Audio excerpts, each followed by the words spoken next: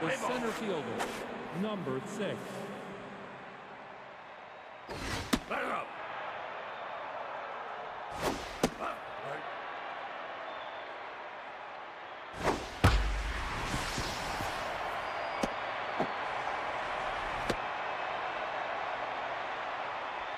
Now batting, the third baseman, number 9. Outside. Here's it.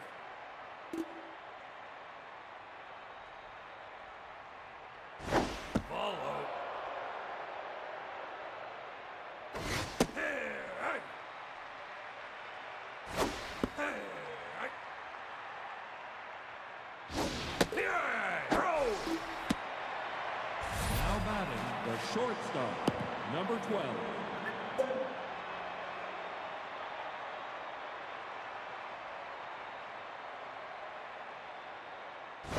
Inside. Oh, whoa.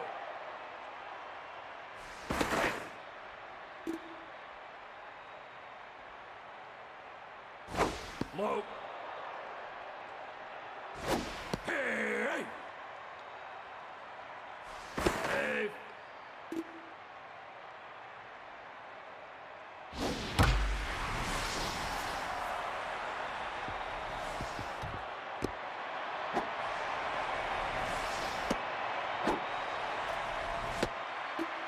Now batting, the catcher, number 8.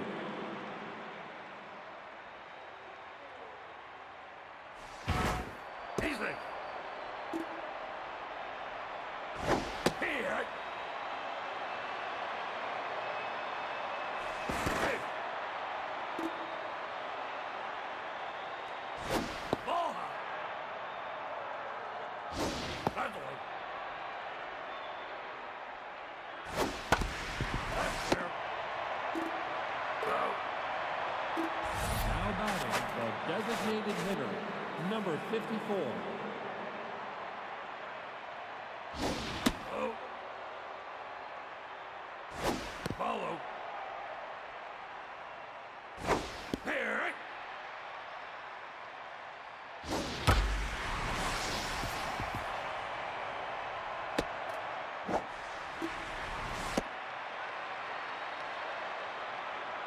Now batting, the first baseman, number 27.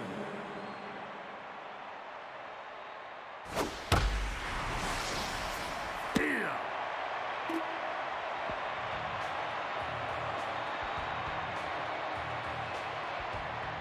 Now batting, the first baseman, number 26. Hey. Inside. Here.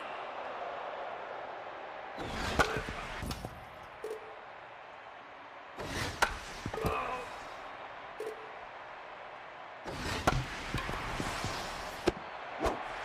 Oh.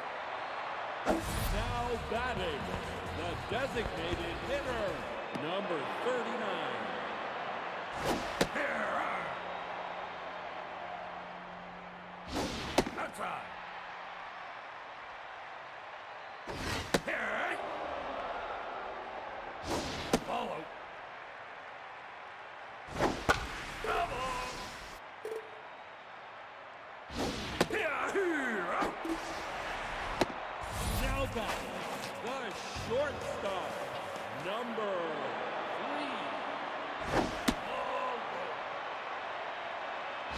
Here. Follow.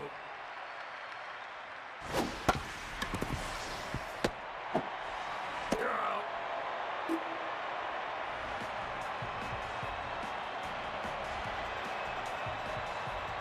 Now batting, the second baseman, number 30. Follow.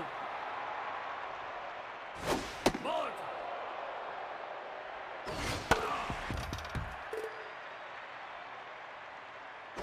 Hey. That's low. Right here. the right fielder, number 25. Hey! Here!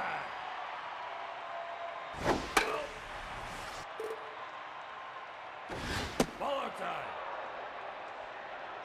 Ball time! Ball up!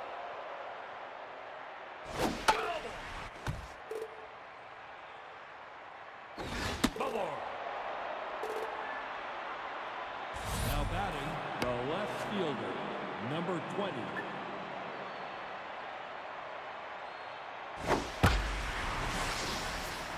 Out!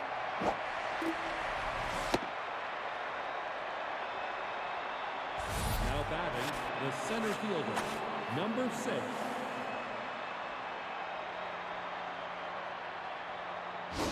Low! High!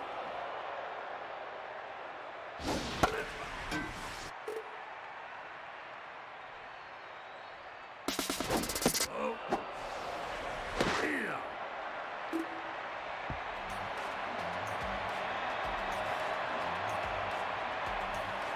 Now batting, the second baseman, number 16.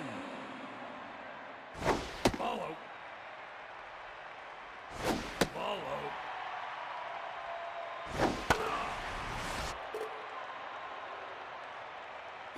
On time! Take your back! Now batting, the right fielder, number 23.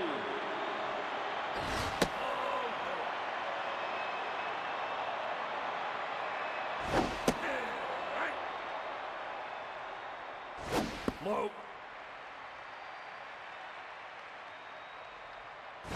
Hey, right. Here. Now batting, the third baseman, number 19. Here. Follow.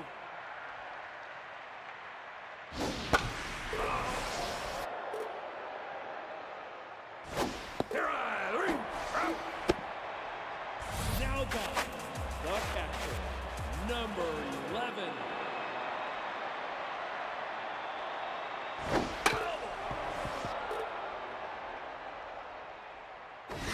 Up. Nope. Here. Here. Go.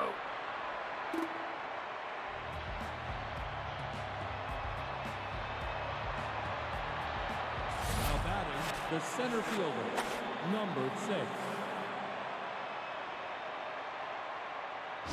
Here, right. Follow. Here, right. Here, right.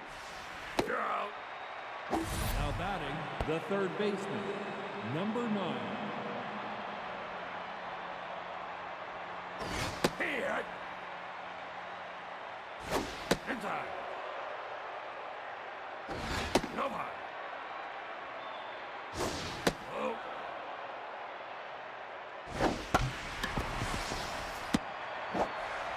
Oh. Now batting, the shortstop, number 12.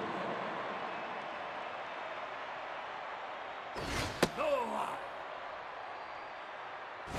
Here, right. Come on. Oh.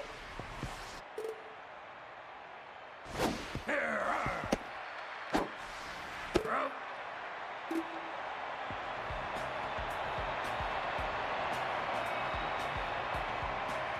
Now batting, the left fielder, number 17.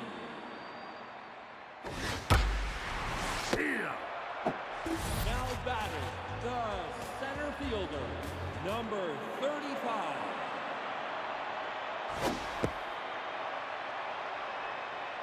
That's all.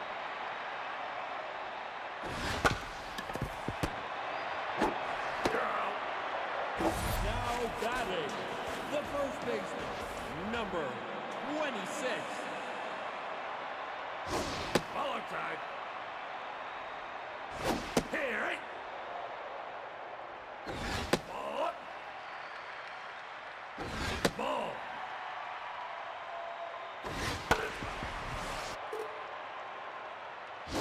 Yeah! Hey!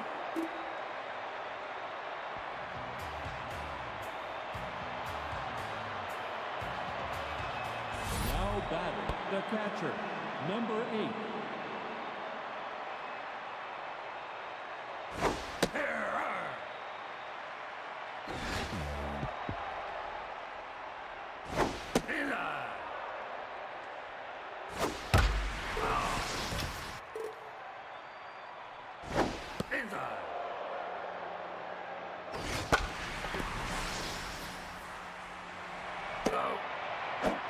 Now batting, the designated hitter, number 54.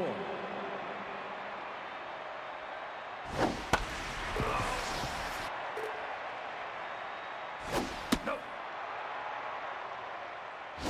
Here.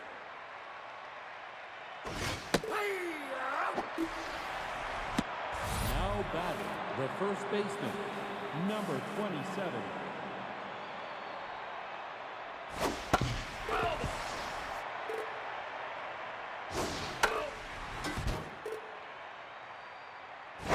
Here I go.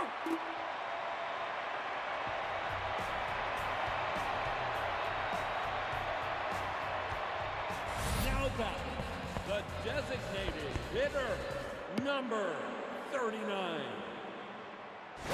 No time. Here.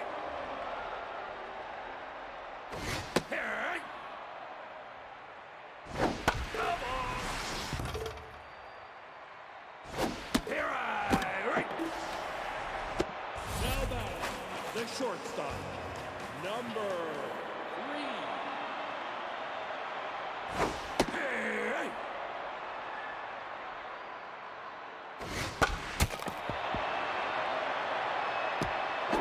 You're safe.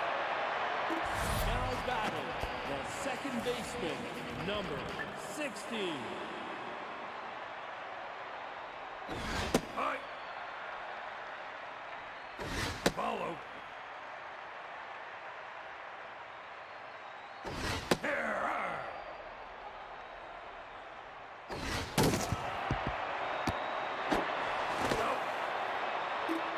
Now batting, the right fielder, number 23. Here.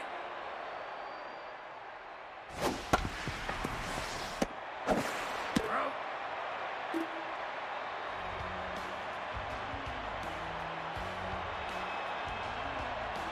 Now batting, the second baseman, number 30.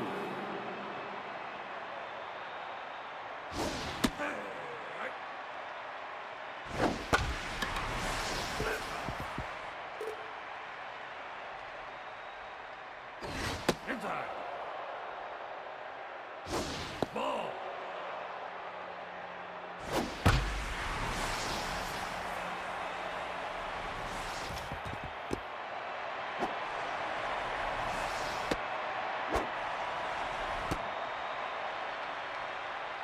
Now batting, the right fielder, number 25.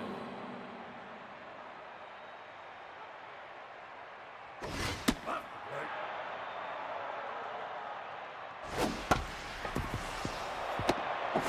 Here. Now batting, the left fielder, number 20. Here.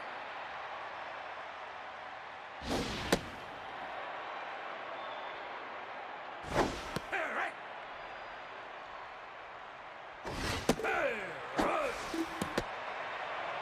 Now batting, the center fielder, number 6. Here. Ball.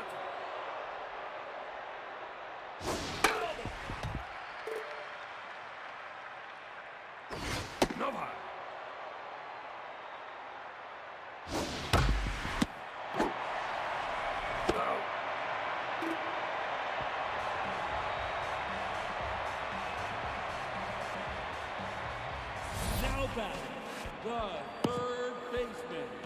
number 19.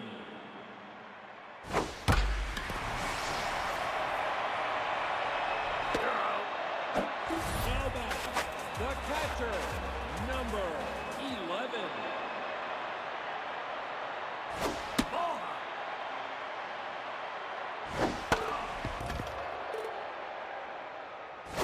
Baller tie.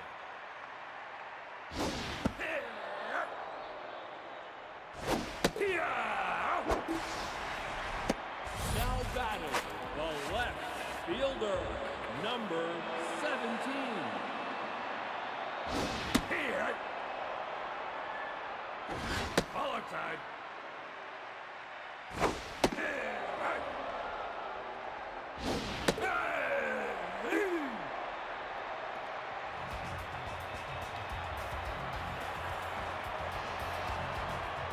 Now batting, the third baseman, number 9.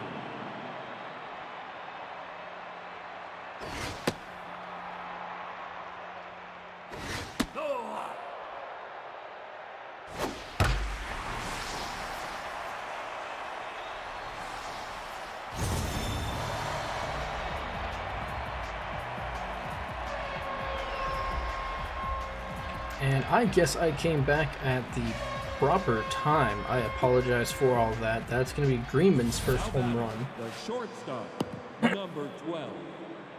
But excuse me, I have been away for a moment taking care of a few things. But I am back for now. We have the Owlins versus the Slumpbusters today. As you can see, the Owlins are already up 3-0. It's the 6th inning. And we have Baylor Bolger for the Slumpbusters. Now batting, the catcher, number 8. 1 out. It is Josiah Luna, who still doesn't have a hit this year.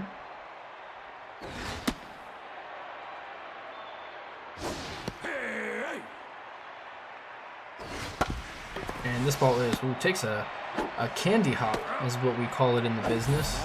Nice, easy. Throw over to first for the second out. Now it's Ezekiel Riker, DH.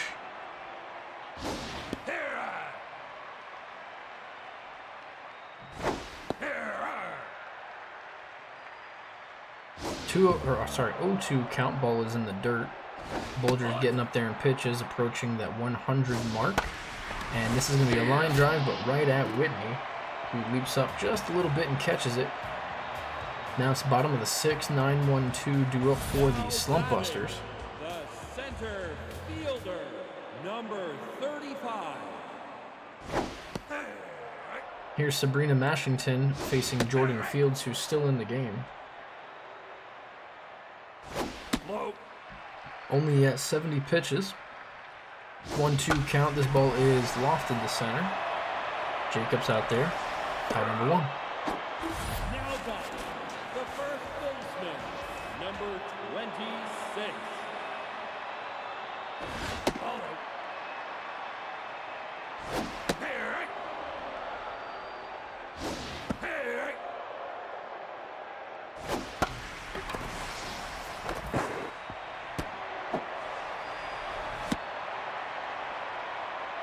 Now batting, the designated hitter, number 39.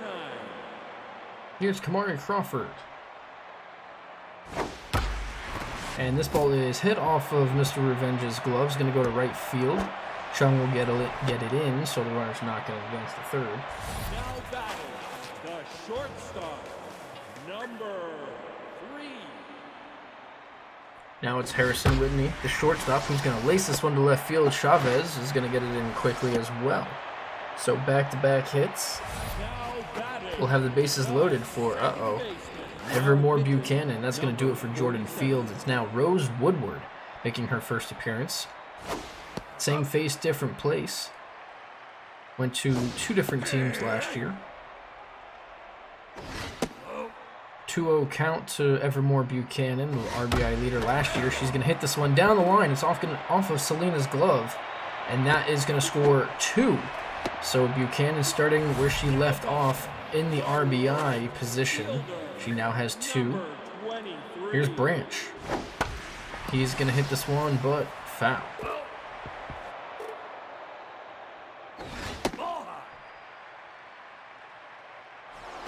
Pickoff, not in time.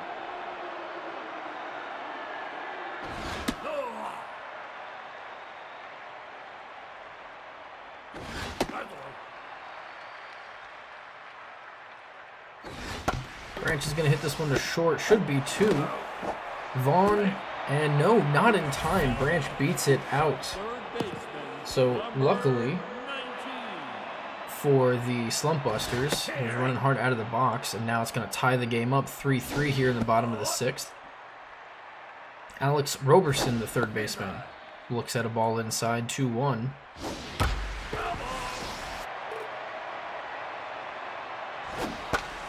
Pops this one up. Foul territory. Out number 3. Not before they do put 3.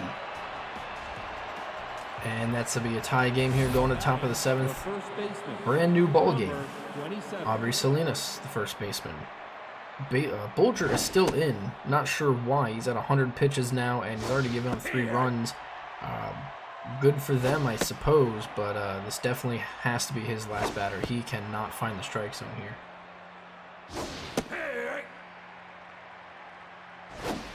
Ball's in the dirt. That's going to be a walk. Leadoff walk. It's a late inning. So, here is Mr. Revenge. Baylor Bulger is out. It is now Phoenix Gangrene who's in.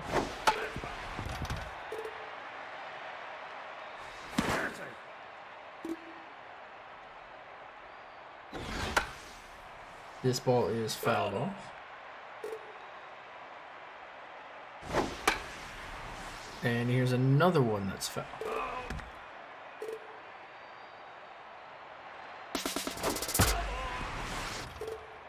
0-2 count. And this ball is hit deep to center.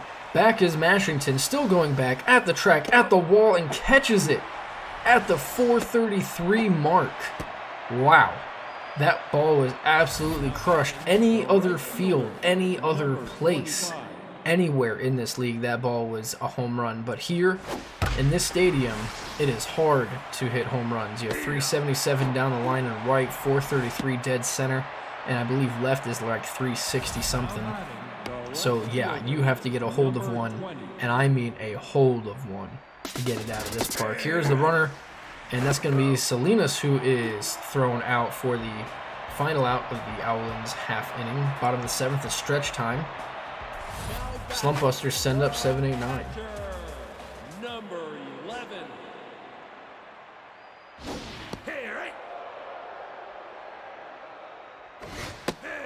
Here is Mostest. And he goes down swinging. So that's Callan Winters, the left fielder. Now batting, number 5.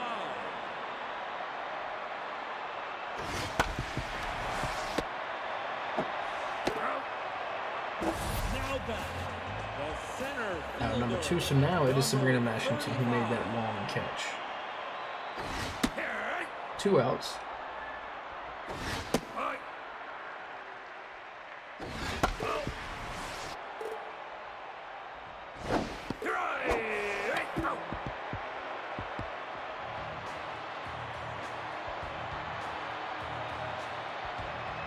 Now batting, the left fielder, number 20. Price is now in left field as a defensive substitution. Jaquez Chavez, the left fielder, will stand in against Phoenix Gangrene in the top of the 8th. And it looks like this game is getting very, very tight.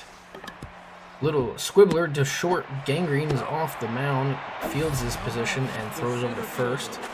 Here's Tippy Jacobs.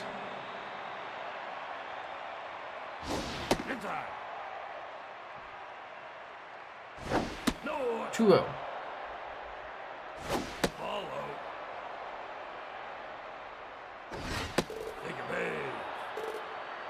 And she's going to take a walk. So now, Number 9.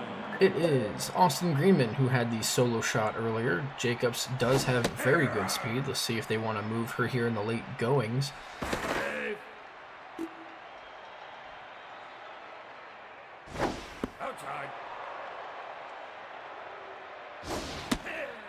1-2 to Greenman. Ball is in the dirt, but he swings anyway. That's going to be the second out. Now it is up to Brennan Vaughn. 1 for 3 with a double. 2 outs. Runner on first. And they get her, the pickoff. She's going to be in a pickle here. Whitney is going to run her down, so she gets caught stealing here in the 8th. And that could be a costly mistake for the Owlins. Now it's the Slumpbusters setting up their top of the lineup to see if they can get this last run here in the 8th and then hold them to just 3 outs. It is Yeoman Cox to lead things off.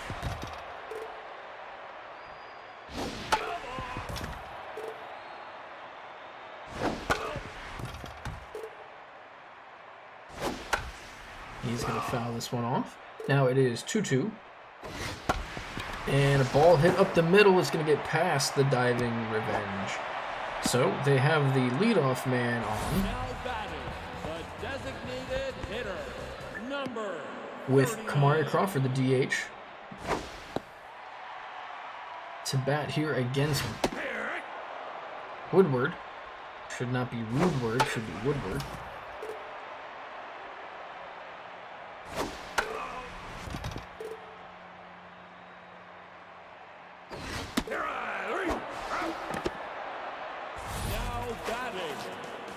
shortstop, number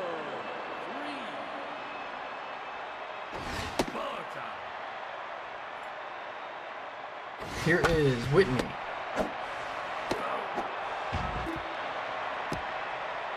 Now back, the second baseman, number 16. Now it's Buchanan with 2 outs.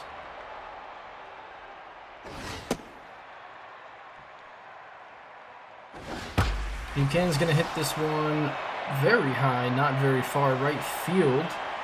That is Chung out there for the final out. So we go to the top of the ninth, still 3-3. Due up is 3-4-5. I'm not sure the lineup you're talking about, Dev. Give me 1 second to double check if I have it. It should be there, but I guess either I made a mistake or the game didn't save when I did it, or I accidentally clicked out without saving it. I'm not 100% sure. I'll have to double check. Now batting, the catcher, number 8. Here's Luna. And Luna's going to hit this one deep to left field. If it stays fair, it is gone. Oh, well, it's not gone. It's actually off the bases of the wall. That looked like it was going to be gone. But here he hits it to the left side. Whitney, though, makes a nice diving play and then gets him with a very strong throw. Number 54.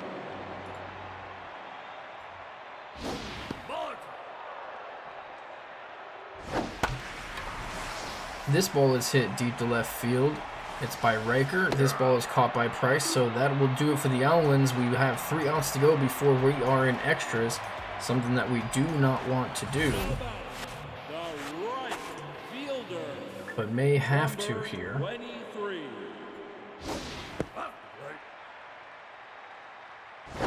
Ball outside.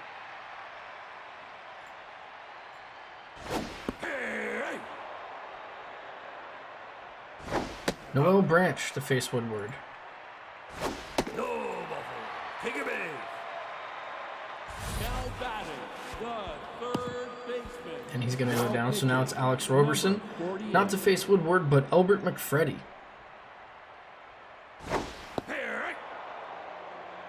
First pitch is a strike. Now it's another strike up high. 0-2 quickly. Fouls one off.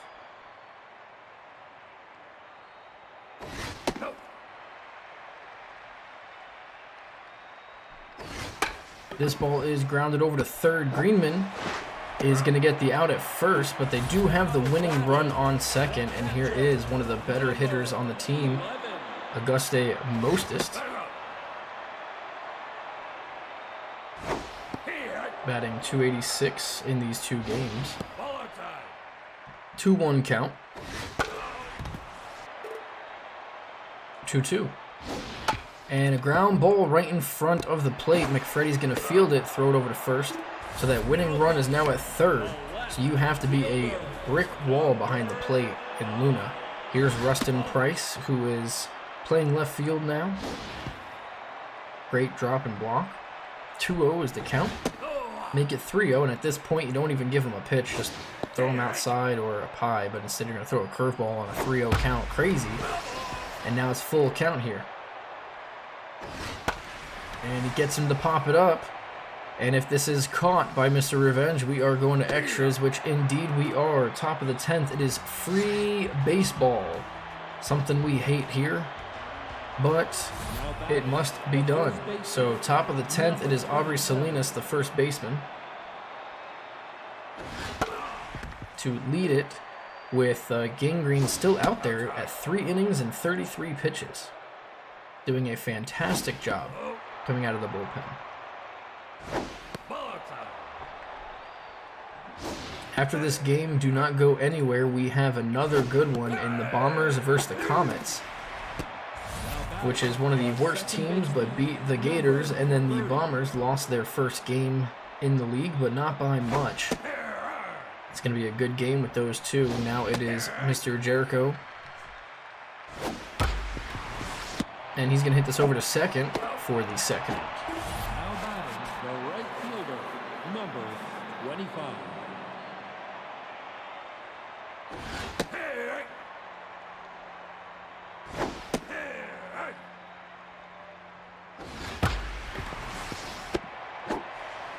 And that's going to do it for the Owlins in the top of the 10th. It is now the Slumpbusters' chance to walk it off. Starting with 9-1-2. Let's see who they still have out there. Should be McFreddy. It is. Here is Mashington.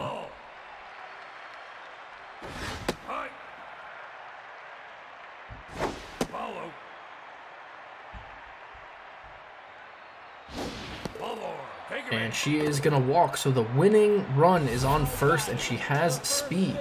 Here's Yeoman Cox, the first baseman. And a ball in the gap could end this. Let's see how it plays out. Ball is here in the dirt. It's now 1-1. And Cox is going to foul this one away, so take away the bunt on a 1-2 count. Here he fouls one back. Another one fouled back. This is not looking good for the Owlins. 2-2. Cox is right on this one here. And a pickoff play, not in time. And Cox hits this one hard, but right at Chavez, who only had to take about 4 steps over. That ball was an absolute missile, though.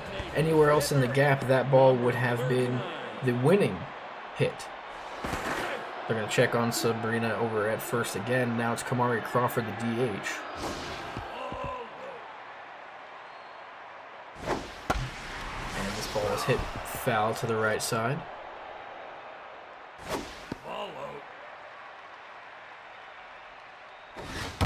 And a ball hit up the middle. Jacobs will get it in quickly. So the winning run is now on second. A base hit should win this game. And you have Harrison Whitney, the hard-hitting shortstop against McFreddy, who is really feeling the pressure here.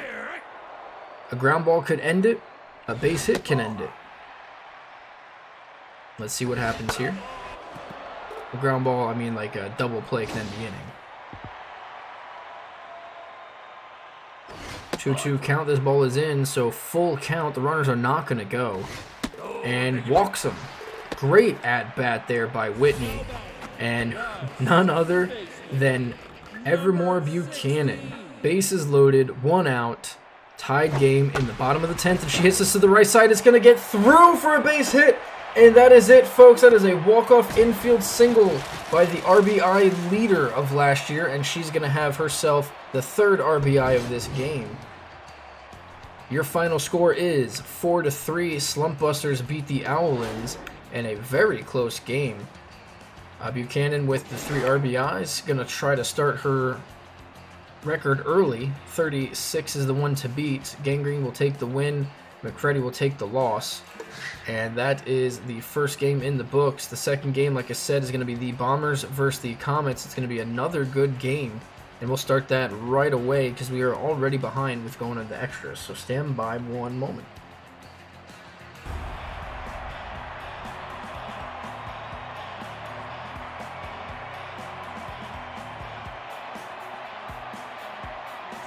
And we are back here with the Bombers versus the Comets. And I appreciate that, I want to say it's Gebhard or Gebhard. I apologize for that, but I appreciate that. And yeah, I do have a couple co-casters, but sometimes they don't want to stream, so that's, or don't want to announce, so that's perfectly fine. There's no reason to, get on them for that. But anytime anyone wants to hop in here, it's greatly appreciated. Gives myself a little bit of a rest. But either way, here is Jaden Park for the Comets, who are 1-0, and they are taking on the Kensington Bombers, who are 0-1. And he's going to get his first strikeout of the season here against Hall Jr. So now it's Benny Rodriguez, the first baseman, batting second. And Park's pitch is too high. 3-0 count. The pitch is low, so after a strikeout, he's going to walk the next batter on 4 straight pitches. And up to bat is the big man, Daquan Richards.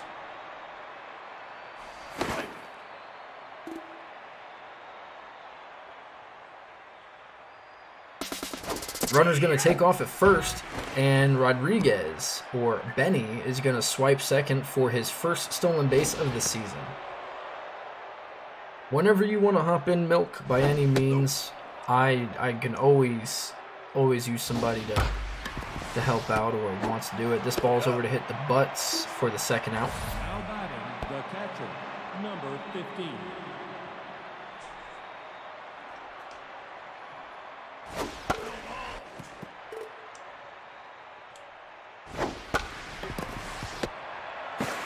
This ball is hit over to Lampman at first, who's going to field it, throw it over to Park for the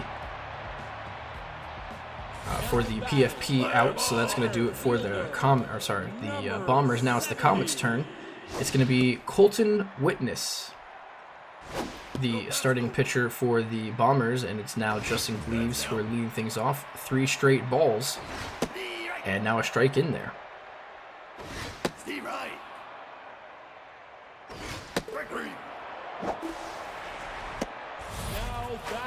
And that's going to be a strikeout. So both teams starting off with a strikeout. Let's see if they want to follow suit. They don't, because Lampman's going to hit this on the ground. Leonard will field it for the second out. And now it's Joe Strutz. Strutz batting .500 with a homer and 2 RBIs against the Gators in the victory there. 2-0 count, make it 2-1 now. 3-1. And he's going to take a walk.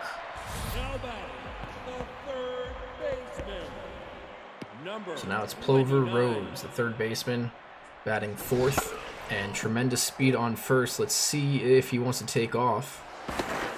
They're going to try to keep him close. And another pickoff play, but safe once again. And this ball is hit up the middle. It's going to be a... Oh, they're going to try for 3, and you don't run on Hall Jr. Get out of here. That throw is absolutely perfect and gets him. No reason to try to get that extra base.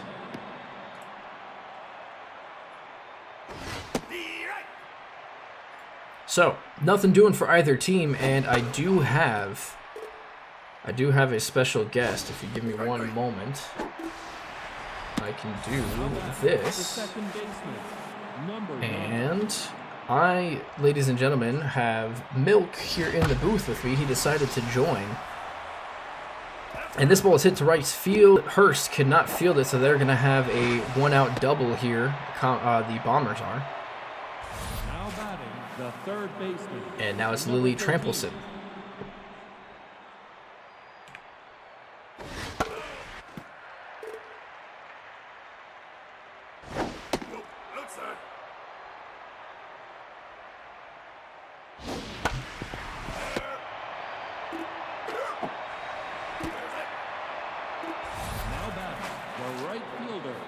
number 18.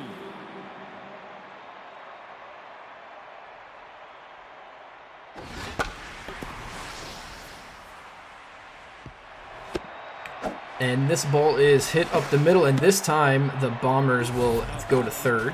And now it's Amaya Sanford, the left fielder, who is going to bat with first and third, 2 outs.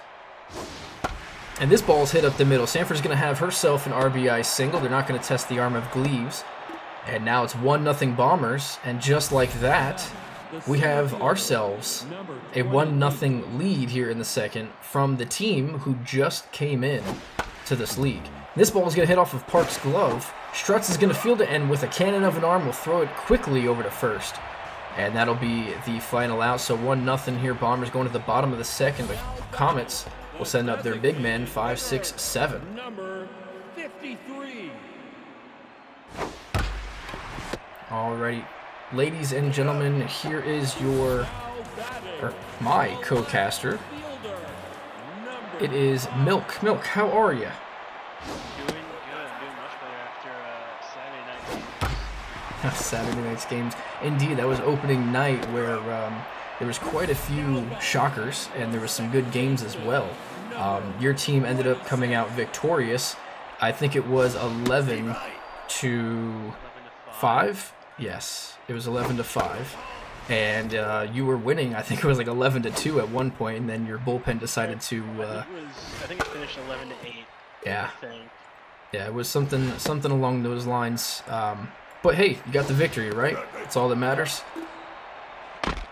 Speaking of victory, last game, fun game, great game played by the Owlins, and I saw GM for the Owlins sort of saying that the message didn't get relayed to the GM about setting the right lineup, or to the skipper there in the Owlins dugout about getting the proper lineup in. Yeah. So I think the Owlins manager there in the dugout's going to get a little bit of a talking to by the board. But Completely agree there, because it may or may not have cost them the game, but either way, it was still very entertaining to watch. oh yeah, and you know what? We love extras here in the SBL, so. Yes, we love extras in the SBL, don't we all? This ball's popped up by Richards to the catcher Stafford, out number 1, and that's going to bring up their catcher Cosmo Alfaro. This man likes to hit nukes and nothing but. Let's see what he has in store here for the Comets. Rips one up the left side foul line there, just foul.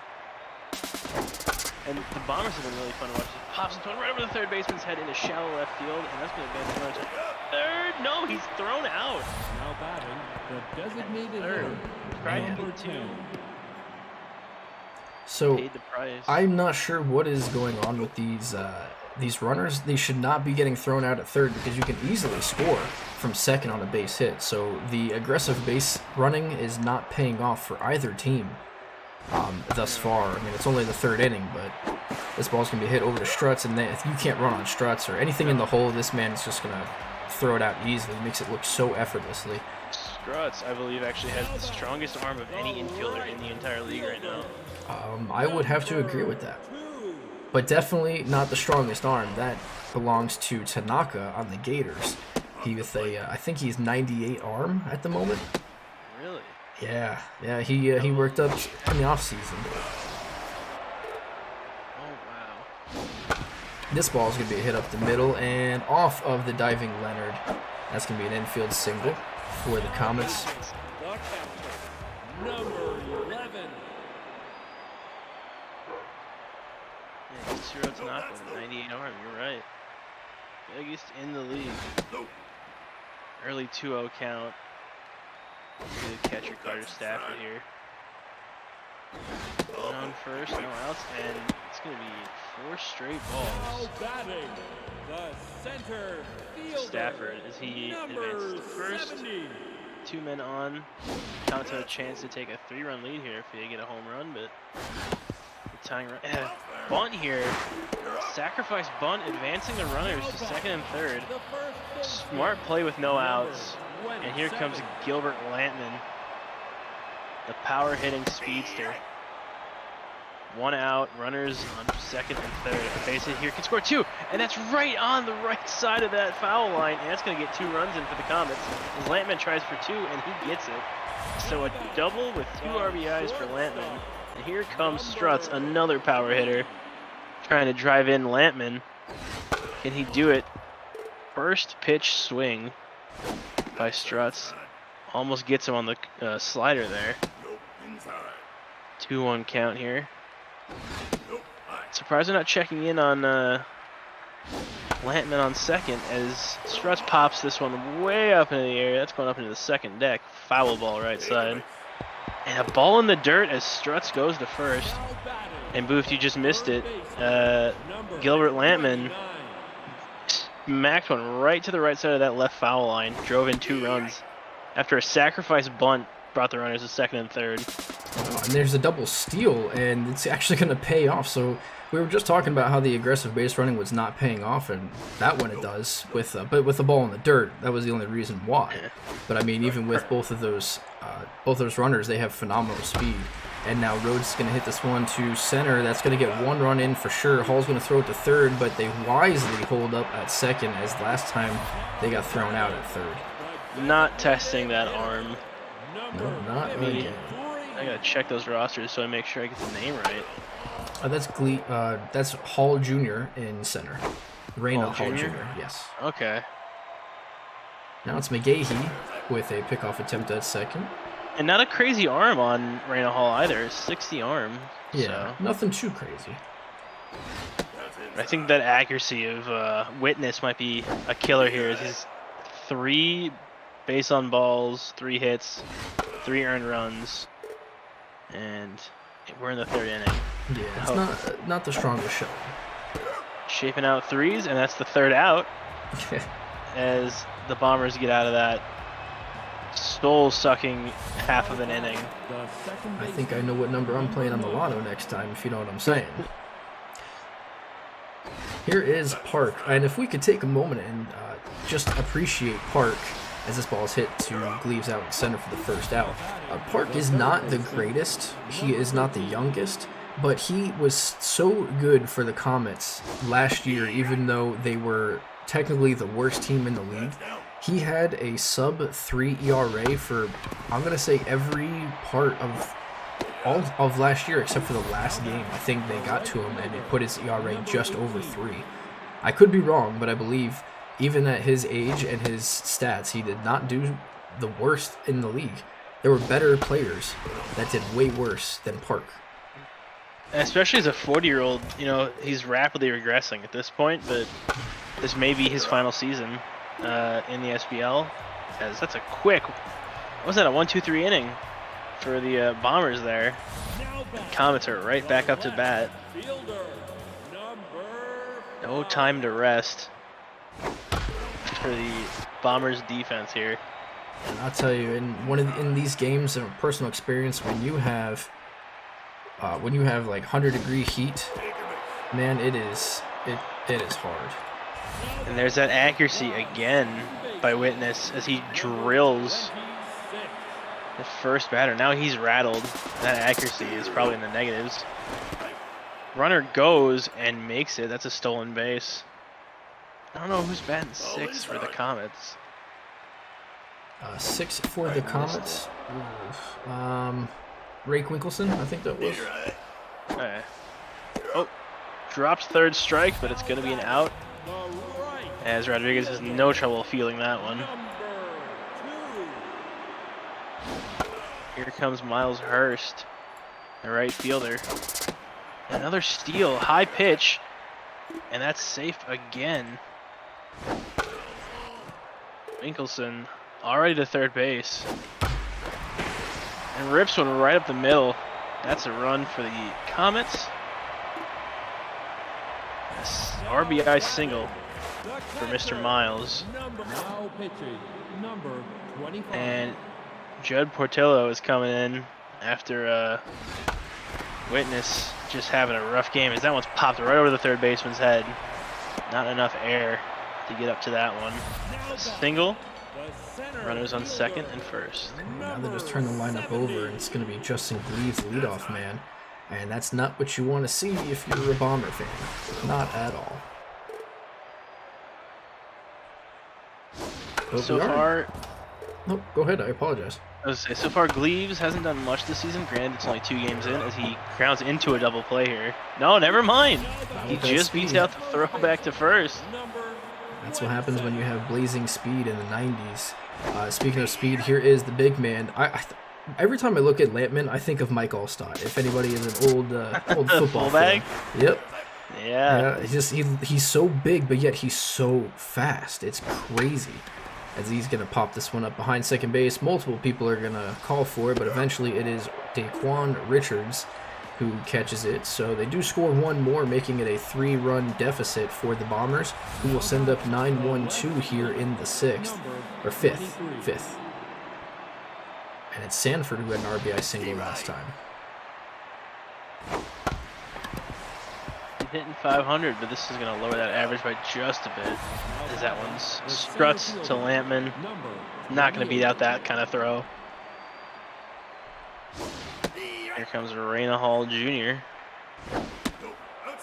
who's already thrown out a runner this game, trying to get to third. Absolutely gunned someone down earlier. Already off to a 2-2 count here. Full count. And it's way high. That's a free base for the Bombers. Here comes Benny the Jet Rodriguez. Benny the Jet Rodriguez, indeed. He has 2 walks already, and if he gets another base on balls, that will tie a record.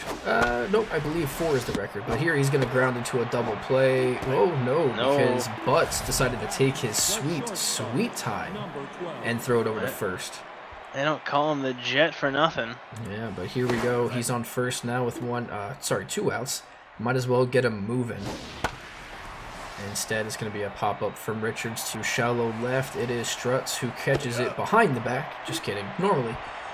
And that's going to be the final out. So, 3-4-5. Speaking of Struts, he also has 2 walks with his speed. Let's see what he has to do against Portillo.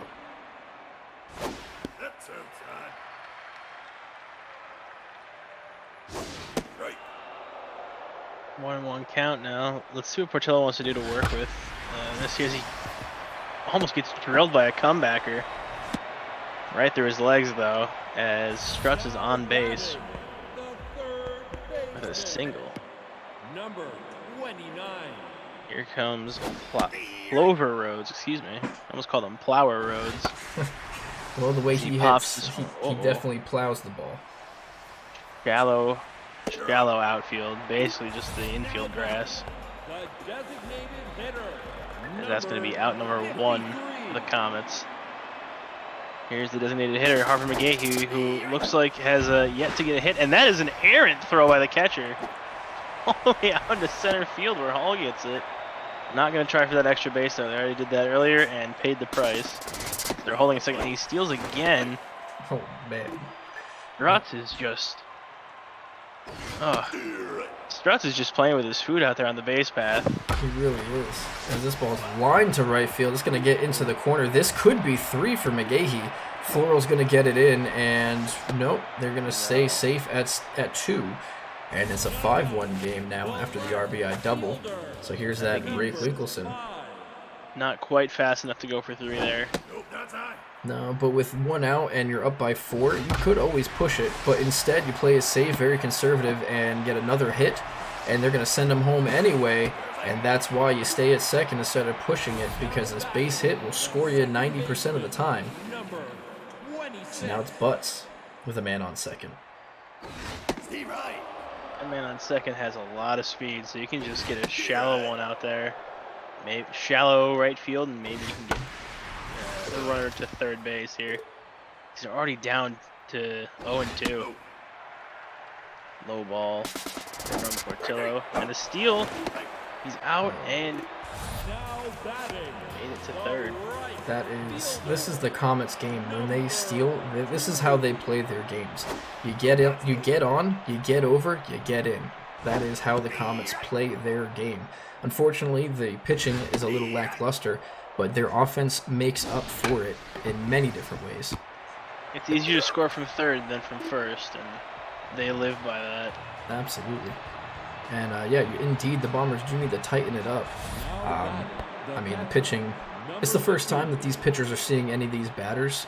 So it's a possibility that maybe later on in the season we'll see these two teams face off again. Jacks one to deep left field, and it's right at the wall. Heartbreaking. Yep. Like I said, all he does is hit nukes, and unfortunately, he did not eat his Wheaties, but it's not Winters. The other, oh God, what is his name? I just saw it. It's in my head. Doesn't matter. He's out. He's out. It was at the track one more time, and back-to-back long ball outs. And now it's Benson Lender, the second baseman, which already down 0-2. It could be a 1-2-3 inning yet again for Park. Park is now at pitch 68, and this ball is going to be lined to right field for a base hit. And now that'll bring up Lily Trampleson. And Park's 69th pitch, giggity, to Tramp is in there for a strike.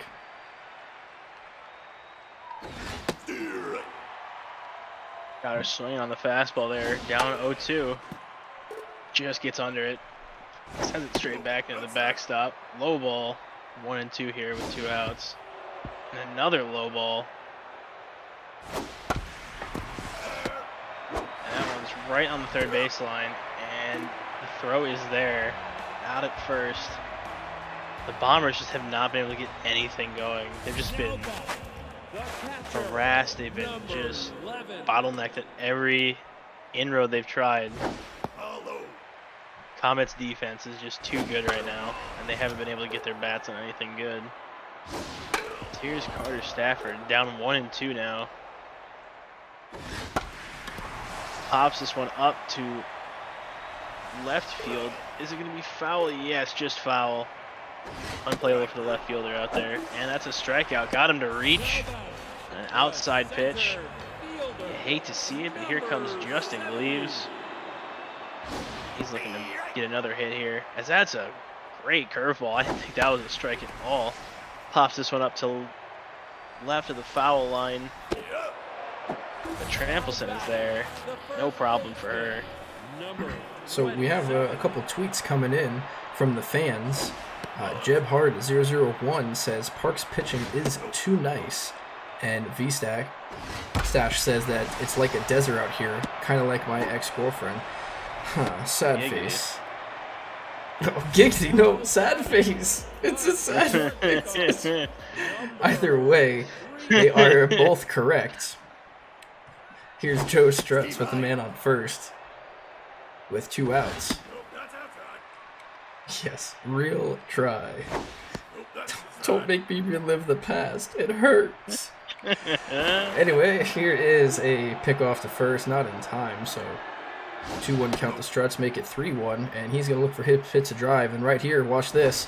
Gabong! Just kidding. Ball up the middle, Richards will field it cleanly, and over to first for the final out of the 6th. It is the top of the 7th, down by 5. The Bombers have only 9 outs to make some runs back.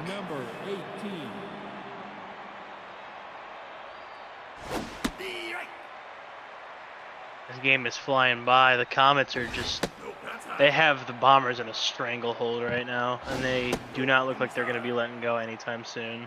You're absolutely right. This ball's hit over to Lampman at first. PFP to Park, that's how you do it. It looks like a lot of these teams did practice their PFP. For those of you who do not know what that is, it is pitcher's fielding practice. It's literally, you get off the mound, you run over to first, and you catch the ball and tag the bag. That is literally the definition of PFP. This ball's hit to center. It's Gleaves, out number 2. Towering fly ball. Just put all the power into that, but just swung it upwards instead of outwards. And now, Raina Hall Jr.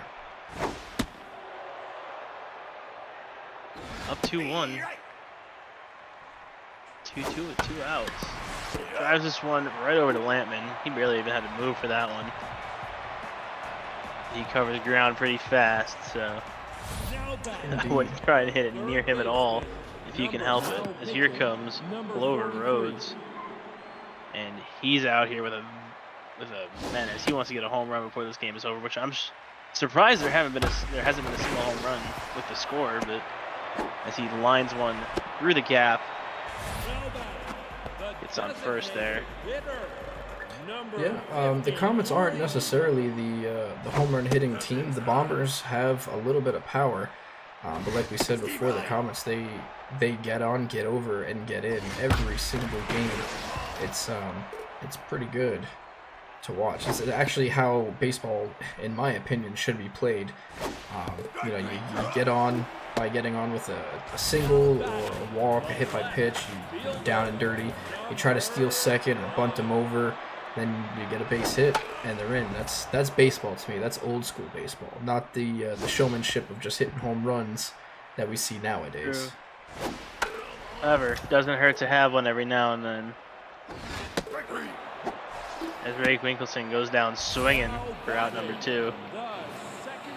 Here comes Noel Butts with that 000 batting average. And that's on the season. That's not just today. That is. Granted, it's only been 2 games, but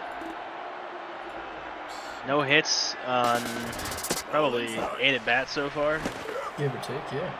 Oh, caught stealing for the 3rd out. You never like to have that. No, and I think that was Clover Rhodes, who doesn't have the greatest of speed, but I mean, up 6-1.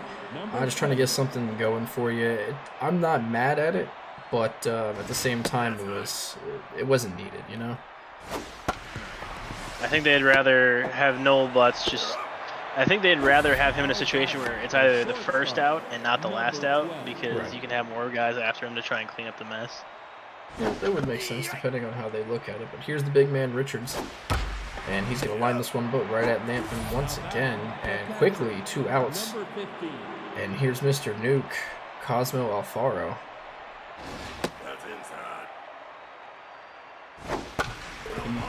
Well, you know what? Let's say this. This man likes to hit the ball out of this world, right? Get it? Get it? Get it? Well, he doesn't. I feel like with a name like that, he'd fit in perfectly on like the Comets. Wink, wink, nudge, nudge. Trade market is open.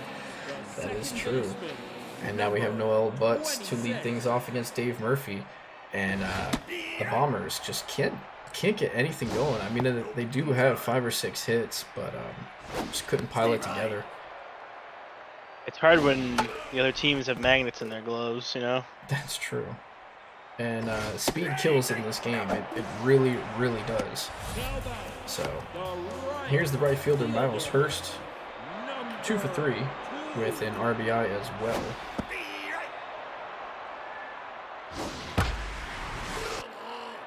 And the next game up, I believe, is our game of the night. Let me double check. I think you're right. I think it's Monsters. Yep, Monsters versus Mean Machine. Monsters Mean Machine. Oh boy. It is our game of the night. Both teams will be sending out their good, their number 2s. But it's going to be a good game for sure. The Mean Machine are looking to redeem themselves, and the Monsters are looking to repeat champions. As this ball is hit up the middle, and Richards makes a nice diving stop, but could not get the runner. And just a PSA, we should not take a shot for every pitch. You will die by the 3rd inning. For every pitch? For every pitch. Maybe for strikeouts. How like about swinging strikeouts. Oh. Oh, what a catch by Trampleson. Oh my goodness. Almost into the dugout with that dive. Holy smokes. Designated hitter, number 10. Okay. Stash. They take out Park and bring in Green just to close it up here. I will advise not to do that. I do not want anybody to die while watching the games. From a medical standpoint, please do not. Bombers are down to their final 3 outs here. Indeed they are. As man on base now. Now batting is Valencia. Second baseman, number Yeah, 9. no. Yeah, Try to read the back. I think it was Okay. Valencia. He's going to make it to second on a wild pitch. And now in scoring position. Benson Leonard, the 600 hitter. he grounds one right to the pitcher Now batting, the third for an baseman, easy number 13. out number 1. Here comes Lily Trampleson, who made that incredible catch just moments ago. I'm still in awe with that catch. That was incredible. As she hits one to left field, does it have enough to get to the wall? No, it's gonna fall just short to Rake Winkleson, excuse me. Now batting, the right fielder, I don't know why I thought his name was number Rip, 18. but All right, we'll have the to final. check on Stash later on because He's gonna have a rough one, dude. he is for sure gonna have a rough one. And down And he goes. down, swinging. So Comets will take this one. They actually advance to 2-0, and they're already 20% of the way to their win total of last year in the first 2 games of the season. That's kind of upsetting to hear, but they'll take this one 6-1. I'll tell you what. I think the Kernels last season we started. I want to say. I think out of our first 10 games, I think we were 6-4 or something like that, or 5-5. Now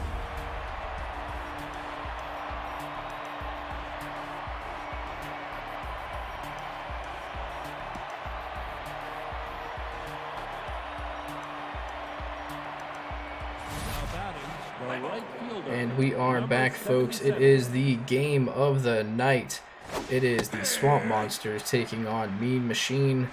And we have a good one for you. It is Case Hoover, one of the better pitchers in the league. And, well, this game's already off to a great start. Mac is going to launch this one to left center field for an already 1-0 start.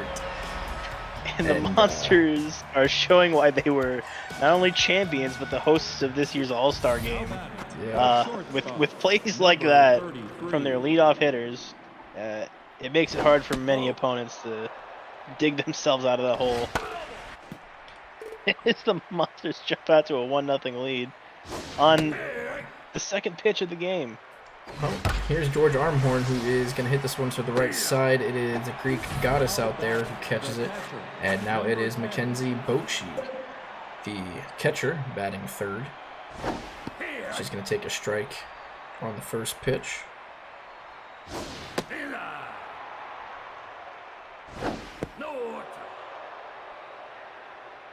The 2-1 pitch is fouled off. Make it 2-2, ball outside, so full count. The payoff pitch by Hoover is swung on and missed on the inside half. Out number 2. The left fielder, So number now it is same 46. face, different place. Charlotte Tamber. She played on Divine, lost to the Monsters, and then the Monsters signed her in the offseason. And she's going to flare this one out to right field. Greek Goddess will catch it for the second time. Out number 3. 1-0 already.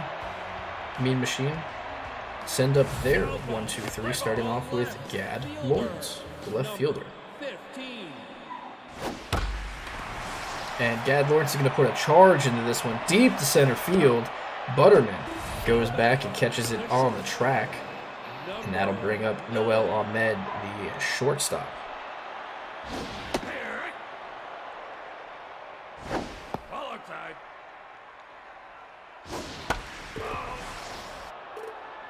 Down 1-2, hits a short chopper right to the catcher. The second out. The catcher, number 14. Here comes Cameron Karp, who's also hitting zeros across the board as she lines this one into left field, but foul. Now she's down 0-2 after swinging on those first 2 pitches. Pops this one up and way up, as that's going to stay up there for about 4 seconds. And Bochy is under it to make the third out. And I believe in a 1-2-3 inning there, yeah, for the Mean Machine. Number 11. Here comes Top Butterman.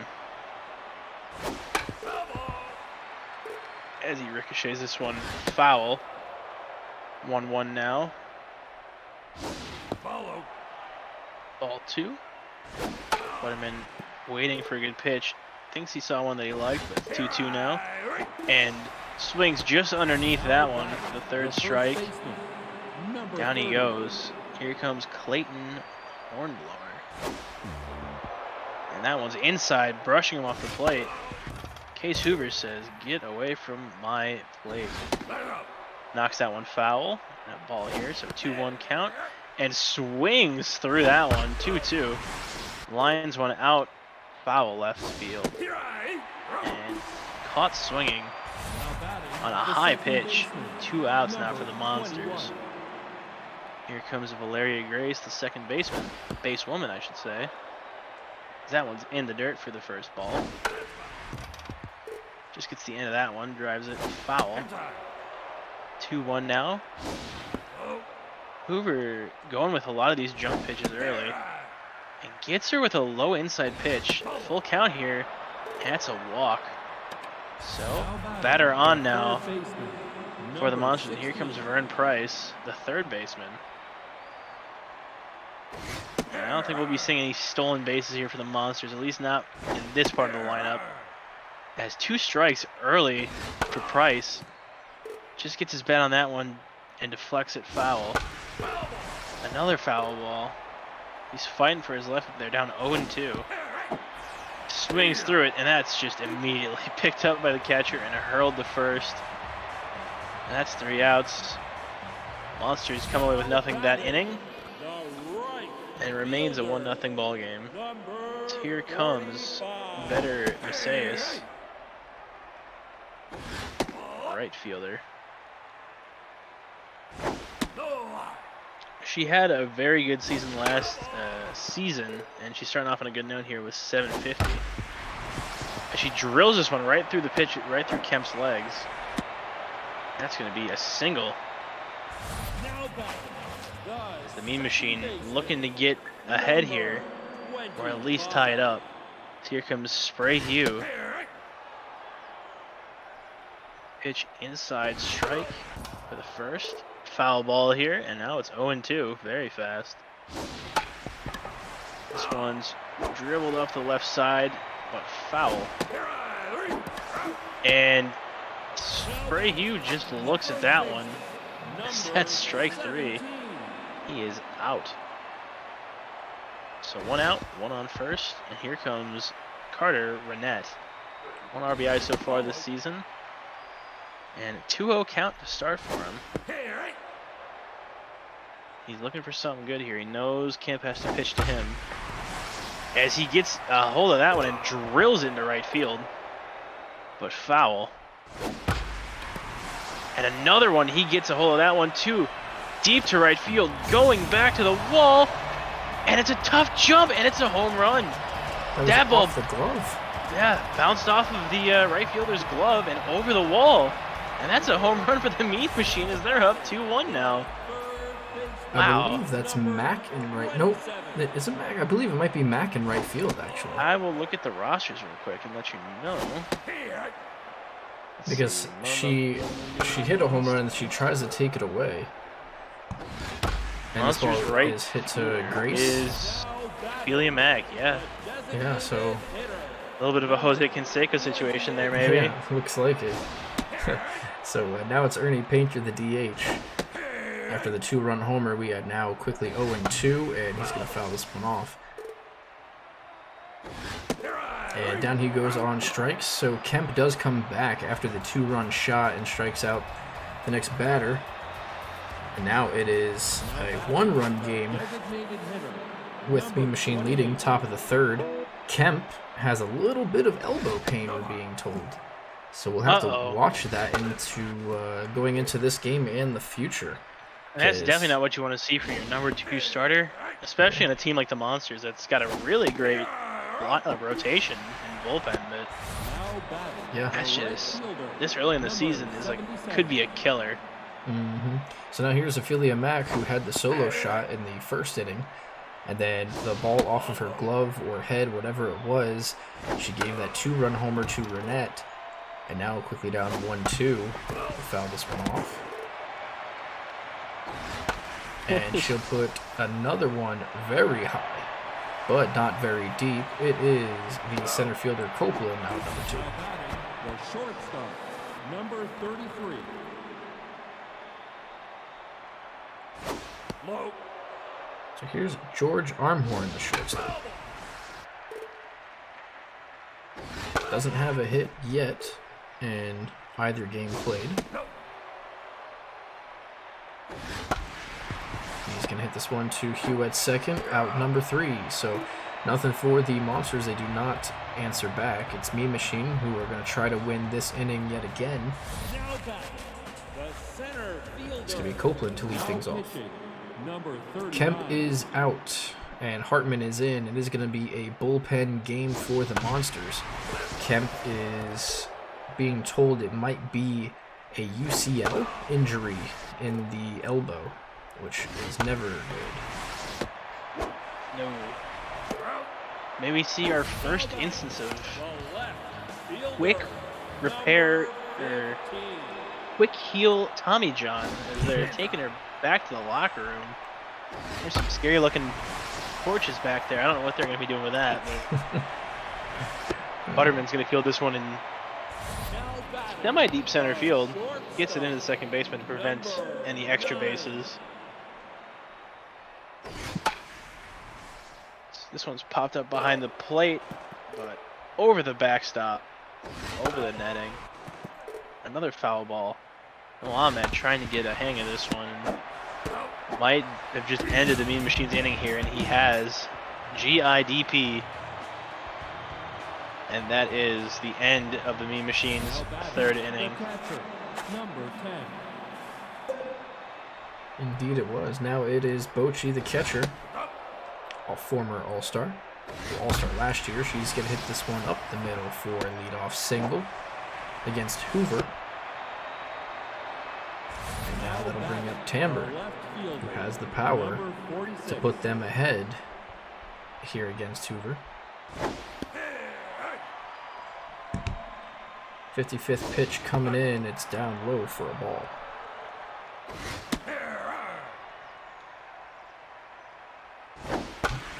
She's going to flare this one to left field, and a nice sliding grab by Lawrence out there in left field. Definitely saved a hit. Could have been extras. And now it is the center fielder, Top Butterman, batting 5th for the second game in a row. Usually bats last.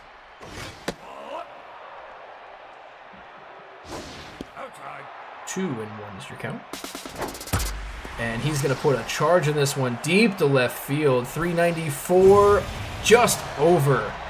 We're going to say that is a 396-foot home run, just getting over at 412 my, but that ball barely went over. But it doesn't matter if it's an inch or a mile. A home run is a home run. It is his first and 2 RBIs on the season.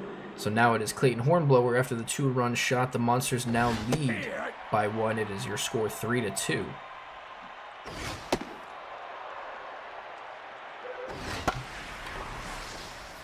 Hornblower.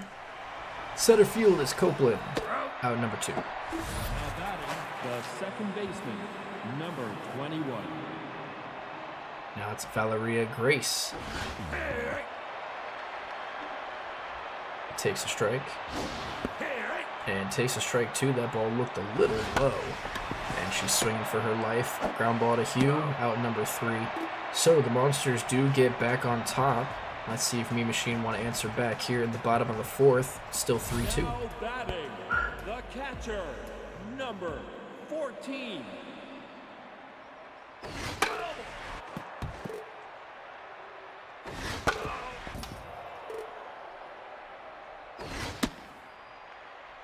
Cameron Karp, the catcher. Batting 3rd. Fouls this one off. It's 2-2 count. And another 2-2 count after the foul ball.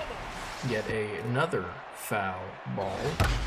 And she's going to rip this one, but right at Mac in right field for the first out. Now it is the Greek Goddess who's 1 for 1. Batting 800 in the first 2 games.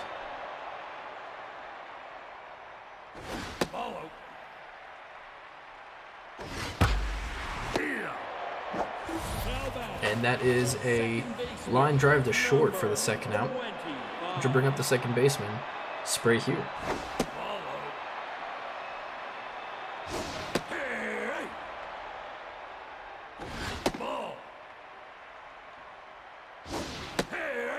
Two count, 2 outs, and this ball is fouled off.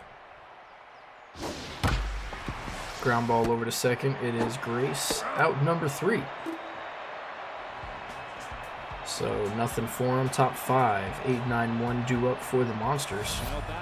Starting with Price. Quiet. I just was sent a video of a crocodile jumping into somebody's boat and trying to eat them.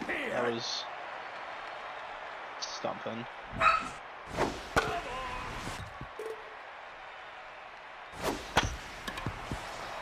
This ground right to third base. And first out now. 28. Here comes Josiah Stratecki. He had a very good season last year. Let's see if he can keep it up this year. This one's ground right to first base. An easy out. Here comes Mac looking to get another home run. And she gets a lot of that one, but it's foul. Someone's going home with a souvenir tonight. 1-1, and she fouls this one back. Down 1-2. 2 outs. Drills this one to left field. But Lawrence is there. Ground has been covered. And the Mean Machine are up. They want to close this lead. At least tie it back up again. Here comes Carter Renette. He pops this one up into foul territory. Is it going to be in play? No. It's going to fall foul.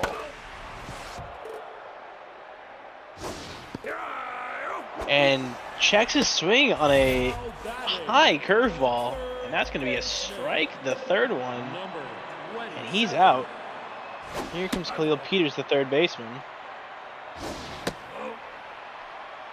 Already up 2-0 here. Takes a hack at that one. Deflects it into foul territory. Strike 2 now. He looks at that one. Full count here. That's going to be foul. Donovan Hartman getting a little bit tired now. You got to be concerned if you're a Monsters fan. He's only in the 5th inning. That's a walk for Hartman. Man on base now for the Mean Machine. And here comes Presley Goodwin. So maybe a bit of a downgrade here. But the submarine pitcher comes into the game in the bottom of the 5th with 1 out against Ernie Painter. And that one's lined right over the first baseman's glove. Almost had it on the dive. And the throw to third is not close. As we got runners on the corners here with 1 out. And here comes Braden Copeland. As he almost nails the pitcher with a comebacker. And that's going to score a run. And this game is tied. Here comes Gad Lawrence. Very powerful hitter. 2 men on. He can make this a 6-run game if he can hit this one right. And he lines this one right into the gap in left center field. All the way to the wall. This is going to score 2 at the very least. They're going to try for 3. No, they're going to hold him up at second. But 2 runs will score for the Mean Machine. And this is a 5-3 ball game. So just like that, Mean Machine went from down 1 to up 2. As this one's drilled into center field, but top butterman there to make the play. That's out number 2. Here comes Cameron Carp. I called Cameron Carmen the entire season last year. Whoops. Yeah, maybe I'm dyslexic. I'm not sure, but I kept calling her Carmen instead of Cameron. Well, when there's a lot of names and a lot of them are spelled funky, I don't blame you. Yeah. So, this ball's hit over to Price at third. Throws it over for the final out, but not before they do score 3 and get back on top. 5-3 is your score going to the top of the 6th. The Monsters are having themselves a little bit of trouble due to the bullpen game now that Kemp is out in the after 2 innings. But we're not here to talk about that. We're here to talk about whoever that baseball. Was. I can't remember who that was. Second batter would be Armhorn. Yes, the shortstop Armhorn. He popped that up. Now it's Bochy, the catcher. He's already down 0-2. Not a great sign. It's a ball there. That's a swing on a high inside pitch for the second out. Here comes Charlotte Tamber, possibly the hardest hitter on this Monsters team. She's looking to get a run here, or just on base at the very least, and try and get some footing back as she drills this one foul. And another foul ball. The count is now 2-2, and that's up at the eyes. Drills one right to Nomads, and that is out number 3. Monsters come away with nothing that inning. No hits, no walks, just 3 consecutive outs, and that is tough. Number 45. Here comes Better Messias. First pitch swing. Goddess.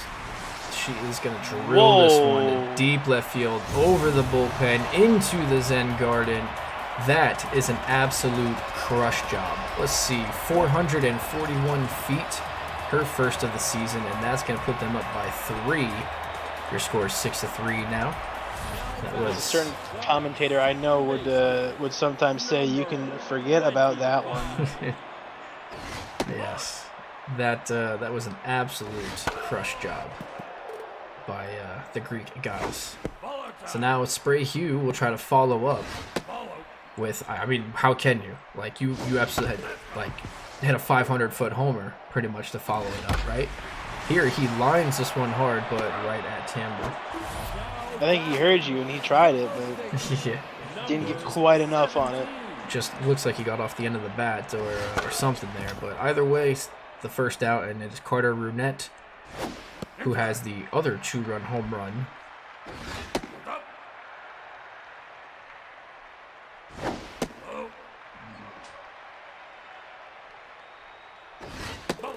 And he's going to take a walk.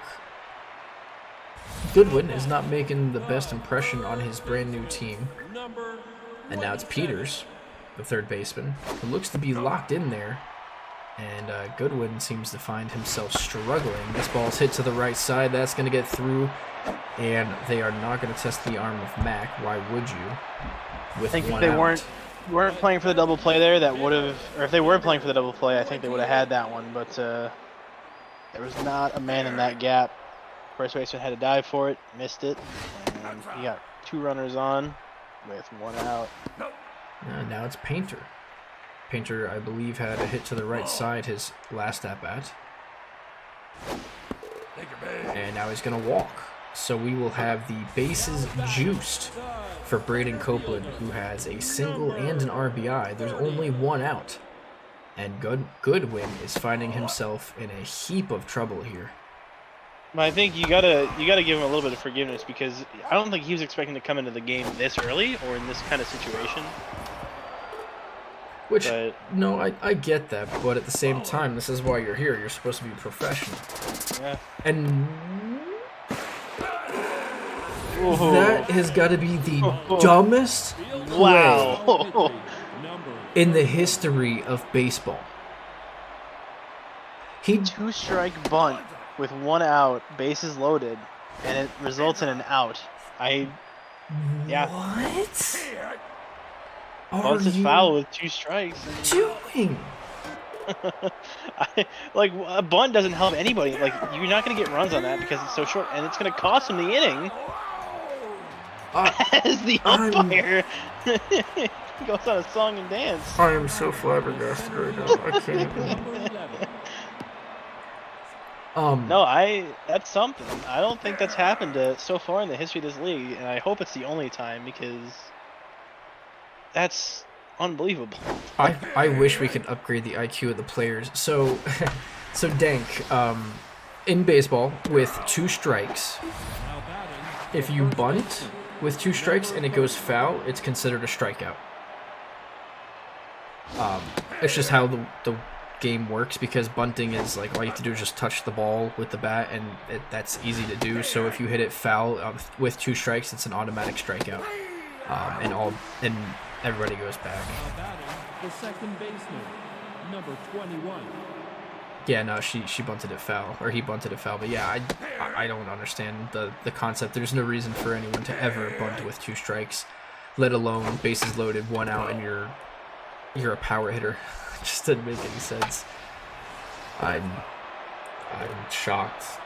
But either way, here's Valeria Grace, who's going to hit this one to the right side. And look at that catch. Is that her second one Goddess. this game? I don't know if it's a second dive, but that was definitely a great play by the Greek Goddess out in right field. And it looks like Meme Machine are pretty much pulling it together and telling the Monsters, this is our year. You can go sit the bench. And well, I think didn't she have a slider earlier? Right, she caught one in the bread basket. No, that would have been Lawrence in left field. Oh, that was okay. Yeah, that was Gad in left. Yes.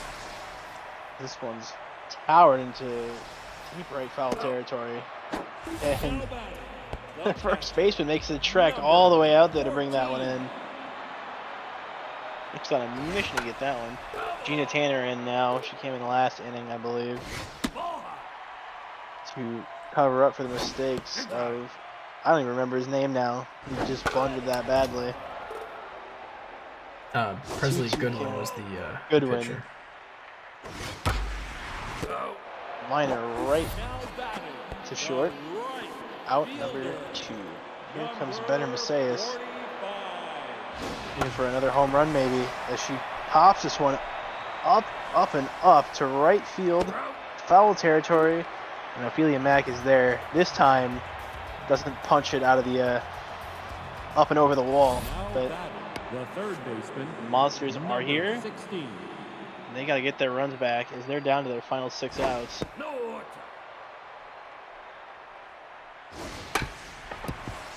This one's bounced right up the right side foul line for strike 1. Kate Hoover's getting tired as this one's belted into center field, but short of the wall, short of the track. Out number 1 for the Monsters. Here comes Lennon Mejia, the closer.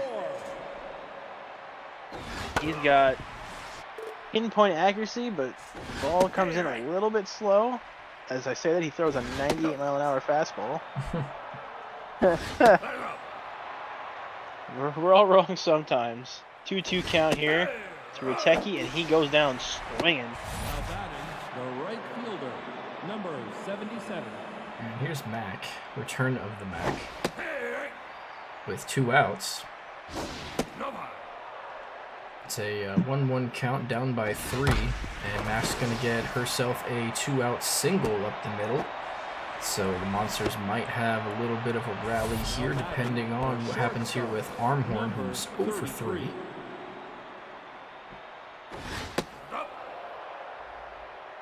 Mejia with his slicked back hair is going to get Armhorn to roll over to third. Nice little falling play. I'm not even going to say that was a dive. He didn't really have to dive. That's what we call in the business a UD, unnecessary dive, for the final out. So now it's Spray Hugh in the bottom of the 8th looking for some insurance runs against Gina Tanner. I think now, unfortunately, the Monsters are going to have a Kernels situation, as I like to call it, because as Hugh goes down looking at strike 3. But we had an issue last season where our starting pitchers by no means were awful, but they would just get so worn out from long games or from injuries that our bullpen would just be infinitely tired and worn out, and we just couldn't close out games because of it. There's a walk here. Gonna get a man on, and that's not what you want if you're the Monsters. You want to get out of this inning, get some runs, at least try and tie this game back up. Do not want the Meme Machine getting more runs on top of their lead. As Peters swings through that one. 0-2 is the count. Low ball. Tanner. Now it's 2-2. This one's line right to Armhorn. Over to Grace, back to Hornblower. It's a double play right at a perfect moment for the Monsters. And here we go. Bochy, Tamber, and Butterman, the meat of the order. And they're looking to get these runs. If there's any opportunity to get 3 back-to-back solo shots, it would be these 3 hitters right here. You are not lying. Bochy's already down. She's down 1-2. And goes down looking at a high fastball. Here comes Charlotte Tamber. 2 outs left for the Monsters. This one's popped up. Foul. and checks her swing. That's going to be a high ball and a low strike. So 1-2 is the count. Chops this one foul. Another foul ball. Timber fighting for her life right now. Way inside. And checks her swing on that one, but it's going to be right on the corner. Mejia, the strikeout artist. Oh, It's absolutely. another one. He has the stuff to strike out anyone. And it's all up to Top Butterman here. The center fielder who's going to ground this one over to Hugh at second. And that will do it, folks. The Monsters will go down. It was what I believe so far one of the better games, even though there's only been 3. 6-3 is your score. The Meme Machine will take the W against the defending champs Monsters. Hoover will get the win, Mejia at the save, and Goodwin will take the loss. Next up, we have another good game. It is the Defenders versus Divine, a Porter matchup, a Porter Division matchup. And we'll get that here in a moment. Milk and I are going to take another water break while I set up the...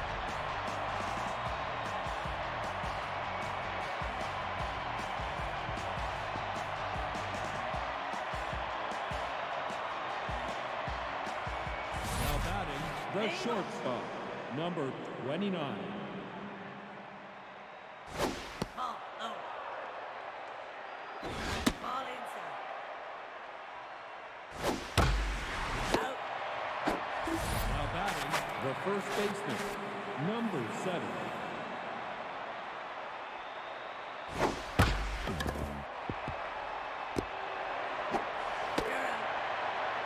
Now batting, the right fielder, number 38.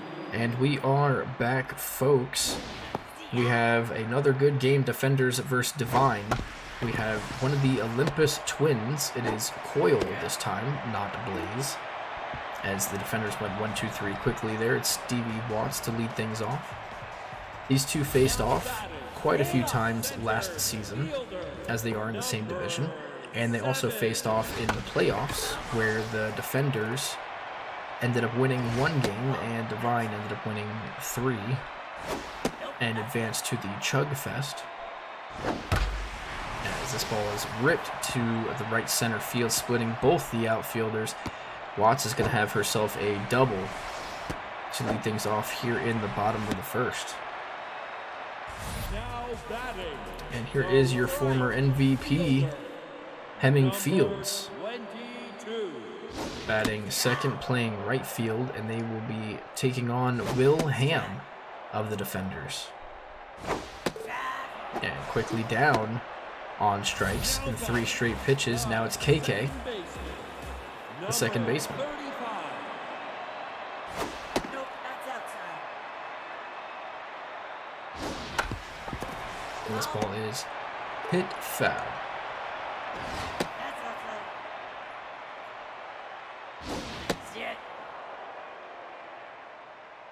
Shit. Defenders don't really have a stellar starting pitcher lineup, I guess, is Will Ham. This is their second game. I mean, Now batting, looking at just the stats alone, doesn't look like a stellar pitcher to be having at your second in the pecking order, but so far he's proven himself to be as good as they come, only letting up 1 hit so far to the Divine, who are notorious for being a very high-scoring team. As here comes Jackson Achilles, who's already locked in, and smart move to walk him there, I think. the Here comes shortstop, Dewey Browning, number another hard 27. hitter. Ball inside. 2 men on, 2 outs. Ham trying to get out of this one as this one's pumped up into deep center field and just off the top of the wall. Home run. And just as I was saying, you know, this team is known for their scoring. Dewey Browning hammers in a 3-run shot, and the Defenders are down early. 23.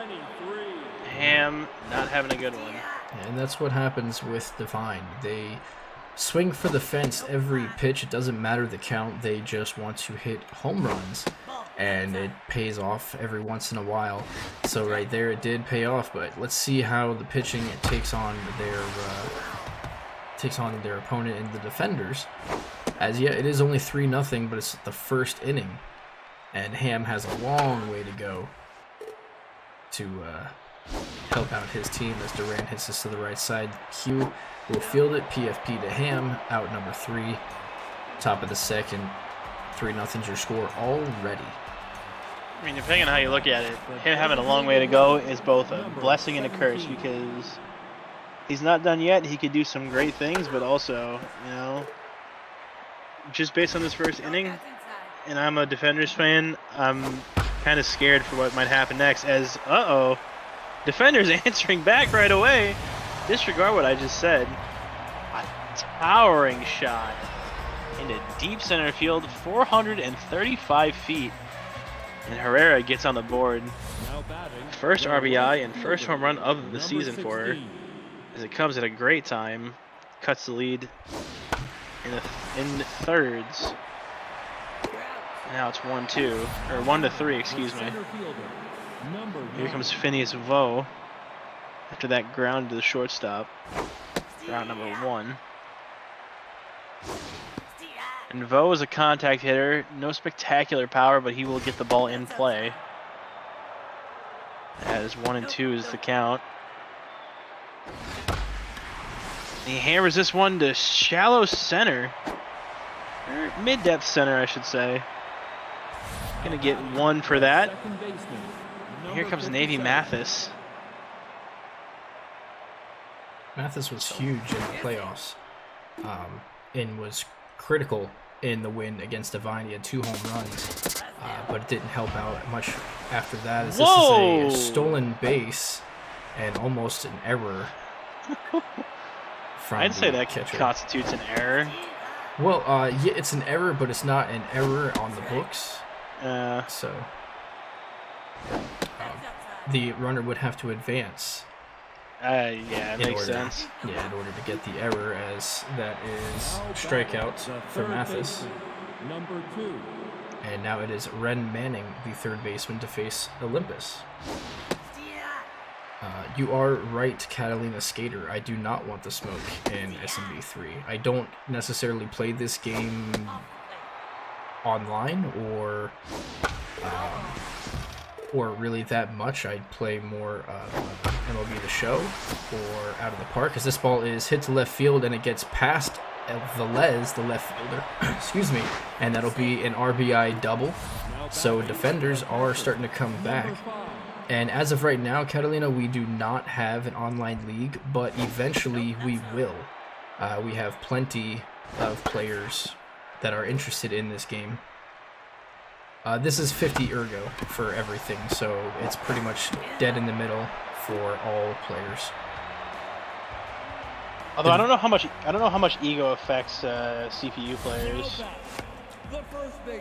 Well, it's so I believe it's more of like the lower the ego, the more errors. The higher the ego, the better the thing. Even with the simulation, Okay. I think that's how it is. But 50's kind of like just, you know, it's bare. It's the middle. Yeah. Like it's right in the middle of everything. So you're gonna have some errors, as we saw, and you're gonna have some, you know, nasty plays and everything. So I think that's what I tried to simulate, because I did some on really high and some on really low.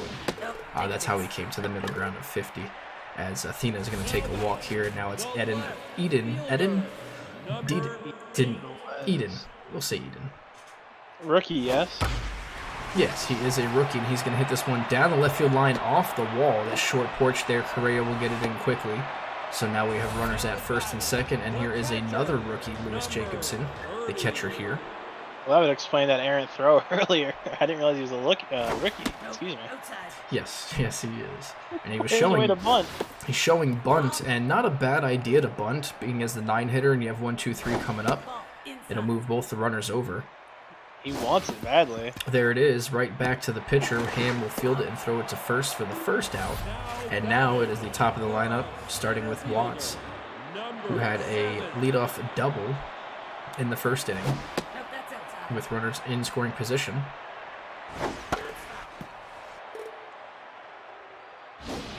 And she's going to hit this one up the middle for another single where they test the arm. They are not. It's slow speed over there at third in Velez. So now we have runners at the corners, 1 out, and here is the MVP of last season, Hemming Fields. Ball outside. 4-2 is your score, Divine leading, and Fields will hit this one foul. Runner is going to take off, and that's going to be Watts, who is thrown out by two steps. Goodness. Great throw there by Kiki, the catcher. And Fields is going to hit this down the line and just fouled by, a hairline. And then he pops this one up to the first baseman, Hugh, for the final out, but they do score another, making it 4-2. And we will head to the top of the third. Defenders have their work cut out for them, starting with Regan Storm.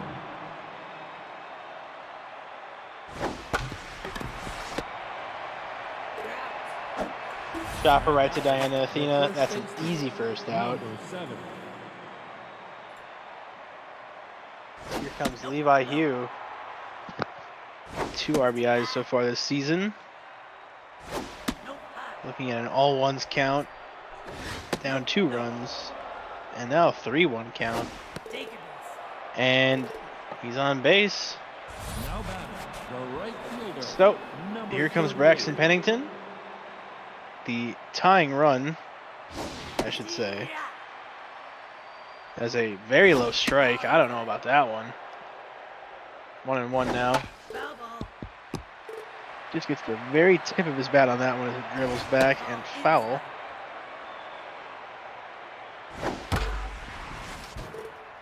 Hits that one right to the left side dugout.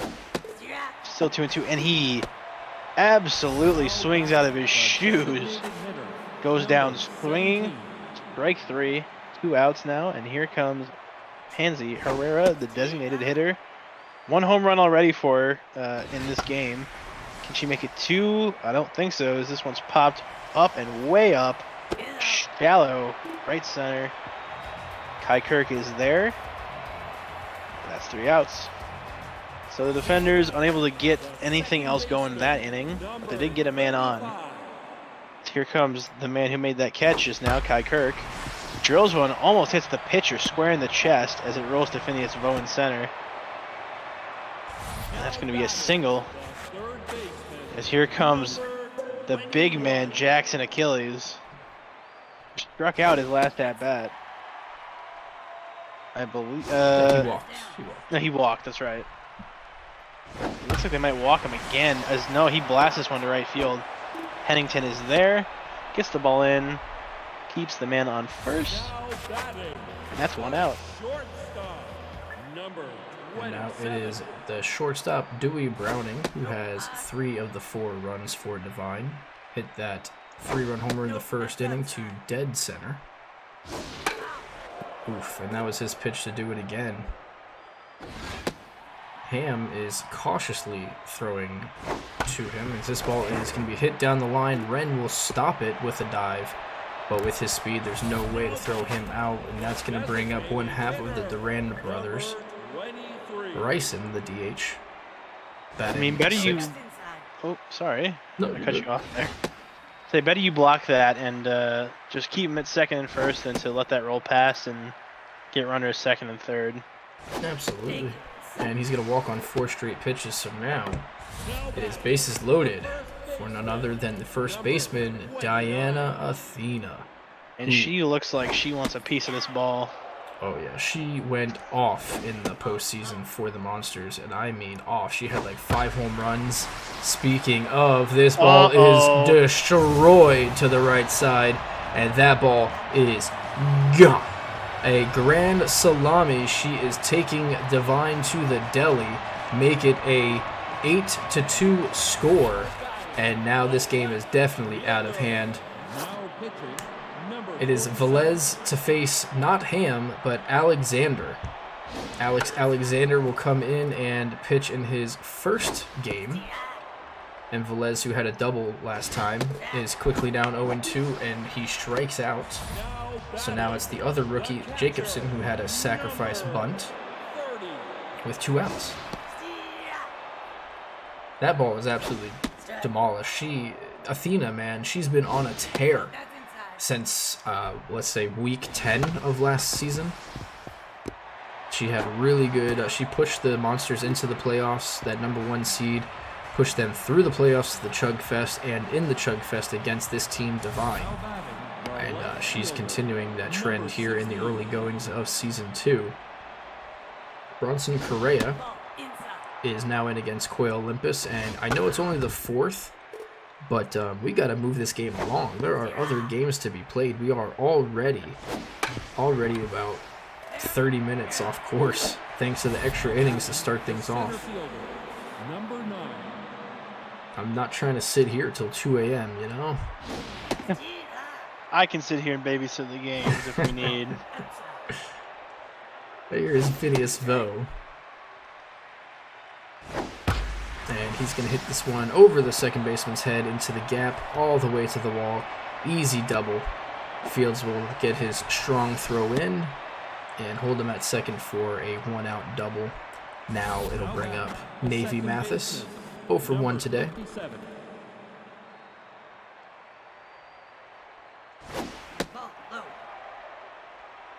Looks at the first pitch, low ball.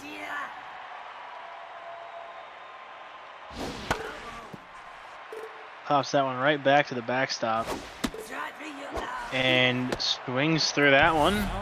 Someone's got to check that hand wrap that Olympus has. I don't know if he's got some tar in there, but, you know, maybe send up someone to the mound and check that. Because he's been wearing that since last season. He's been throwing juices. This one's just popped right into left field, out to the wall there, and that's going to be a double and a run for the defenders. So they get one back. So here comes Great Kicky. That's a good sign for the defenders. And I have to be biased here as an announcer, but Divine is one of those teams that everybody hates. I don't know why. I'm not saying I do, but you could talk to any of the fans, any of the managers. It's just one of those teams where it's like they are just too... What's the word we're looking for? I think the issue is like they were like the Yankees last season, where they just went into free agency and they're like, screw you, I have 140 in cap space and I'm signing the most expensive players I can. I think that might be it. It paid off. They made it to the the Chug Fest, but they just couldn't finish the job. I think if they had, the league may have had a reason to shut up about it. But I think getting that far and then not losing by a large amount, but taking a loss at the biggest stage with a team like that, as speaking of the big men on that stage, Hemming Fields pops this one up to right field. Pennington is there underneath for out #1. I think it's just one of those situations where you have a team that's that good, and then it just sort of, you get that far, and then all of a sudden it's just, it slips out of your hands at the last moment, as trying to take two, and it happens as there's an error. That ball travels well into center field, and that's a free extra base. Indeed. Divine now with a runner on third. I gotta tell you, as a catcher myself, that is one of the worst feelings ever. Not only not throwing out the runner, but giving them third base for free off of a bad throw. It's one of the worst feelings ever, because now you have to play wall back behind the plate. And if a base hit happens or another error in the field, that man scores easily on third, and that's just, it's such a bad feeling.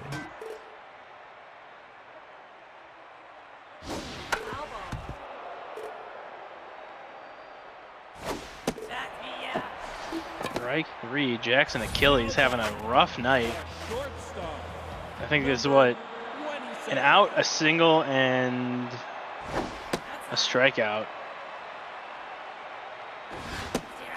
Not a great night for him. Well, it's a decent night, as that's his first strikeout. As this one's lined right to Reagan Storm at short. Over to Hugh at first. And that is out #3. Divine are up 5, and they'd be hard-pressed to let the lead go now, as here comes Reagan Storm.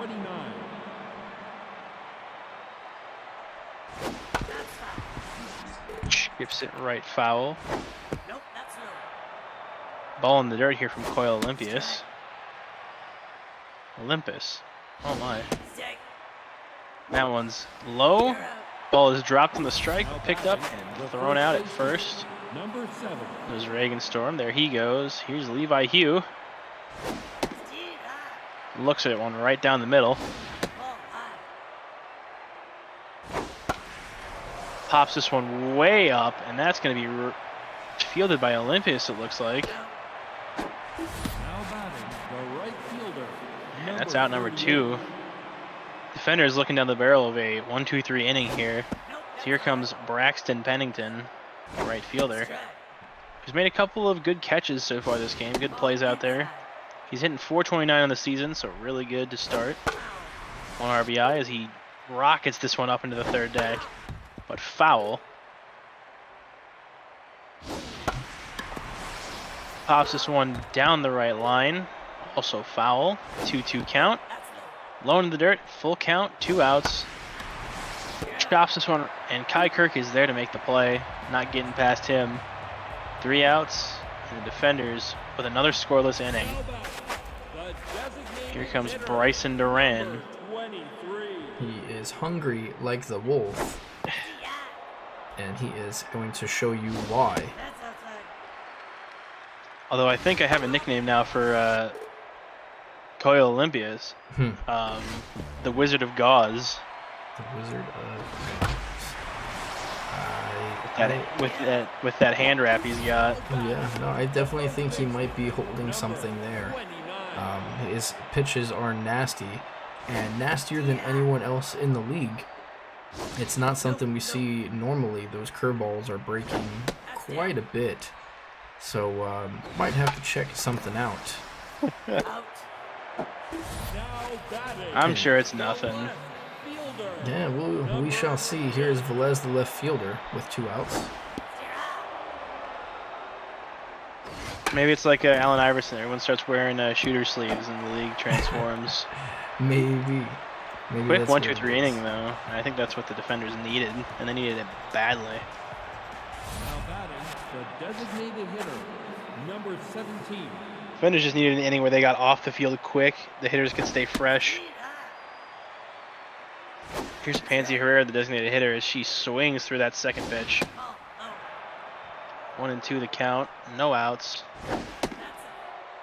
Looks at one right at the nose level. And a ball right into the dirt. She hits this one right back to Olympus, and he is unable to get the glove to that one, as that's a free, not free, but a single for the defenders. Number 16. Bronson Correa up to bat as that one's right at his knees, but way inside. Chops this one out to left field, but foul. And that one's right to Dewey Browning for a double play. The center fielder, number 9. And here comes Phineas Vo with an empty base path and decent enough speed to cover 3 bases if he needs to, given a good hit. But this one's right to Jackson Achilles at third. And that one is a heater to Diana Etienne. 3 quick outs, so back to back. 1-2-3 halves. And here comes Lewis Jacobson, the rookie catcher, as he swings right through that one, but the ball misses the catcher's mitt. As this one's foul. So he's down 0-2 and swings through the third pitch. As Alexander gets a 3rd strikeout here, and he's locked in. As here comes Stevie Watts, the leadoff lady. Yeah, Alexander has been pitching very, very well. 40 pitches in, 3 innings pitched, and only 1 run given up. Is that what I'm seeing? No runs given up, just a hit and a walk, and 4 strikeouts now. As getting the leadoff hitter is always good, especially in front of these big boys coming up. Fields, Browning, and Achilles. 2-0 is your count, and of course, as I say that, he starts to can't find the strike zone all of a sudden. Ball's in the dirt, full count, 2 outs. The payoff pitch by Alexander is hit towards second base. Mathis fields it cleanly. Out number 3. They are losing time Got to score 5 runs here in 3 innings. Top of the 7th, the defenders will send up their bottom 3, starting off with the second baseman, Navy Mathis. Olympus is still in this game. 88th pitch coming in. It's fouled off. And he seems to be trying to go the distance. Same as his sister, Blaze, who tries to go pretty much 8 innings every game. This ball is hit hard up the middle by Mathis. Now it's Ren Manning, who's 2 for 2 with 2 doubles and 2 RBIs. And, well, maybe let's make it 3 for 3. Let's see what she has in store for us.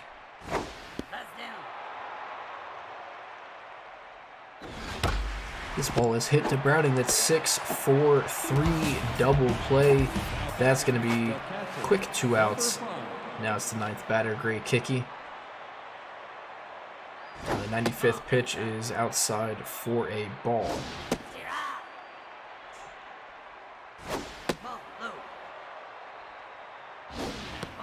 Ball 3, so 3-1 count. 99 pitch is in there, so 100. The century mark is a payoff pitch, and it's fouled off, making him pitch 101 now. And that's going to get caught by Athena. Fantastic play, Joey Votto-esque down there at first base. Bottom 7th, it is stretch time. But don't go anywhere because there is no stretching here. It is Rhodey Ridgewood to face off against KK, Achilles, and Browning. First batter's KK, who pops us up to Storm, out number 1. And now it's Achilles, 0 for 2 with a walk.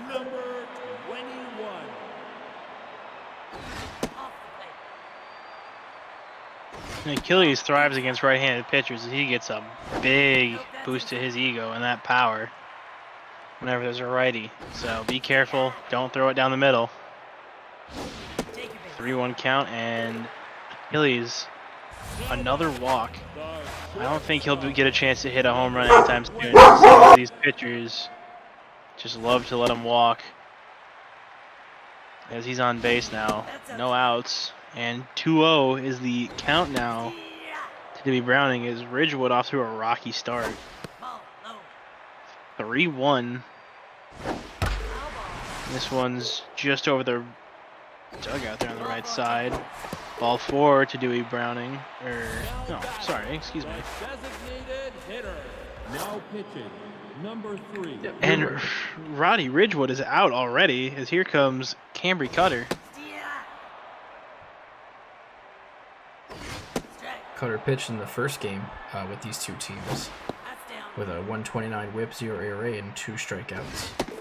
And he is going to get Duran to strike out, and now it is Athena who has a walk and a grand slam.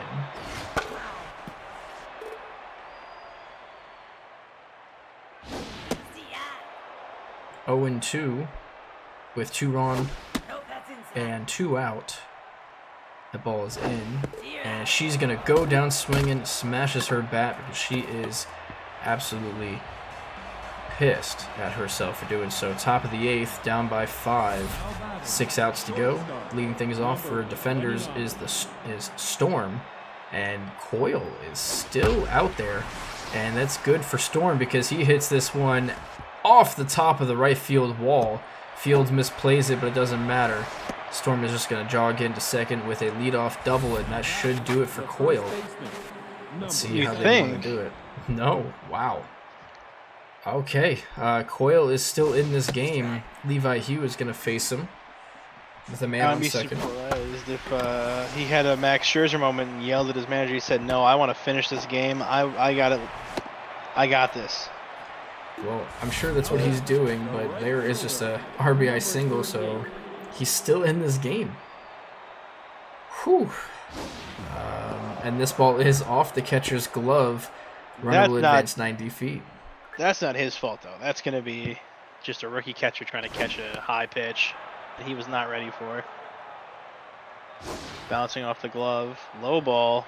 3-0 count to Braxton Pennington, and ball 4. And you got to think, now with runners, with 2 runners on base and Pansy here, no, they're keeping him in the game. And Pansy has already homered off of him, and he's now at pitch 110. And she hits this one hard, but very, very high. She got underneath it. Should be enough to get the runner to third, though, right? No, they're not testing that arm. Holy smokes. All right. Runners will stay at first and second as here comes Bronson Correa. And there he goes, but Blair Brochi, rookie, I believe. Yes, he is a rookie. This ball is hit up the middle, and that may score one. There, Watts' throw is not in time. Not in time. So now they're down by 3, and it is Phineas Vo with runners on first and second, only one out. And Vo's been getting bullied a bit this game, so I think he might be looking for a revenge shot here, as a home run will tie this game. And this ball drills this one to right Hemming side. Fields. Oh, bases are juiced. Not gonna try that arm, although they could have gotten the run there because he did drop that ball. So here comes Navy Mathis, and he's got the power to do it. He leaves one hanging there. Oh, looking for it early. Down 0-1, 0-2 now with one out. Don't waste this opportunity. There's a high pitch there from Brochi. 2-2 is the count now. Mathis fends this one off. Bats it to the right and foul. Gets all of that one, but sends it just to the left as he pops this one foul as well.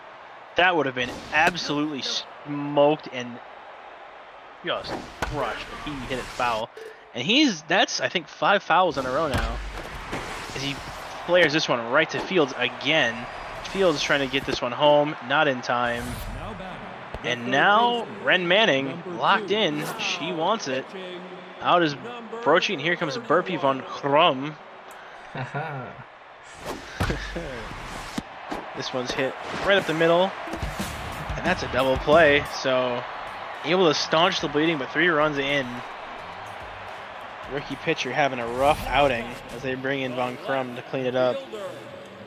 2-run game. He did what he came in to do, and now the Divine are only up by 2.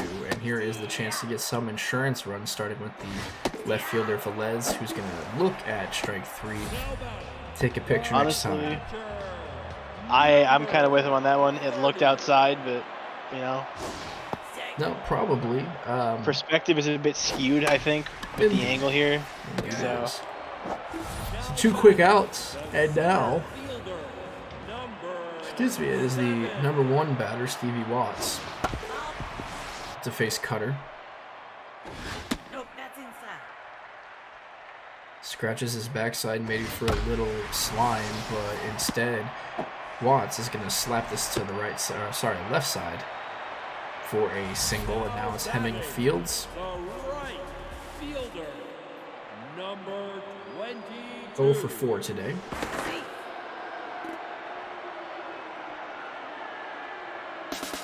Runner is going to go with balls in the dirt. Kiki just saves it.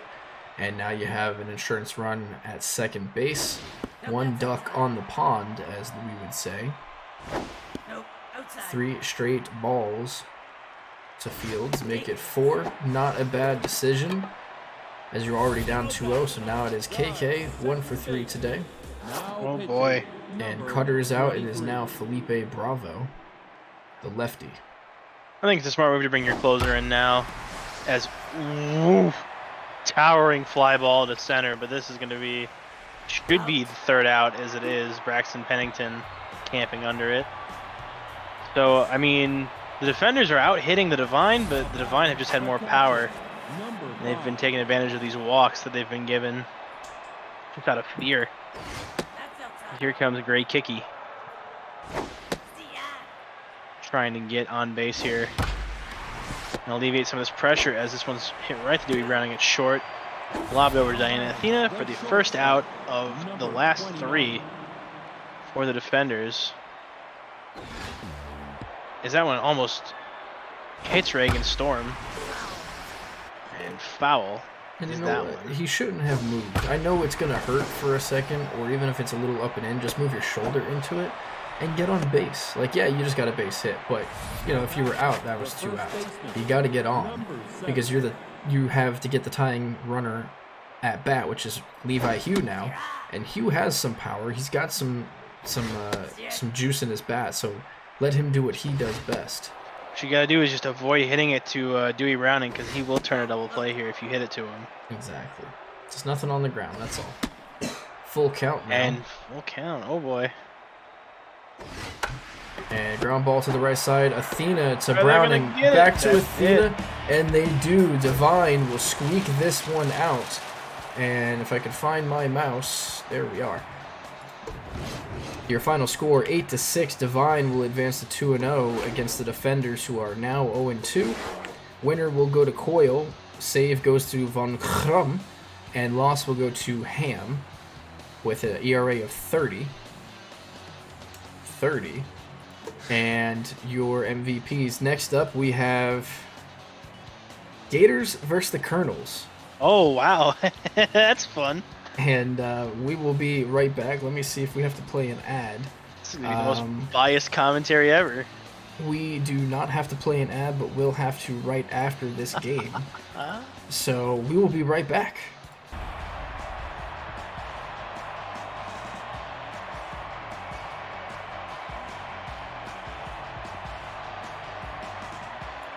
Alrighty, we are back, and folks, we have discussed we are going to be as unbiased as possibly, because I am the GM of the Gators and Milk is the GM of the Kernels.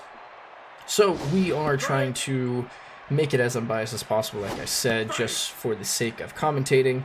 Here we have Willie Mays Hayes, the center fielder, leading things off against the rookie, Bob Kramer, who's making his debut here against the Gators.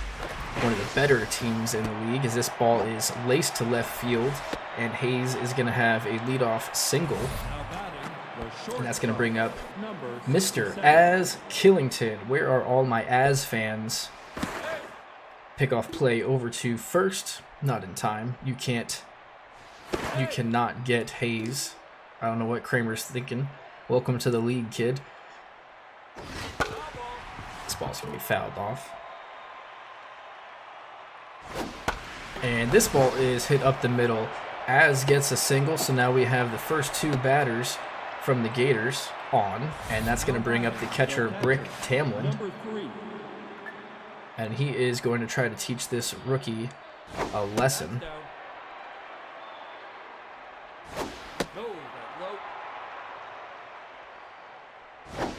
3-0 is the count. I'm giving him the green light. Go for it.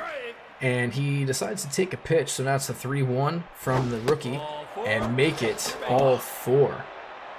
Now, come on, BK. It is Pedro Serrano with bases loaded. And first pitch is a ball. It's all right. It's not an impossible hole. And oof, put that fair. That ball is absolutely crushed. Here it's a 1-2 count, though. Still no outs. And he's going to go down swinging, trying to hit it over the fence. And now it's Tanaka, the left fielder. Takes a ball low. I think Kramer's problem, I got to get him in the lab, because he's got the pitching outfit of a closer, but he's out here starting games, so may have to work on that with him. On a 3-1 count, brings it back to full. The payoff pitch by Kramer is skied to left center with one out, and all the runners are moving, so this ball is either out or off the wall. It is off the wall. 2 runs are in, 3 runs are in, and that is a bases clearing double for one of the greatest left fielders of all time. Kernels have nothing on him, and now it is DP Turner, the second baseman, try to score yet another run off the rookie and welcome him into the SBL. Hey, you know what? First outing, and he's holding his own for right now. Yes, I see he's holding his own jockstrap, as he's going to get taken out of this game with another RBI single here. And now it is 4-0 Gators. Here is your third baseman, Griffin Caldwell. And he's going to take a ball inside. And a ball outside. Looks like Kramer can no longer find the strike zone. And he's already 30-plus pitches in. Caldwell is going to hit this deep to center. Back is Glenn at the wall, and he's going to catch it just shy of it. And that's going to be the second out. Now batting, the left fielder, number 4. You know, as long as he concedes no home runs, I think this is a win. For you know, first game starting as a rookie is always daunting. This is the true trial by fire, as he wasn't supposed to be in the rotation today. He was supposed to be scratched and was going to play the next game. But he's replacing open game today as starter. And Kernels staunch the bleeding. 4 runs, not great, not terrible. Here comes Marcos Glenn, Das Boot winner. Most stolen bases in the league last year with 17. 2 strikes on him now. Inside. Gets just the tip of his bat on that one. Fouls it back. Hammers this one into right field, and this could be 3 with his speed. But Tanaka's able to get on that one. And actually, I forgot Tanaka has the strongest arm in the league. Yeah, don't you Low run on throw in Tanaka. second. Tanaka is the greatest right fielder of all time. So you got to watch out for that speed. Although I don't think he's going to be running on Brick Tamlin with that arm. So here comes Pablo Sanchez, one of the 2 All-Stars from the Kernels last season. As he pops this one up to center field. It's going to be caught by Maze Hayes. And Glenn is going to try and run on him and gets thrown out at third.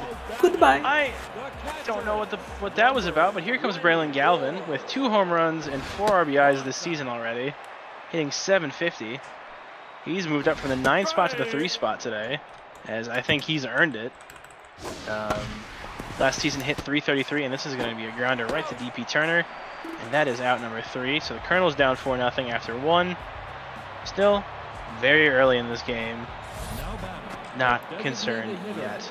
Absolutely, you're absolutely correct. It is very early. That just means more runs for the Gators to put up. Here is the rookie, Burpee Choi, in the DH spot, batting 9th. He is facing a fellow rookie, Kramer. And we'll see which rookie wins this battle. It is, well, you could kind of say neither one. Neither one here. Jorge Guzman, all right. As Choi definitely got the best of him, but it should have been an out. So that'll be an error on the right fielder. So Choi will be at first. And Mays is on to take his second at bat. You know, it's funny, it's the first time I've had a low fielding incident with Jorge de Guzman, and he doesn't have great fielding. So. And this ball is grounded over to third Houston, and they're going to try to do 2, but they cannot with the speed of Hayes. And I believe you were absolutely correct, Junkie. That is the curse of Quash Olson. That's right, that is the right field. Oh my god.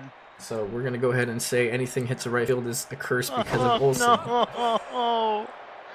I thought I got rid of him. We gotta plant sage on the outfield and light it on fire in the offseason. Here's Az Killington, who rips this one foul yet again. Same spot. 1-2 count. Fouls. It's a shame we can't have a shift infielder in the foul territory because he'd be out already. Kramer gets him on strikes. And now it is Brick Tamlin. With a runner on first and 2 outs, he walked his first at bat. Runner is going to go. It's Maze Hayes, the other Das Boot winner, and he's going to show Glenn how to steal a base and not get thrown out. He didn't get thrown out stealing. He got thrown out trying 3. You're right. He got thrown out by Hayes, and Hayes decided to show him up. And down goes Tamlin on strike, so they don't score any this time. And the Kernels will send up 4-5-6 to face Edwin Floyd. And here is the dangerous man, one of only 4 players in the league to hit double-digit home runs. It's Jorge de Guzman. After that error, I don't know how fair it is. He grounds this one right over to Caldwell at third. We're out number 1. Here comes King Plunder, a new signing to the Kernels this season. Brought in for a little bit of an extra pop, as not much power is present on this lineup, as his old ass runs slowly to first base and is thrown out. Here comes Mr. Messiah, Jesus Nazario. That's outside. No, that low. Up 2-1 here. As this one's lined into center field, Mays is there. Now batting. Here comes Russ Richards, old man Russ. 14. Here in the 7th spot. Looks at that one. Ball inside. Check swing there. 1-1 now. Nope high. 2 outs. And here's one to deep left field, going back and gone. Forget about that one. Russ Richards, 2-run home run, and this lead has been cut in half. 362 feet just over that left field wall. And here comes the sophomore Vern Bull. 33. Could be looking at a future MVP in this kid. I have high hopes, you know. He's been looking promising as he knocks that one foul. He's down 0-2 now, though. Ball low. Looks at that one in the dirt. Says, why would you throw me one like that? Chops one right to the shortstop as Killington. And that is almost safe. But out number 3, and the Kernels get 2 back. Now batting. The Gators First baseman, come number back 13. ready. Ready indeed with Pedro Serrano, the first baseman, swinging at the first pitch. This ball is going to be foul, but possibly in play. It is almost caught by the leaping Sanchez. Outside. That ball is outside, so it's a 1-1 count from the rookie, who's at 55 pitches, only at 2 innings.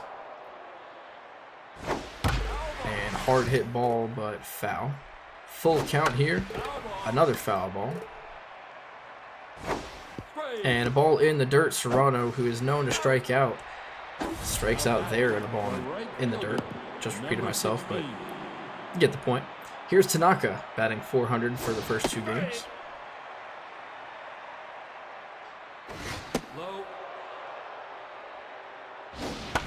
He is going to hit this one down the left line. Houston fields it on a dive, but not going to get Tanaka with his speed. So that will be fast. a infield single. And now DP Turner, who has an RBI single to her name today, will get a chance with a 1 on and 1 out. Right.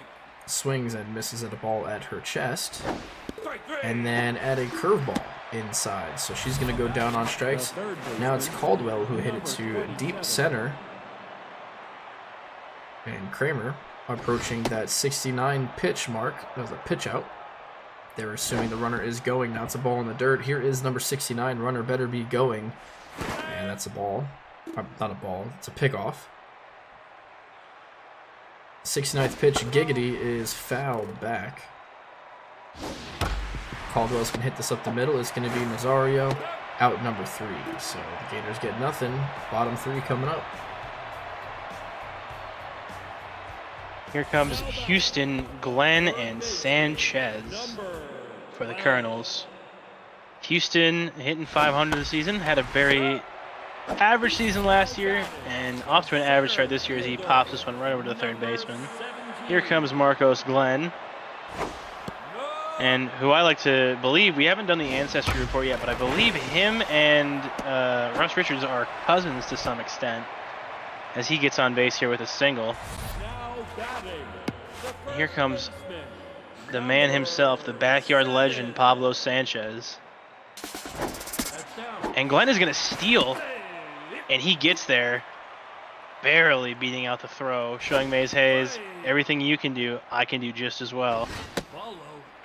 Maybe even better, as we saw last season. Sanchez with a 2-2 count now as he swings out of his shoes on that one. Low pitch, good eye there. And ball 4 on another slightly low pitch. Here comes Braylon Galvin, a man this season so far, I don't think you want to be pitching to him with man on base, as he's already got 2 home runs. As the curveball there, almost in his wheelhouse. 1-2 now. Galvin swings through that one, and that is strike 3, or out number 2. And here is Jorge de Guzman, another guy you don't like to see. And then starting with a pitch out here. Ball 2. That's inside. pitching around the strike zone here. Double steal. And a low throw by Rick Tamland is going to lead to 2 stolen bases for the Kernels. And De Guzman, in a fit of rage, breaks his bat after being unable to get on base and get a run in there. But still keeping the Gators on their toes there with 2 runners in scoring position. Obviously it hurts, but this lead is still only 2 runs. Albert Phelps, the left fielder, sophomore this year, 1 and 2, is going to foul this one straight back from the other rookie, Kramer. And he is going to hit this one. Oh, wow. He is going to hit this one over the head of the shortstop, but Nazario uses his godlike jumping skills and levitates above the ground for that ball. So good catch by him. Now the next pitch is grounded over to Houston at third, out number 2. The center fielder, number 00. Willie Mays Hayes hits this one back up the middle for another hit. His second of the day. Now batting, the shortstop, number 67. Here is Az Killington, pickoff play, not in time. Another pickoff play. Low throw by Kramer. Worried about the runner on first. You should be worried about the batter with 2 outs. Another pickoff play. Hayes is just going to steal second and third just because you keep throwing over there. That's down. 2-1 is your count. Perfect time to take off for second. Instead, it is a swing and a miss. 2-2 count. Runner does go now. Ball's in the dirt, and Hayes will stand up on the steal. His second of the game. Full count with 2 outs. Killington takes the ball high. That curveball crossed at his head. So now it is Tamland. Kramer is out, and in comes Curly Han, or Han, the rookie. Curly Han coming in this early is a bit concerning considering we have other relievers, but rookie to rookie I think is interesting, and I like the mindset. Keep him young, keep him fresh. Let's see what we can do. As Han, with great reflexes, grabs that one. And here come the Kernels. King Plunder, His Highness, looking to get a hit here. As first swing green light, or first pitch green light, and he shatters his bat on the next swing. He's out again. Plunder has been having a rough go of it. And here comes Jesus Nazario, who homered in his last game and slams this one down the line and right, but just foul. With his speed, he is a terror on the base path as well, as I think he came in 4th or 5th in stolen bases last year. He strikes out there, and here comes Russ Richards, the man who hit the home run in the 2nd inning. Low pitch here, 1-1 count, and high ball, left field, off the pole. 2 home runs and 2 at-bats for Russ Richards, and the old man has some fight in him yet. 373 feet, and this lead is now a 1 run, as here comes the sophomore Vern Bull. And he hammers this one into center field, right into the gap between left and right. Gonna take 2. Is he gonna try for 3? No, this ball's already into the infield. Double for the sophomore and future MVP Vern Bull. And here comes Bale Houston, the 3rd baseman.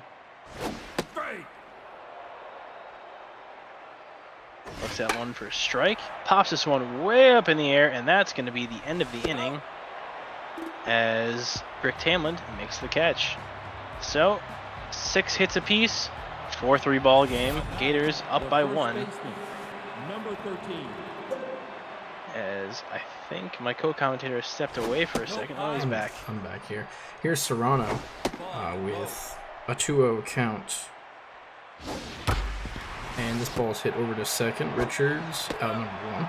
Now batting, the right fielder, number 16. Here is Tanaka, who is 2 for 2 with a double and a single. Ball low. No. And this ball is hit to right field. That is De Guzman out number 2. Oh, it's I'm holding my breath every time a ball gets hit out there. I don't care how softly it's hit out there. And now it's DP Turner, the second baseman, Ball low. facing Hahn. Strike.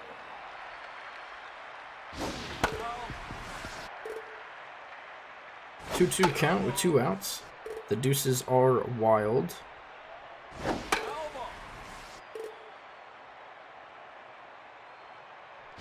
And she swings and misses at this. Known to strike out. She does. Bottom 5 coming up. It's the top of the lineup for the Kernels. 1, 2, 3. Now batting, the center fielder, number 17. The speedster Marcos Glenn up to bat here with a single so far today and a strikeout. No, I think it was a fly out. As this one's hit to center field, Willie Mays Hayes. Almost as if to say, I'm your twin, you can't escape me. As he's on base again with a single. And here comes Pablo Sanchez, who's had a rough outing so far. Hammers this one to center field again. Mays Hayes is getting a lot of time with balls in his hands out there. As Sanchez is on base. And here comes Braylon Galvin. So far, this season's standout player for the Kernels. As he hammers this one to left field. Any other park, that would be gone out there. But he's going to get an RBI single. Runners on the corners now as this game is all tied up at 4. Here comes Hammerin' Jorge. Or Jammerin' Jorge if you want to spell it with a J. He swings at first pitch, knocks it foul. Taps that one foul too. There's no outs, so I think the green light here with him is fine. As long as it's within reason. 1 and 2. Dribbles this one foul as well. Sanchez wants to get home as soon as possible. 2-2 is the count here. And a bunt almost resulting in a triple play. I don't know why you would bunt there, but De Guzman squares away on a bunt and gets Sanchez out in the process on third. I don't know what that was about, but here's King Plunder as he drops 2 pitches in a row right back to the backstop. Another one. He's just getting right under these. And a fourth. And he swings through that one way outside the box. Way outside the zone, I should say. But 4-4 game. Kernels 3 more hits than the Gators. And they're looking to run away with this one, maybe. Here's Griffin Caldwell facing Hahn. He rips this one down the right field line, but foul. And Caldwell gets all of this one. Woof. Forget about it. Upper deck. This ball is destroyed.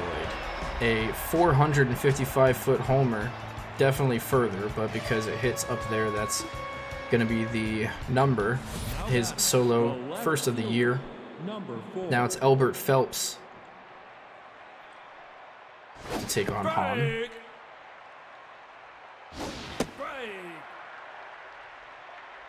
Quickly down 0-2, takes a pitch high. And then crushes one to left field that should be off the wall. And played well by Bull to get it in quickly to hold him to just a single. So now it's going to bring up the rookie Burpee Choi, still looking for his first career hit. Rookie versus rookie. That was a slider called at the chest. Not sure what that was. Showed bunt, then pulls back. And then takes next pitch foul. And then goes down swinging. So 1 out here for the Gators. Top of the lineup, Willie Mays Hayes, 2 for 3. All right speed at first. Amazing speed at the plate.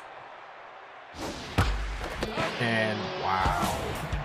Whoa, What Sanchez. a play by Sanchez. A nice, amazing diving play, and then a tag for an amazing double play. And wow, there's nothing you can say about that. That was just wow. Sanchez is pissed that he got out on that goofy bunt last inning by De Guzman. He said, I'm taking this out on the Gators.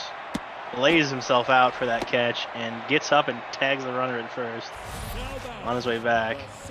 Single right there, and I forget who it was. I was too busy talking. 6 would have been Jesus Nazario, so he's on base there. Here's Russ Richards, who already has 2 home runs tonight and 4 RBIs. Let's see if he can do it. Can he do it a third time? No, he cannot do it a third time yet, as he hammers this one out to Phelps in left field for a single. 2 men on, no outs, and here's Vern Bull, 1 for 2 tonight. And here comes striker Balfour, the starter reliever, with an arm of unbelievable strength. And Bull just chopping at that one, 100 miles an hour. Gets a hold of that and puts it foul. Got the hiccups here, excuse me. Knocks that one back for a foul. And Bull wants one here. Another foul. 0-2. And he hammers this one down the right field line. Is it another one off the pole? It's another one off the pole! Vern Bull, the sophomore, knocks a 3-run shot in. And the Kernels are out to a 7-5 lead here after that 3-run blast. And here comes Bale Houston. And someone said it a couple nights ago, but new Kernels are scary. They're out for the world. They will deceive you by looking like the same Kernels they were last year, then all of a sudden, here they are. As that one's grounded out to Pedro Serrano at first. Here is Marcos Glenn, who pops this one way up in the air. Tamlin camping under it, and that's out number 2. Here comes the big man on campus, Pablo Sanchez. 2 outs, dribbles this one. That's inside. Foul left. And he hammers this one deep to right field. Can Mays get there? Tracking off the warning track to the wall. Mays gets it on the track, throws it in, and that's a double for Pablo Sanchez. Runner in scoring position, and who else but Braylon Galvin up to bat here. Looks at the first pitch. Low, ball 1. And another ball, about the same spot, ball 2. This one comes up, strike 1. Looks at ball 3. And looks at ball 4. So 2 men on, 2 outs. Here comes Jorge de Guzman. Hopefully he doesn't try and bunt with this one as well. I don't know what he was doing last inning, but strike 1. Strike 2. Is he going to look there like an idiot? Because this one's thrown back to second. Killington trying to tag out Sanchez, but no way. And swings through it. Breaks another bat. De Guzman is having a terrible night.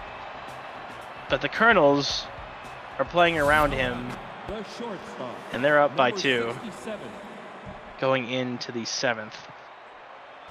Here's Az Killington facing Hahn, who is pitching phenomenal in his debut.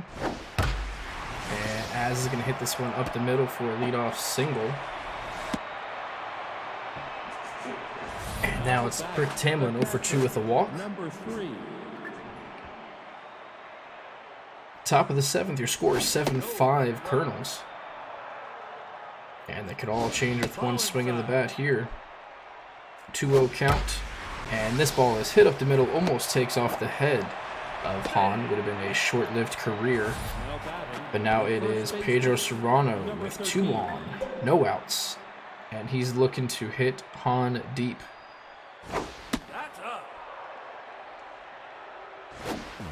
This ball gets away from Galvin, and that's going to put the runners in scoring position. So one swing of the bat will tie this game with the speed on base.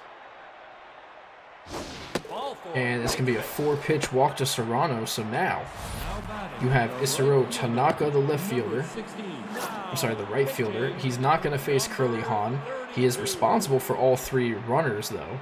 It is Darren Daniels, the junk throwing lefty. No outs. Bases loaded. Daniels comes in and is pitching to what he can do, but it's not the best situation to come in. Tanaka's going to ground this one over to third. It might be 2. It is, but 1 run will score. And now the tying run is only 90 feet away with DP Turner up to bat. And that's the decision you have to go, is definitely turn 2 at any point. You could take that run. We'll take the 2 outs. Turner already down to 2 strikes once again. And she's going to hit this one up the middle, and that's going to be a base hit. Ties the game at 7 apiece. So Hahn, all 3 of Hahn's runners do score. And he is responsible for all those, like I said. Now it's Caldwell who's going to hit this one up the middle, and that's back-to-back hits for the Gators. And now they are threatening with 2 outs. Here's Albert Phelps. Too old to be diving for balls like that. Phelps is getting pinch hit for Ginger Taverna, her second at bat. She pinch hit for Burpee Choi in the first game. Here she is pinch hitting for Albert Phelps with 2 outs. 2-1 count, runners on first and second. The pitch is grounded over to first. Sanchez with the sure glove steps on the bag, and we have a brand new ball game here in the 7th. It is 7-7 going into the bottom of the 7th with 5, 6, 7 coming up. Otis Landry coming in for Ginger Taverna, who was way out of position there in left field. And Tanaka moving over to left, Landry to right. This one's hit foul by Plunder. 1-1 is the count. Looks at strike 2. Is he going to look at strike 3 or swing at it? Nope. Ball 2. And that one is low, swung on, and missed by His Highness. His Heine. Not having a great game. So here comes Mr. Messiah. Looks at a 100-mile-an-hour strike down at his knees. And that one, I don't know about that one. Should have been ball 1. Fouls that one back. Ball 1 for real this time. Fending off another foul ball there, and hammers one to center, left, or right center, excuse me. But Landry is camping under it, and that's out number 2. Here comes Russ Richards with 2 home runs and a single today. It's a wonderful stat line. You love to see it. But off to a rough start now. 2 strikes. Looks at a low ball. That's down. And that's a low ball as well. So 2-2 is the count. Richards pops one into shallow center, and that's going to be another single. So he's 4 for 4 today with 2 singles and 2 home runs. And here comes Vern Bull with a homer, a double, and 3 RBIs. That's inside. That's inside. That's inside. Another pitch inside. Belfour might be trying to brush Bull off the plate, but Bull is not budging. As 1-2, or 2-1, excuse me, is the count. Light grounded to Serrano, who picks it up and steps on the bag for out number 3. And they'll turn over the inning.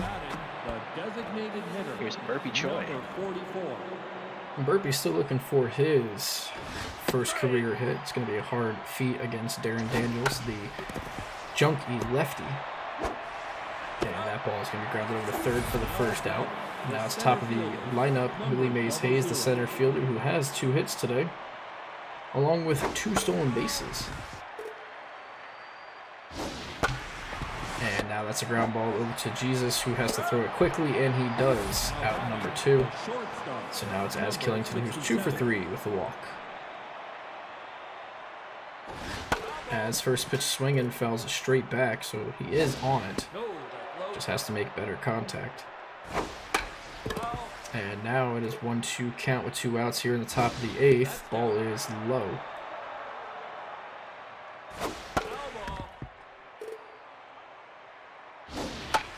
Killington's going to pop this one up in foul territory. Sanchez calls it. Out number 3, nothing for the Gators in the 8th. Bottom 8, 9-1-2 due up for the Kernels.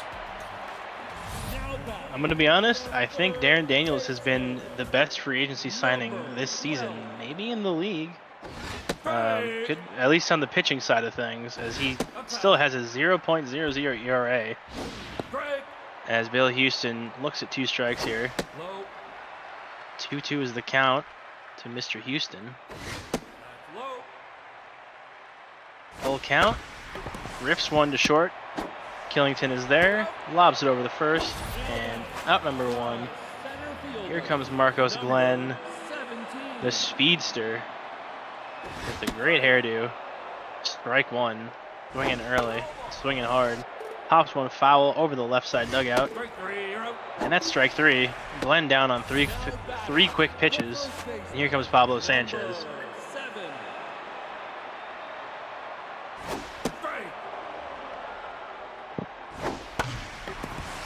Tries to get one into the gap, and Serrano is there and just able to get to Balfour, who surprisingly doesn't drop that one.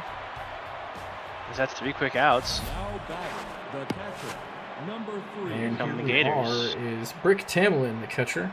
Starting things off in the top of the 9th. We do not want extras. We're already falling behind on time. So stop sneezing, Daniels, rubbing your nose with a little bit of slime to get more junk on your pitch, and we need to have the umpires go check that out because that is illegal. 3-1 count coming up. The pitch is right down the middle. Change up, it seemed. And then he walks him on the next pitch. So very good eye by the catcher Tamlin there. Here is Pedro Serrano 0 for 3 with a walk. And Daniels and Serrano are both feeling the pressure here in the top of the 9th. Pitch is up high for a ball. And the next pitch is roped to right side. That's going to get down 2 on. No outs. And up comes the left fielder Tanaka. 2 for 4 with a double and a single.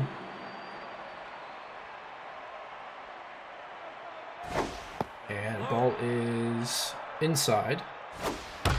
And Tanaka's going to hit this one to left field. That's going to get quickly to Bull. So now we'll have the bases loaded.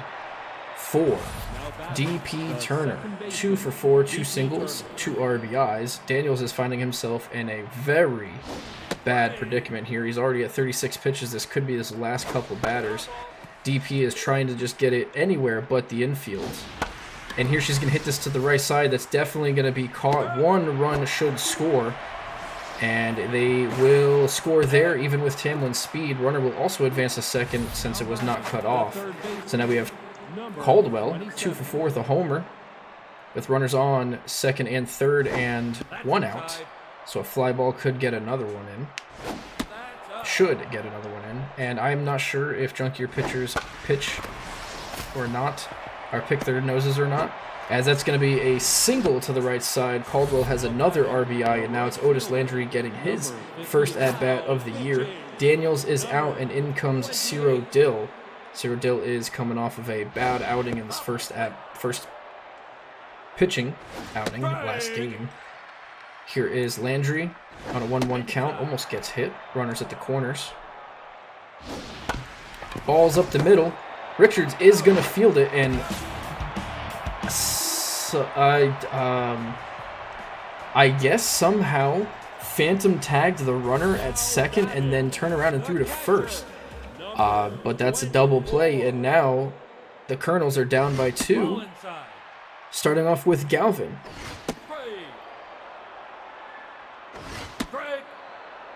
Oh boy. It's all coming down to this as Galvin hits a choppy ball, and Balfour misplays it, and he's on with a single.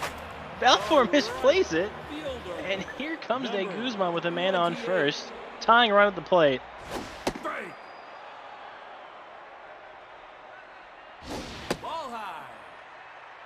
Ball inside by Balfour. And De Guzman with another bunt, but it falls short. Tamlin throws it to second, and super slow run there by Braylon Galvin. So he gets thrown out, but De Guzman's off the bunt. All right. King Plunder up to bat. He's very slow. This is probably the slowest part of my lineup as Plunder goes down on strikes. And here comes Mr. Messiah. 2 outs. We need a miracle here in the bottom of the 9th. Tying run is at the plate, and he first pitch swings it, knocks it foul. Second pitch, and that is game. Throws it over to Serrano at first. The Gators win by 2. An undeserved win in some sense, but the pitching blew it, and the Kernels lose their first of the season. And the Gators win their first of the season. Your final score is 9-7. 30 hits combined with these two teams. 30 hits. Holy cow. If the MVP of this game is not Russ Richards, I don't want to hear, like, even if you lose 2 home runs, 2 singles, 4, like, that's a ridiculous stat line. Yeah, give him MVP.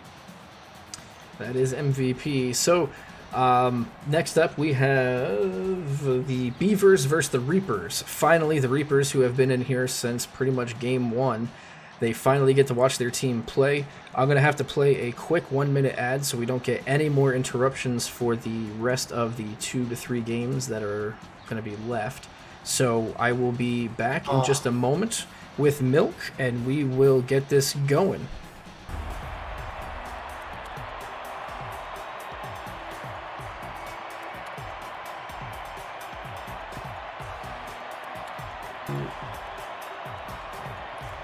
And we are back.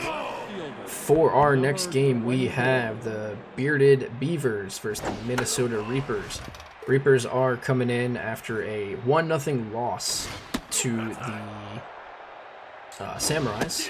They were almost no-hit through 7 1/3, I think it was, and then they came back and almost won the game, but it was a ground ball with the bases loaded in the bottom of the 9th that ended it. But now we have a brand new lineup, brand new team, brand new game. Beavers are sending up Ali here to face Champ Gripperton. He started for the Reapers. This ball is grounded over to Volts at second, out number 2. And now it's Maddie with the Y to bat third and DH. We're going to see some new faces here for the Reapers as DeWeed will throw it over for the final out. Speaking of, it is Hacklob Volts. That's brand new, getting his first ABs. Leading things off.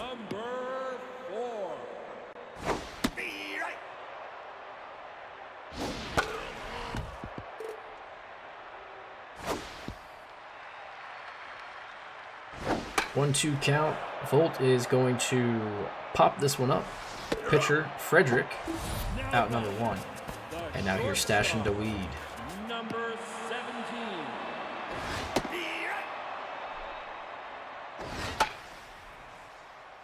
17.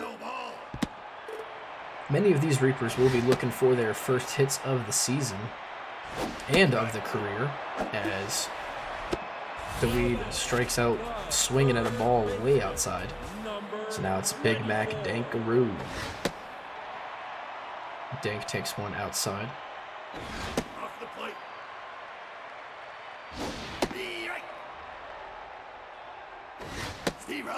2-2 count with 2 outs now. Frederick comes back, and Dankaroo, I don't know what he was doing, looks at a ball right down the middle. And that's nothing for the Reapers. Going to the top of the second. 4, 5, 6 due up for the Beavers, starting with the third baseman, Cherry Flores. Batting .800 after that first game. Off the plate. Strike. Right.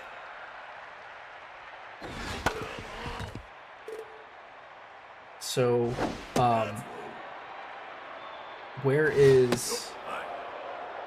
where's Stash? Because he should be dead by now. We're already at about 40 pitches. That's 40 shots. I don't even think you can drink fast enough with all these pitches. Pitchers in this game pitch too fast for you to keep up accurately, man. It's ridiculous the way that they pitch. I wish there was a... Do it for home runs, all right? Do it for home runs. Although you would have died last game. I would do it for home runs. That's only 4. I just want a setting maybe in SMB4 to like a hybrid thing where we could just certain, like, I don't know, not all the time where it's not just boom, boom, boom, boom, boom. I need a break, you know? You can't just be talking 24/7 as that's a strikeout there. So the Reapers will send 4, 5, 6, starting with Graham Hockey. Number 29. Getting his first at-bats playing right field.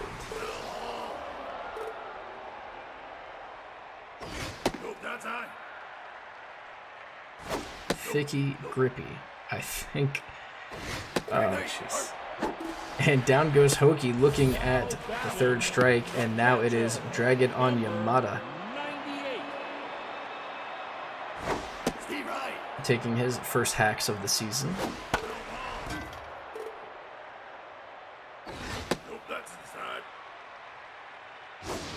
And he's going to go down on strikes. Yikes.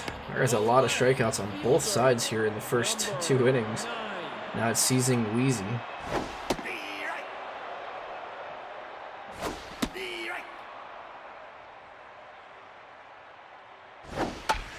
And he's going to ground this one over to second. It's Ali. Out number 3. So through 2, both teams are getting no hit. Excuse me, 7, 8, 9, Cade Brooks, Sloop Whoopity, and Hans Loins. Let's go for the Beavers. Ripperton's already got 3 strikeouts.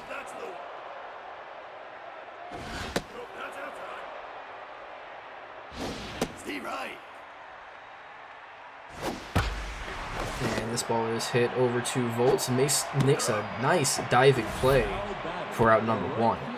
And here is Sloop Whoopity Whoop Whoop. Playing right field, batting 8th. I didn't know the Beavers had such a strong Juggalo fan base. And that's another foul ball. And down he goes. Fastball right at the knees. Out number 2. So here's Alonzo Loins, the catcher. 4 strikeouts for Thicky Grippy. Huh? Yes, you heard me right. Thicky Grippy. Is that his nickname? According to Denk, yes, that is his name. That is 5 strikeouts in 3 innings for Thicky Grippy. All right, Thicky Grippy.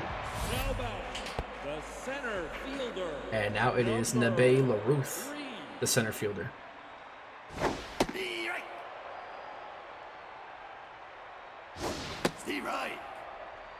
And I don't know what it is with LaRuth, but he looks like he is 6'8" compared to everyone else. I don't know if it's just the way that it is, but when he stands tall, he is so tall. And that's another strikeout. So both of these teams, there are 10 strikeouts through 2 2/3 innings,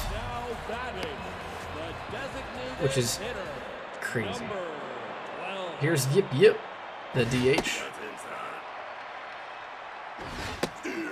1-1.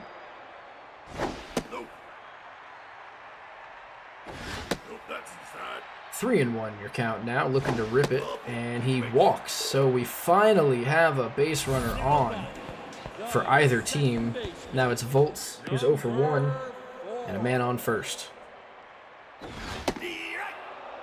Frederick is painting the corner.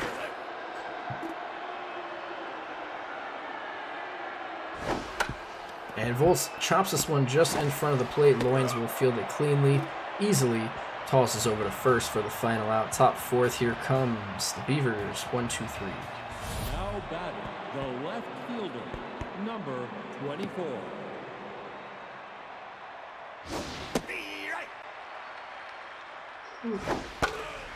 Excuse me. Here's Jarvis, the left fielder. Grounds this one over to Dank. Out number 1. Now batting, the second baseman, number 14.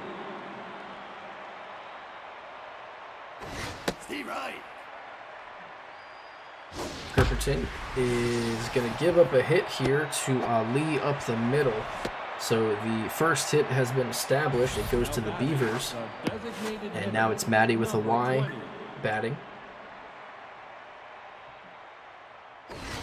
And she's going to hit this to the right side. That's going to get past the first baseman. Volts is going to make another diving play deep in right field. What an amazing defensive performance there by Volts already here in the top of the fourth. Cherry Flores is going to hit this one over to Volts at second, and he has so many assists already. It looks like they may have found a phenomenal defensive second baseman. They might have to keep him in the lineup if that continues. Here's Stash and DeWeed, the shortstop.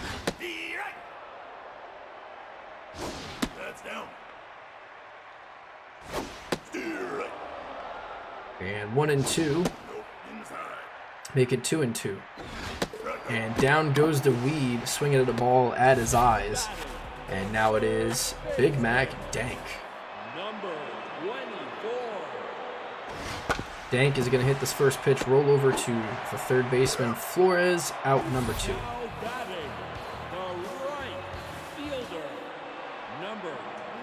Graham Hokie, the right fielder, is going to hit this one to left center. This ball is going to get down and split the outfielders, bounces off the wall, and we have ourselves a 2-out double for the Reapers. And they may be in position to score the first run. It is Drag It on Yamada with 2 outs. And he's going to line it over to Flores. And that's going to be the final out. So they do have a double and a hit, but it didn't do anything. Now it is the Beavers. And hello, Happy Hemp. How are you? Thank you for jumping in the stream here. It is Lillian Barnett, the first baseman. She is a rookie, batting 5th. And she's going to take a strike on the outside corner for out number 1. Now it is David Massey.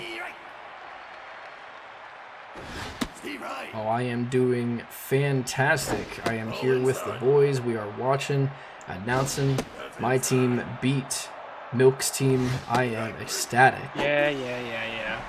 And that is another strikeout. Here is 7 grips from Thicky Grippy here. Yikes. This is phenomenal in performance indeed. And I get a number 8. And look at Kip Jones. Kippa Jones going up and catching that one. That is a phenomenal play there. We have the Reapers flashing some leather. Wow. Yes, I am in the U.S. Where are you at, Happy Hemp? Don't listen to Booft. He's actually Kazakhstani. This is the first ever Kazakhstani baseball league. Having a blast.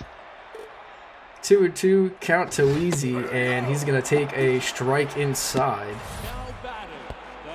And that is going to be the first out. Now it is LaRuth. 7 strikeouts for Frederick. This is a battle between pitchers. Both have 7. And now that is 2 outs. It's Kippa Jones to bat. I'm in the eastern side of the U.S. Whereabouts in Canada are you? Here's Jones on a 2-1 count. The pitch from Frederick is blasted to right field, but foul. And Kip is going to foul this one back. 2-2 with 2 outs. The pitch is fouled off once again. Watch out in the dugout. Another foul ball. I think I've been going for about 2 innings because I had to get water. I was very thirsty. I was using my water breaks wisely. And this ball, whew, that was not a strike. I'm going to go ahead and agree with Kippa on that one. That is not a strike. That ball almost hit him. And that is unfortunate. That's strikeout number 8. I think the ump was tired of him fighting off pitch after pitch after pitch. He was like, you know what? We're turning over the side. I think he's had enough. I agree. And now Gripperton's going to have to make up for that. This ball is hit deep center or left center field. One hops the ball, and that's going to be a leadoff double for the Beavers. And that's right. Throw your tomatoes, folks. Throw your tomatoes right at that umpire. Go ahead. Tell him what he deserves. Here's Hans Owlins, the catcher. No, don't do that. We don't want people saying death threats to our umpires. Steve right. 1 and 2. No, don't do that. And this ball is grounded over to third. Dank is going to toss it over across the diamond for the first out. The left fielder, number 24. What? Now, I have to ask you this. What's the record for strikeouts in a game? Are we tracking that? 14. Okay, good. 14 in one game. I believe that was done by Duffy. Oh, okay. Makes sense. And that is a single up the middle. The Beavers have scored the first run. Now it is Class Ali with a man on first. Gripperton Now, this is doable. is starting Strikeout to here. loosen it up a little bit. Here The is grippy pitch is loosening. number 69. Giggity. It is fouled, or not fouled, but popped up. Catcher on Yamada. Now batting, the designated hitter, number 20. And here's Maddie with a Y. 2 outs. Steve right. Nope, that's high. Nope, high. Ball is high. 2-2 count. Can we get an 8th grip here? Full count. Runner will run on first. Here it is. A foul ball. Another payoff pitch with 2 outs. And this ball's going to be hit to the right side. It's Volts again! And then, oh! Gripperton! He couldn't grip the ball. And instead, it goes down as an error. Oh, no. Volts is doing everything he possibly can. And I got 3 letters for you there. PFP. PFP indeed. That is unfortunate because that was a fantastic play. And now the floodgates, folks, they are starting to break. Water is leaking everywhere. It is now up to the rookie, Lillian Barnett. Nope, that's high. 1-1 is your count. 2 outs. Nope, that's Ball is inside. Starting to get up there in pitches. Number 85, make it ball 3. We don't want to walk the rookie. And she swings at a ball high. 2 outs. Bases loaded, full count. Ball is hit up the middle. DeWeed fields it cleanly over to first for the final out. They get out of the jam. Now it is down 1-0. Bottom 6, the Reapers will send up their 9-1-2, starting with the catcher. Yep.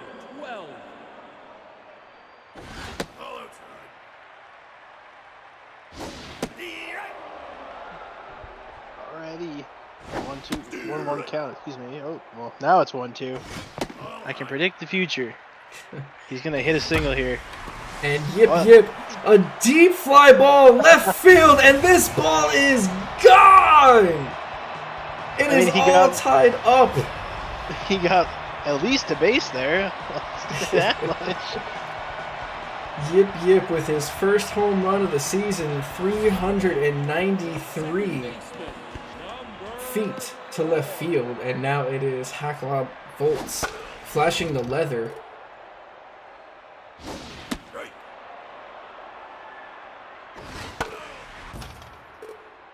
0-2, and almost gets hit by that pitch. And then Volts, not only is he flashing the leather, but let's see those those cleats running. He's gonna grab himself a double, and there it is, a leadoff double after the home run. And the Reapers have themselves a prime opportunity to put this game ahead, That's inside. starting with DeWeed, who swings and misses at that strike. Breaks his bat, and I don't know if that was fair. That ball looked to be behind home plate, but I could not tell the way that the catcher had it. This ball's hit to the right side. That's going to get through. We're going to have a single, but not quick enough. Now it's runners at the corners. Here's Hokie, 1 for 2 with a double. Hokie's actually going to get pinch hit for Sauce Papa. This is interesting to see. managerial staff is making a move. They think that Papa is going to have a better opportunity against the declining Frederick, and it's quickly 0-2. And he fouls this one back. Umpire not even paying attention. And down he goes. Papa is pinch hitting back to the dugout. And it's all up to the catcher. Drag it on Yamada. Runners at the corners, 2 outs. Pickoff play at first, and he's safe.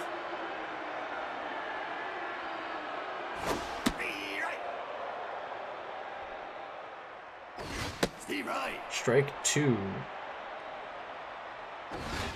And down he goes on strikes, but the Reapers will not go down empty-handed. They do get a solo shot tying this game up. And it is a brand new ball game here in the top of the 7th. Beavers will send up David Massey. And Gripperton is out after 7 grips. Papa is also out. It's Ocho Cinco who will replace him in the field, and in comes Jairo Garcia. I was gonna say, is it Jairo or Hero Garcia? Because he looks like a big beefy man. He could more than well be called Hero. You know what? That's a great question. It's a Giro. It's a Gahiro. Why not? Hero. I like Hero saying Gyro. to Hero. Until I get clarification, it is Gyro. Like gyroscope. Because he rounds the bases. But he's a pitcher. Yeah. It doesn't matter what he is. And, well, is he a pitcher, though? Because 2 straight hits for the Beavers here. And now it's Hansa Loins, the catcher, with Imagine runners he on first and hits a second. home run here. That would be something.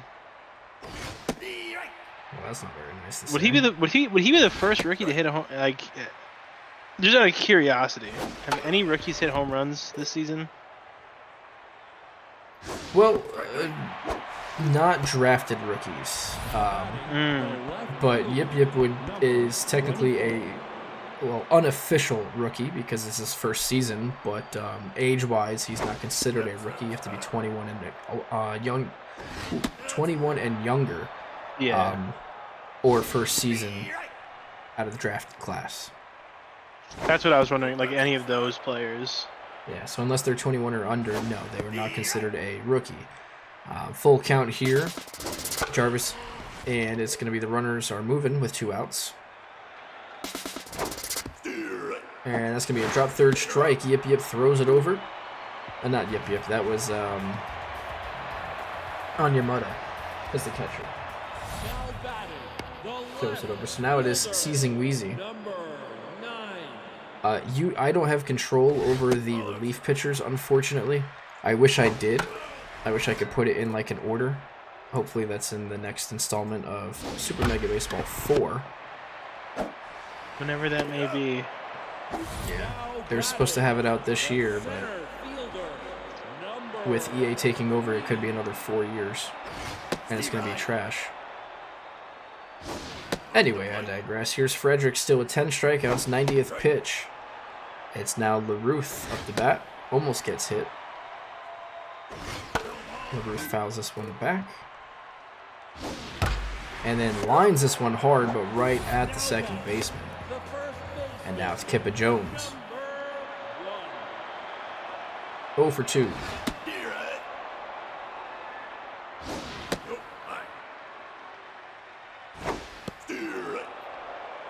1-2 is your count, and he's going to go down swinging. Here's Loins, out number 3, so 11 strikeouts by Frederick. Is Lillian Barnett hurt, or is she just like tired? She's tense. Okay. Well, I mean, I know she's tense, but all those fielding stats are very low. That's what happens when you're not a very good rookie. I forgot she's a rookie at first. Yeah. Here's Garcia and Ali. Looks like Garcia will win this matchup. Ocho Cinco, the replacement, catch it. And now it's Maddie with the Y. North, not related to Peter.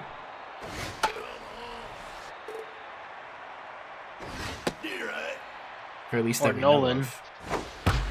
And this ball is hit up the middle for a base hit. Nolan North? Yeah. Who's Nolan The North? third He's baseman, Nathan Drake. number 3. Oh, Yeah, is the guy who played Nathan Drake in Uncharted. gotcha. Runner is going to go. The throw is down low. Volt couldn't handle that one. He's been flashing the leather the entire time. This time is he could not, and now it is Cherry Flores.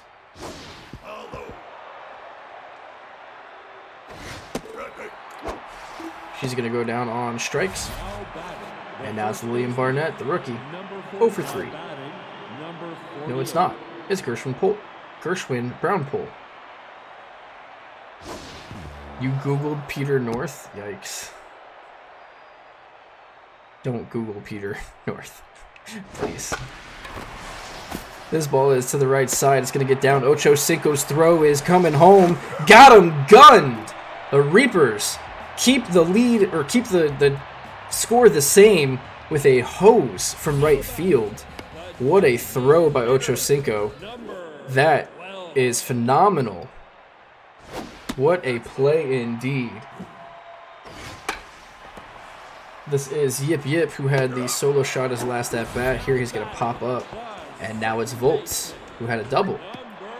Frederick is still in this game. Century mark coming up. 100 is high. And Volts is looking to start things off with 1 out.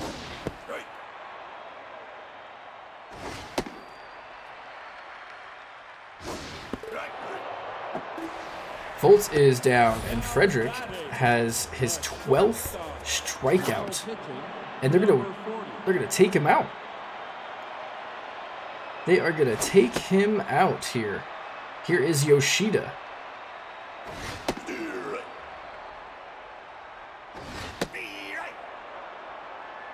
Danny Yoshida, one of the best relievers in the game. Down goes Weed, and that's another strikeout. Top of the 9th coming up. It's the Beavers. Last chance before extras. Now batting, the center David fielder, Massey.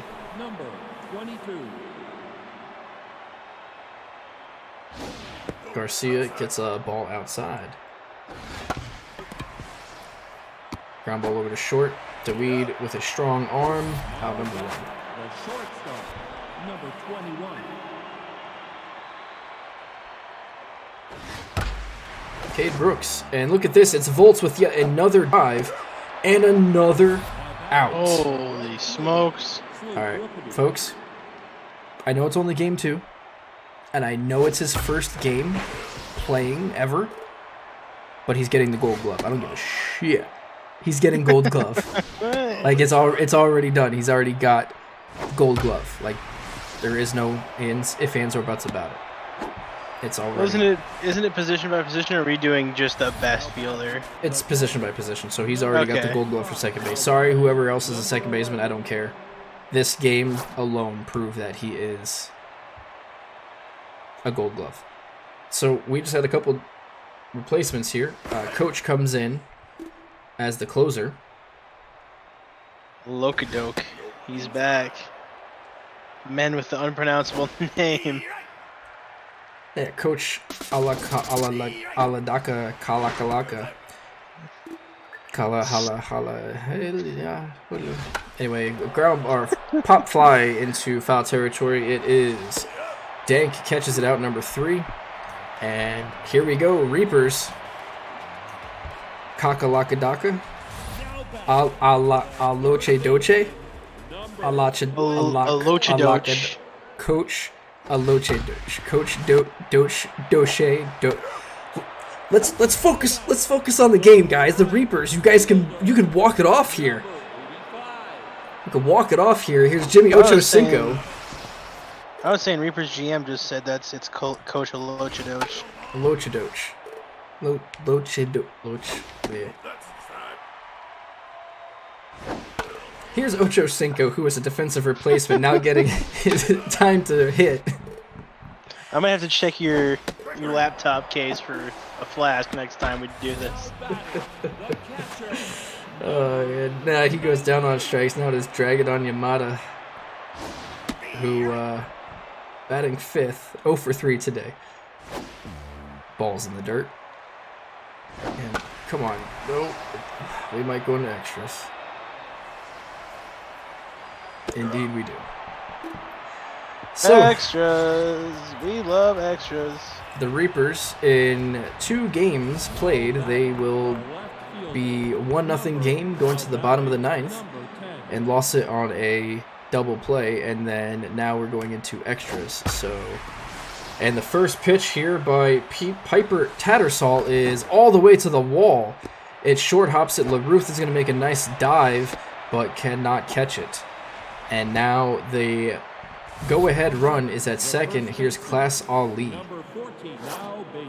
Out is Tattersall, in is Peterson as a speed-up runner. And coach is going to have to get out of this jam. Steve right.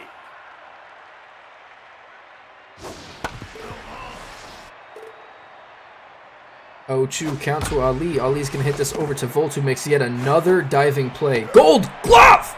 Gold glove! Oh my god, he's electric.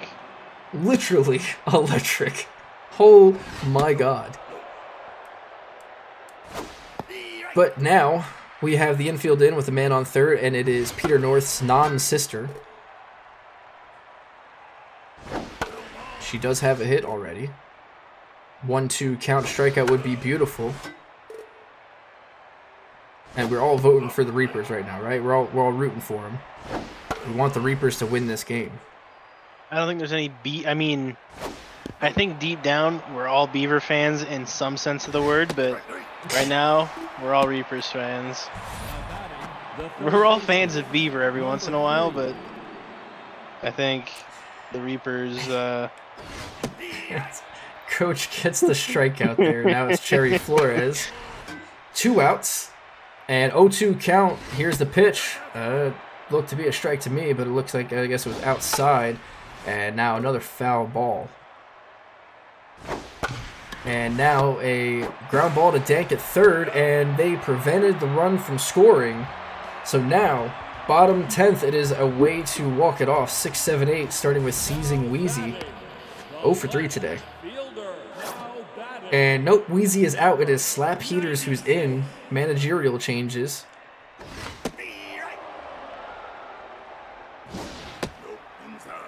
Yoshida is still in this game. He's tired, and that's a recipe for disaster. Indeed it is.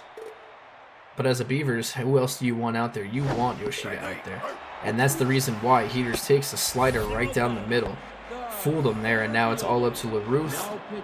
Yoshida is out. Cohen McKee is in, the closer. And let's see what LaRuth does. LaRuth is going to hit this one to right field, and it is shoestring catch by Peterson, who is now a defensive replacement after getting after pinch running.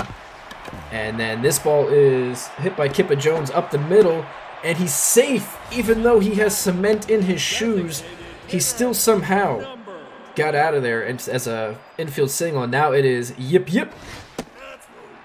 Here it is. Yep. Winning run is on first with the speed. Yip Yip is going to hit this to short. Cade Brooks across the diamond, out number 3. Whew. Going to the 11th. I'm going to petition the Reapers owner to change Volt's jersey number to 9. As he is a battery for good plays. He's catching all these hot grounders, all these flies, getting crazy outs. It really is. Make him 9V battery. And yes, the Beavers did get a new player. They got the Lillian Barnett, the rookie, because I believe it was. They got 2 new players. One reliever rookie and one infield rookie. Someone retired. Really? We had a retirement? Yeah, I think it was Braxton Maloney or Braxton Malone or something like that. Number 21. So now it is you get Epar. I believe I'm saying that correctly. Owlins out. Here's Cade Brooks. the man on first. And he's going to hit this one to the left side and through for a base hit. So now we have the go-ahead run at second. And it's going to be Sloop Whoopity, 3 for 4. Uh-oh. And he gets hit in the knee. Yikes. Wow. Not sure where that came from, but... No idea. Bases loaded, though. No, 1 out. And this ball is hit shallow center. Very shallow center. DeWeed will catch it, and they're not going to tag on that. No reason. So now it's Skylar Peterson, the right fielder, getting his first at-bat in this game. First at-bat in the season, actually. And Epar hits him! Epar, what are you doing? Walking in the go-ahead run in the top of the 11th. What? Epar. And then he almost hits Ali. He's blowing the game. Yikes. Pull him now, man. 2 outs. And now it's a 3-1 count. He may walk in a run. Oh, it's like you gotta pull him at this point, dude. Runners will be moving, and it's ball 4. So not only did he hit a batter to get a run in, he now walks the next batter. Oh, no. And this is just a recipe for disaster. Here's Maddie with a Y, and she is looking to do damage. Just when you think the Reapers have all the momentum. It's the curse of the Minnesota teams, I tell you. Last season it was us. This season, it's shaping up to be the Reapers. Ground ball over to Dank, and that will do it finally. But the Beavers do score 2, so the Reapers have to score at least 2. And it's funny because they wanted Epar, the manager wanted Epar in, and they get him in, and that's what he does. He blows the game, unfortunately. But here it is, 1, 2, 3, starting with Volts. This is their best chance. 1-2 count. They are facing McKee, the closer. And down goes Volts. Out number 1. Stash into Weed. Looking to start things off. Maybe change things. Kind of turn it around. 0-2. And now it is a foul ball. Pitch is outside. Another one inside, so it's a 2-2 count. Fouls one off. Staying alive. Ha, ha, ha. Staying alive. And DeWeed hits this one deep to right center field. Doesn't have enough. It's caught on the wall. Oh no. So close. I was holding my breath in the booth. Golly. So close. Now it's all up to Dank with 2 outs to get it started. Oh man, I think everyone here's heart just stopped for a moment. And then Dank hits this one to the pitcher. McKee will catch it, and that is it, folks. The Beavers will take this one. Whew. I don't know what it is with the Minnesota teams, but wow. Look at this, folks. Beavers had 12 strikeouts. The Reapers had 16 strikeouts. That's insane. Everyone on the Reapers struck out except for Yip Yip. And anyone who struck out on the Beavers pretty much struck out multiple times. Holy cow. McKee is going to take the win. Epar will take the loss. Overall, just a good performance pitching-wise from everybody except for Epar. That is unfortunate. Next up, we do have 3 more games, and we are a little bit off schedule. We're about almost 30 minutes behind. But we are going to try to get through all of these. We will start the next game. We don't have to play an ad. Nope, we're good for about almost 2 hours. So we should get through the rest of the games without having to play one. Milk and I will be back in just a moment. We will get this started.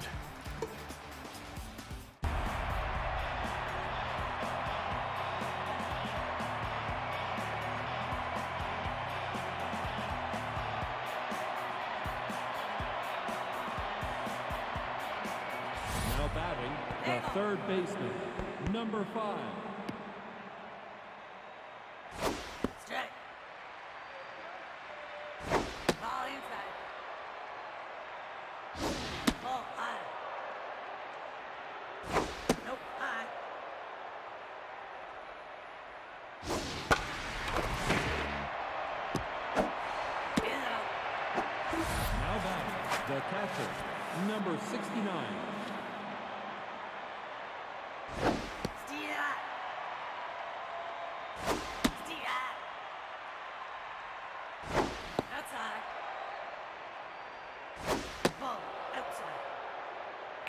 All right, folks, here is the Sandies versus the Mud Hens. This is another divisional game.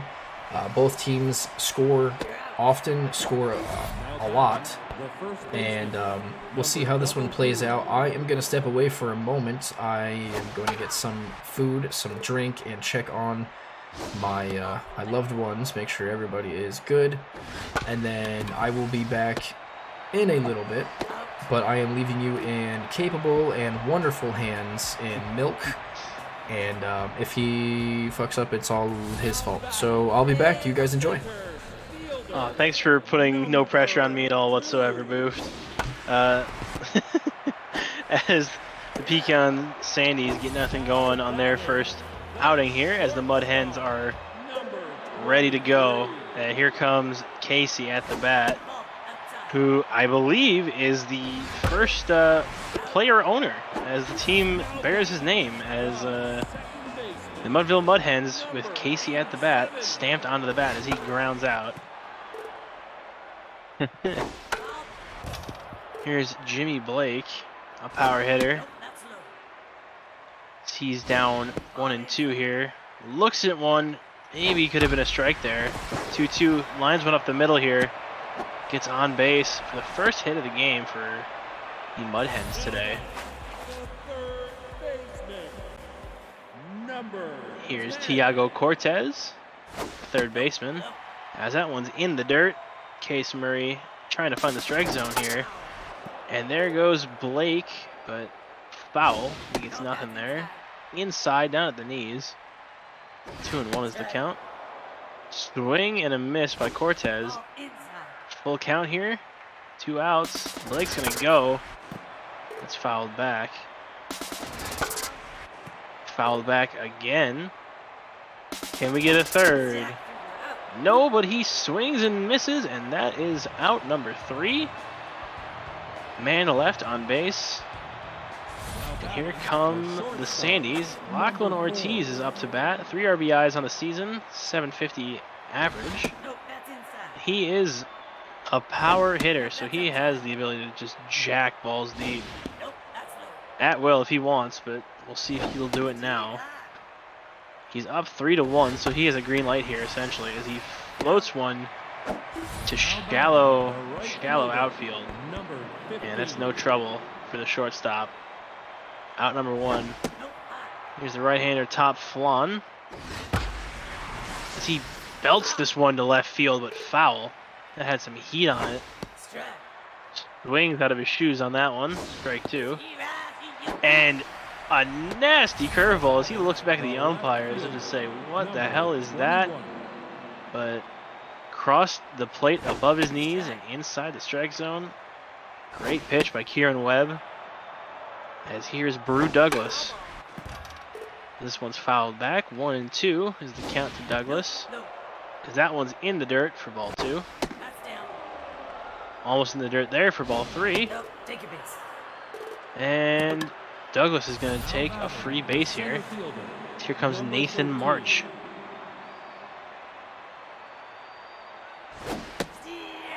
Checks a swing. Strike 1 in the top left corner.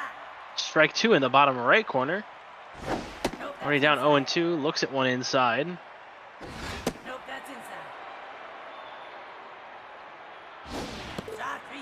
And swing and a miss. March goes down. And the Sandies unable to get anything more than a walk there. Oh, excuse me. Here's Annabelle Dennis. As first pitch ball.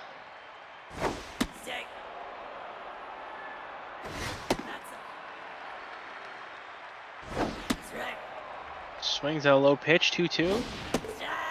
And strike 3. Mud Hens starting off a little bit slow. Case Murray's getting the better of their hitters right now. As that ball is drilled up the left side and almost fair, but Reina unable to get it to stay fair. As the count is 1-2. Fouled back.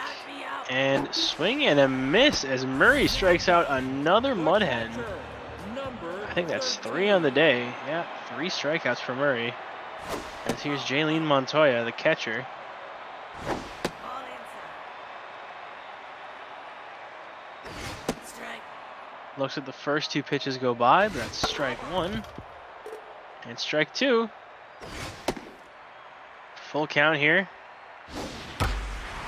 And Montoya blasts one to right field, but that's right to top Flan, and no trouble there. As the side is retired, 0-0 still the score here. As Mohammed Boyer, the shortstop, comes in, and he's got the power to make something happen here. No, the shortstop, excuse me, he's a designated hitter.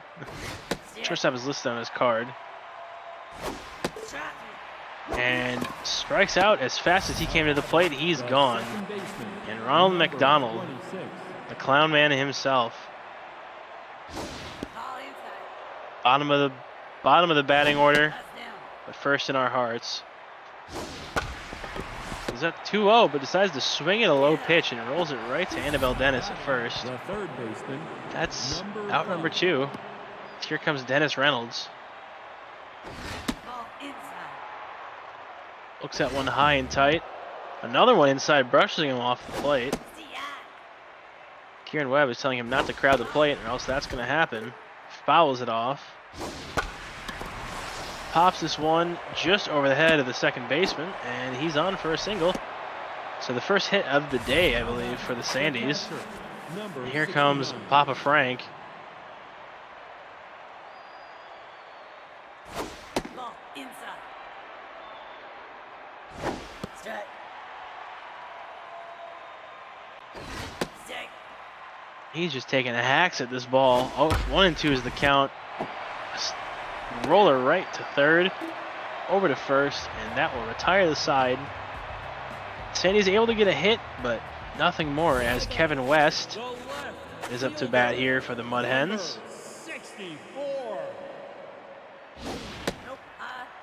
Kevin West is a player that I was targeting actually in free agency since last season, but I just never got around to signing him. I feel like I'll come to regret that, as he's been pretty decent, but he strikes out here as Murray takes down another Mud Hen. And here's Bert Ramirez, the right fielder.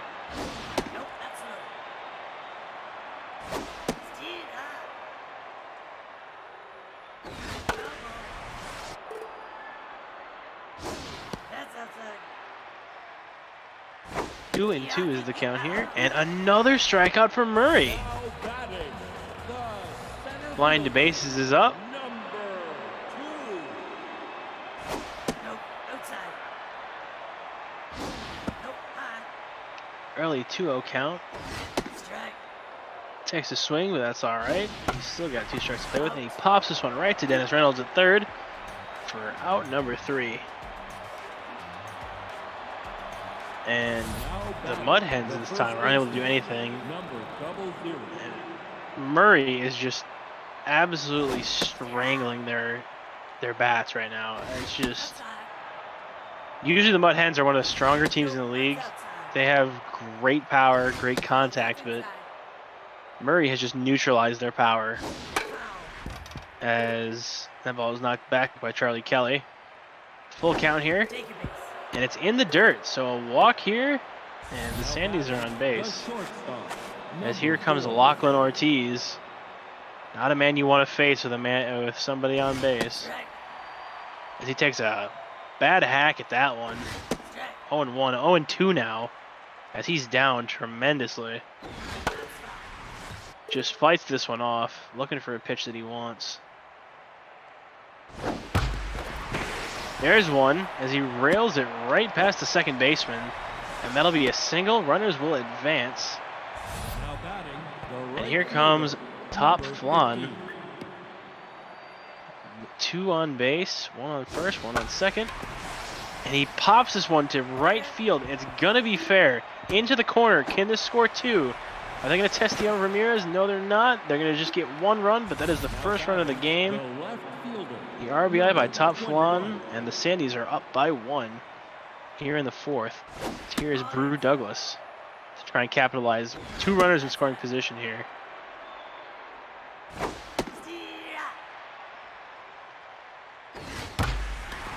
And he hammers one to deep left field. Forget about that one. Home run, 3-run shot for the Sandies.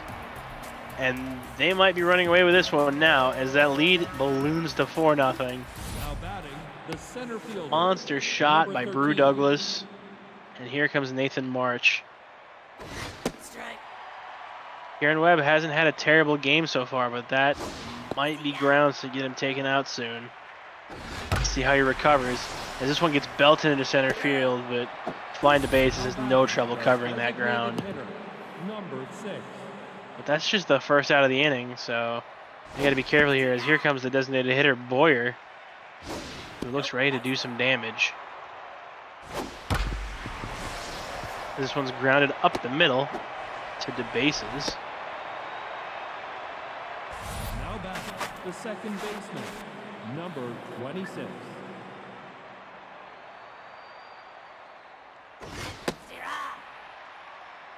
Strike one. Fouled back for strike two, and McDonald just looks at that one go past him. The third Maybe he thought it was low, but number 5. strike three. And here comes Dennis Reynolds Ball with outside. 1 man on and 2 outs. Nope. Low. That's outside. 3-0. He has a green light here. Nope. Ball. And nope, he's just going to watch this one roll into the dirt. And that's 2 on base as Frank Reynolds 69. steps up to the plate. 167 on the year, so he's not hitting crazy. And a double steal Passing. is a good call here as both runners advance. Wow. You know, I didn't think that was smart just based on the speed they have as that ball's hit right to the shortstop and out number 3. That didn't look like a smart play, but I guess they got away with it as both runners advance, but they're unable to capitalize, and they leave 2 runners in scoring position as Casey steps up, blasts one right to Charlie there at first, steps on the bag for out number 1, and here's Jimmy Blake. Strike one. Ball low.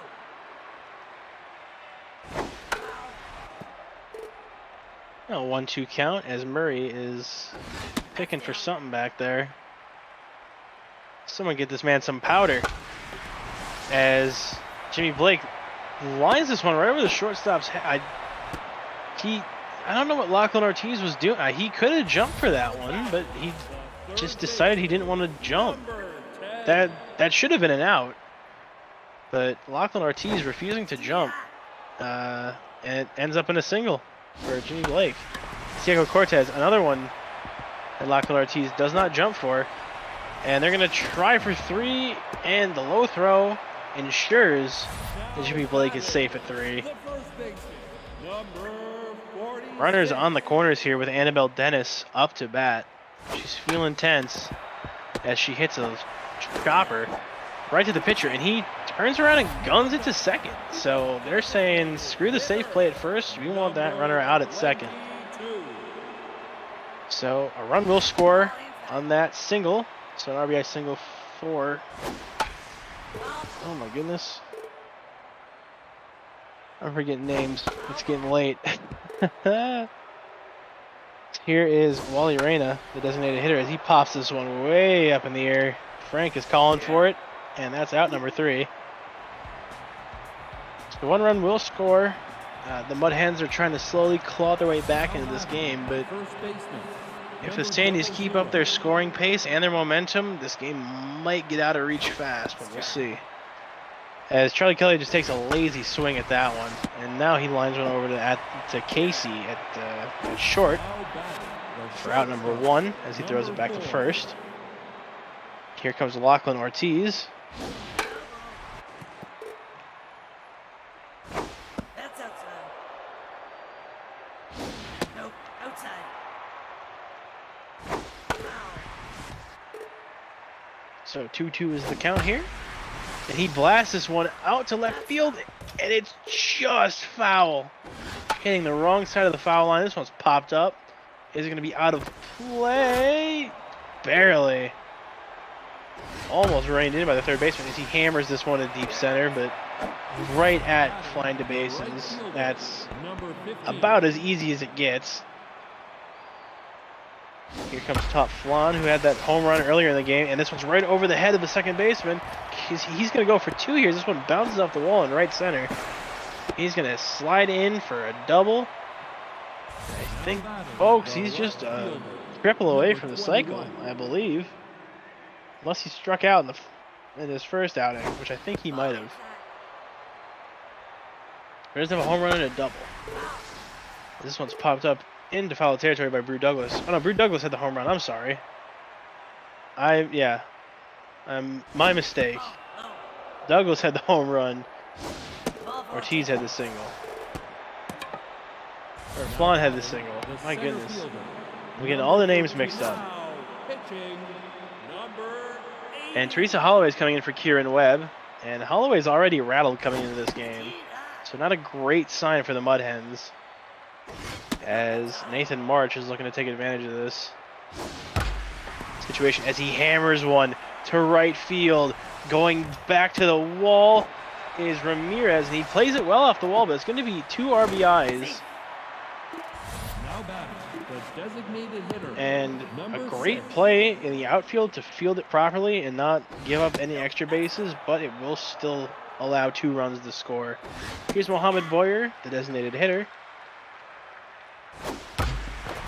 And he lines this one between the gap at short and third, and going to try and score from second, and it will happen. As here comes Ronald McDonald, and the Sandies are up 7-1. This thing is getting ugly. McDonald lines one right to Casey. It's short, and he throws it over to Annabelle Dennis at first for out number 3. Sandies answer. They feel slighted by the Mud Hens getting 1 run, and they answer with 3 of their own. And here comes Montoya, who rolls this one slowly up the right side, and then hammers one up the middle, right past Murray. McDonald's going to bring this one in at second, prevent any extra bases, but it will be a single, as here comes Kevin West, the left fielder. Watches that go by for ball 1. And this one's popped up in the air into foul territory, and it's going to be out of play. It's fouled back, so 1 and 2 is the count.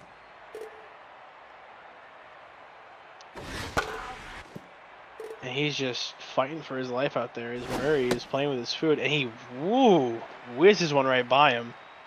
Almost drills him in the ribs, and this one's hit right back to Murray for a nice, clean double play. And here comes Bert Ramirez, who had that play in right field. He played it decently, but it's still... a ball like that's always going to drive in a run if there's someone on second. Third especially, but he strikes out there on a nasty breaking ball from Murray. And here come the Sandies again. Teresa Holloway facing the meat of the lineup here, as here comes Dennis Reynolds.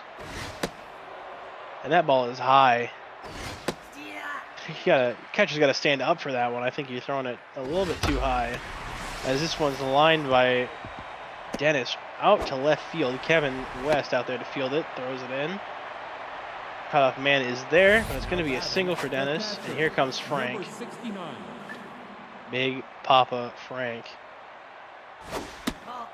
As this one's inside for ball 1, and inside for ball 2. Teresa Holloway already getting tired, and this one gets past the catcher, and the runner will advance to second on a wild pitch.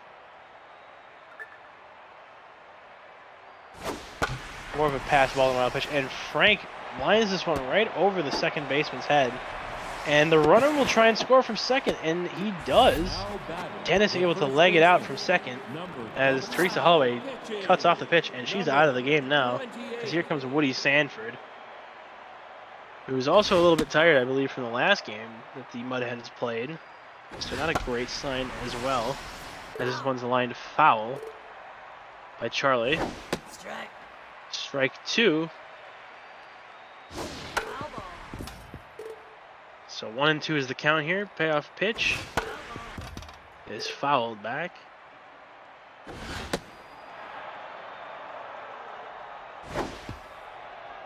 Full count here to Charlie. See what they do. Try to jam him with the fastball inside, and he's just fighting for his life with more and more foul balls. Take it. Checks his swing and watches that one go by. All The for it. shortstop, And here comes Lachlan Ortiz.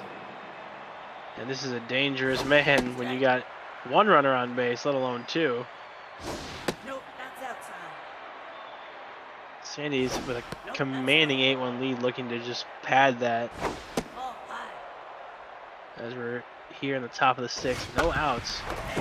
As Ortiz lines this one up the third baseline, and it bounces off the glove of Tiago Cortez, unable to bring it in, and bases are loaded. Here comes Top Flan. Bases loaded here. Zero.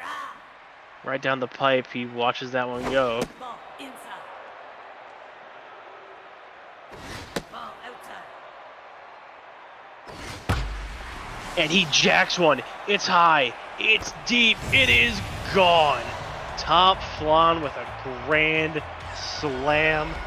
And the Sandies are saying this game is ours. I think a lot of these fans here at Mud Hens Stadium might be catching the earliest train out of here. They're going to be beating the traffic, as they say, as this game is slipping out of hand with an 11-run deficit in the 6th inning here. Nope, take a base. And Drew Douglas is walked on the following at bat. Center fielder, Here comes number 13. Nathan March. We're going to capitalize on this slightly shaken pitcher here, Woody Sanford, with a 40.5 ERA, 6.0 WHIP, and 2 strikeouts. And this ball is jacked into right field, back to the wall, no doubter, off the guardrail out there on the wall, and another home run for the Sandies. This one's 360. Nathan March, or 380, excuse me. Nathan March with a 2-run shot, and here comes Mohamed Boyer, the designated hitter. Woody Sanford is out. Daxton Reel is in. This is just getting ugly. As Casey at the bat makes a great diving play, whips it over to first, and that is the first out of the inning. As here comes Ronald McDonald. Oh, jeez. Ronald McDonald here with 1 out, nobody on base, Strike. and a 13-run lead. Strike. Strike Is out. 3 is dropped by the catcher, but The third baseman, does not matter. He'll be thrown out at first. So here comes Dennis Reynolds. Off the plate. Foul. Fouls this one back. Foul. Fouls this one back as well. 1-2 count. Foul ball. Fouls this one back. See that? And misses for strike 3. So 7 runs there for the Sandies in that inning, with no signs of letting off the gas anytime soon. Here comes flying to bases, who, from the looks of it, has yet to get a hit this season. See that? Tough outing as he hits one right past the glove of, I believe, Dennis Reynolds there at short. No, Lachlan Ortiz at short.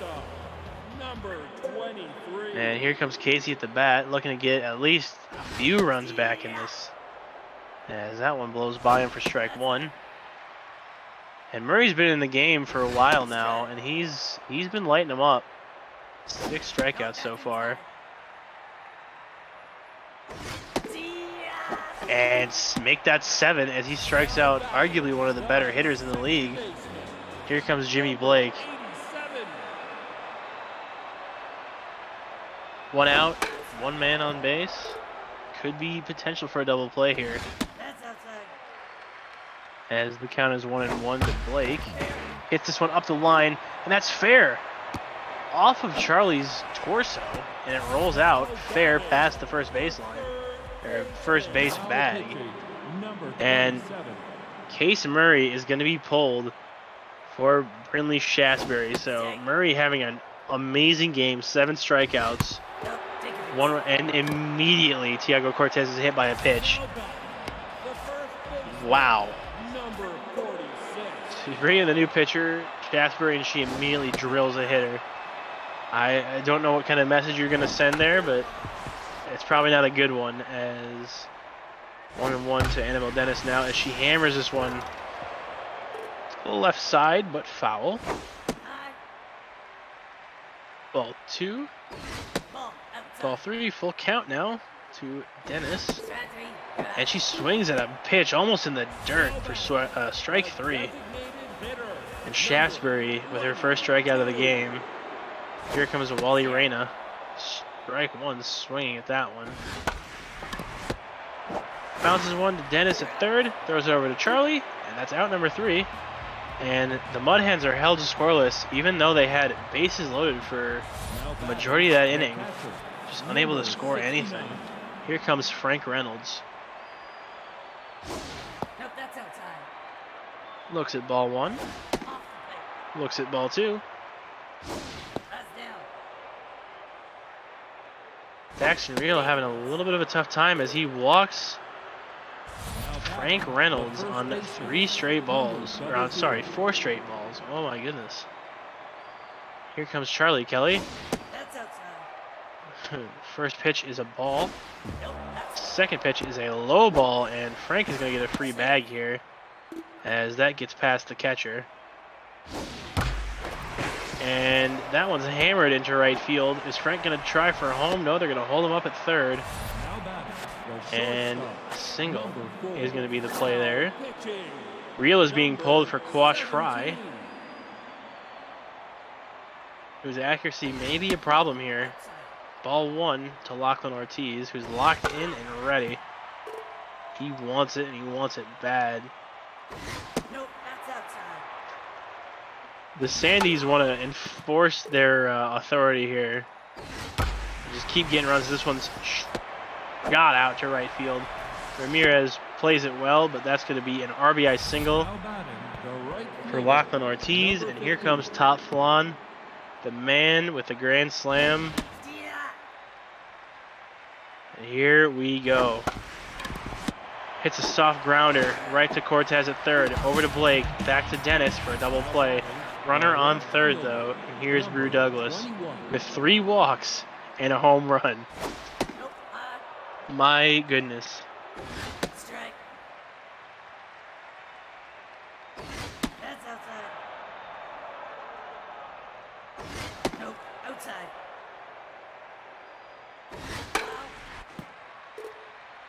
Full count here to Douglas. Payoff pitch is popped up into the air to left field. Camping out under it is Kevin West, and that will be out number 3. As the side is retired with only 1 run being scored this time by the Sandies. A little bit of a silver lining for the Mud Hens, but they're still down 14 going into the bottom of the 7th here. Ball low. So we'll see what they can do, as here's Montoya, the catcher. This one rolled back 2-2. And swing and a miss by Montoya. Strike 3. And that is out number 1, as here comes Kevin West. Nope, that's inside.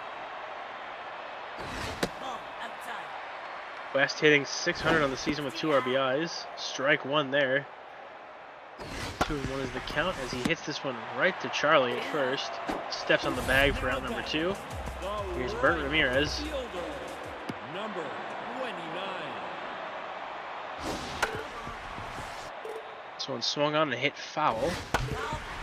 This one is also swung on and hit foul opposite field. 3 pitches, 3 fouls for Ramirez. That one's low in the dirt. And strike 3 swinging. So 2 strikeouts that inning for the Sandies. As here comes The center fielder. Nathan Number March, 13. who had a home run a couple innings ago. The This Sandies team is looking dangerous. It's early in the season, but they're looking mighty scary. Strike 2 and strike 3. So March goes down swinging, failing to break the bat over his knee. Here's the designated hitter, Mohammed Boyer.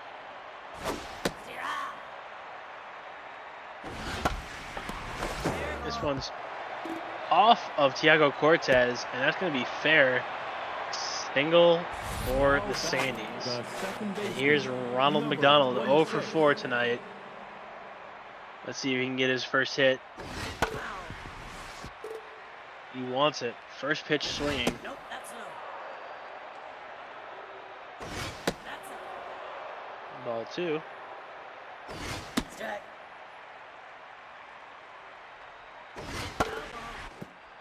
This one's fouled back into the backstop. That's down. It's full count here for Mr. McDonald. Nope, take your As base. this one's inside, ball 4. And Ronald McDonald is on base for the first time tonight. Here comes Dennis Reynolds, and we're back at the top of the order. Quash Fry is getting tired. He's still got to pitch another inning. Strike 1. We're still in the 8th here. I think bringing him in a little bit too early, maybe. The Mud Hens manager. This one's way inside, almost hitting Dennis.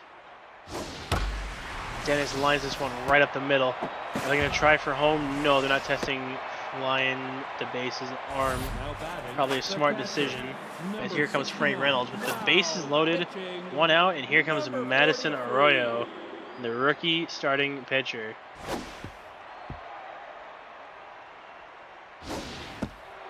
This one's inside. 2-0 now to Frank Reynolds. That one was high, but he took a swing at it anyway. And this one's lined right to Jimmy Blake. Will they turn 2 here? Yes, they will. The Mud Hens able to prevent even more of a disaster as they only let up 0 runs this inning. Here comes flying to bases Nope, that's outside. to try and at least get some sort of closure here, as they're down 14 in the bottom of the 8th. Ball inside. Strike.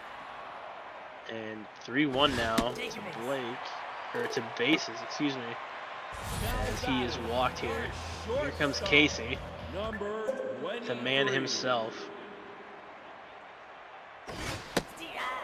who it looks like has also failed to get a hit.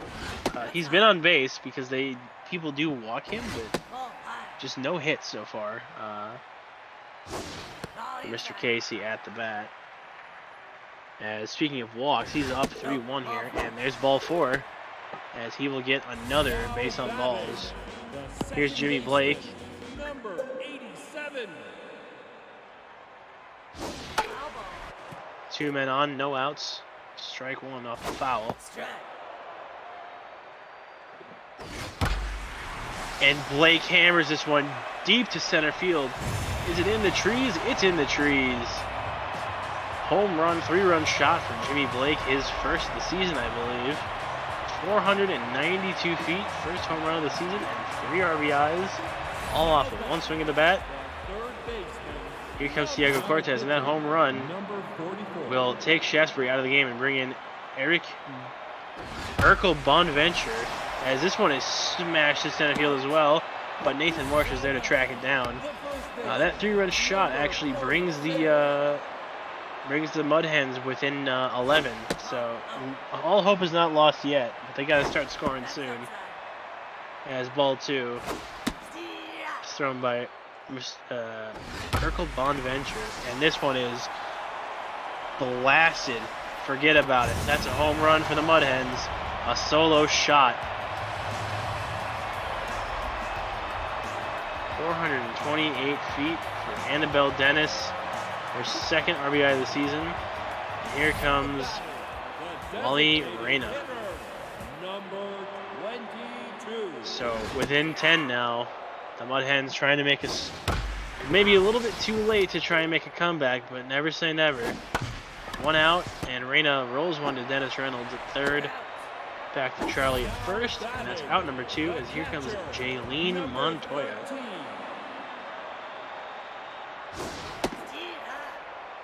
Strike one, right down the middle. Montoya blast one foul. 0-2. Payoff pitch is lined right to Lachlan Ortiz at short. And he lobs it over to Charlie at first. Out number 3. Mud Hens get 4 back, but they still got to get 10 if they want to go extras. But if I'm the Mud Hens, you got to try and score, because you don't want extras with your bullpen in the state it's in. You got to just get out of this inning at this point, honestly, as Arroyo jams up. The shortstop, number 4. Lachlan Ortiz is up to bat now. I forgot who was hitting. It was Charlie Kelly. As Ortiz, slaps one into the right field gap, back to the wall. Ramirez is going to get this one in. And that's going to be 2 bases for Lachlan Ortiz. And here comes top flan.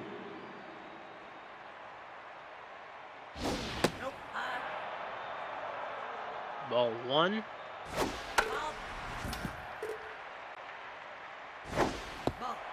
Ball 2. 2-1 count here. Flan looking for something good. He wants another hit. He wants another RBI. And that's going to be ball 4. They're not going to let him get the chance as he's on with no struggle. Here's Brew Douglas, who's been on base 3 times tonight. Struck out. Okay, never mind. I was doing a whole monologue. Home run, Brew Douglas, his 2nd of the night. Jesus. The Sandies are just establishing dominance. 421-foot homer for Brew Douglas. 6th RBI of the season with a 2-run shot. And What is going on? did you just got back? Well, I've been watching for like the last 2 innings, but what is going on? The Mud Hens have been getting pummeled. The Sandies have just come out with a ruthless event. Did they play each other in the playoffs?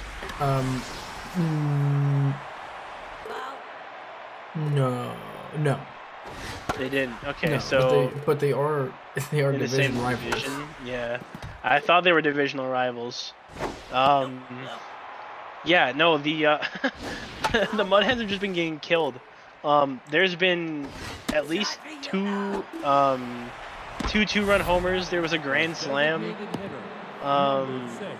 Yeah, there's been like 4 home runs, 5 home runs by the Sandies.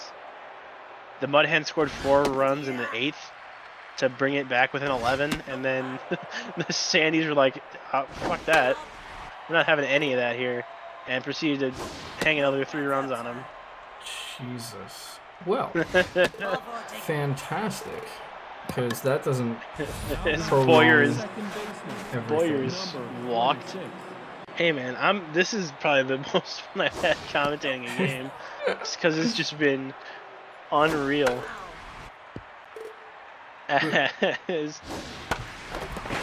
this one's popped foul.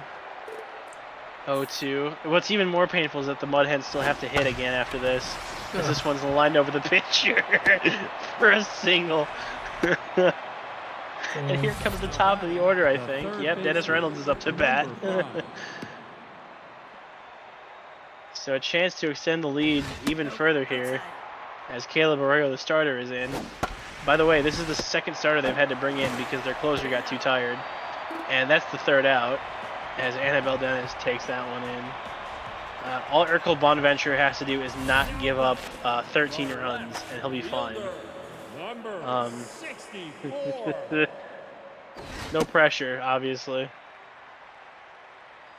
God, if they give up 13 runs in a single inning, I think I'm just gonna like, I don't know what I would do. I'll take 10 shots. I'll do that. If they give up 13 runs, I'll take 10 shots. That's a lot. It is, but they're not gonna score 13 runs. As this one's popped up to center field. Calling off everybody is Nathan March. Yeah, you should take a gander at the stats after this one, because it was fucking nuts. I'm gonna have to.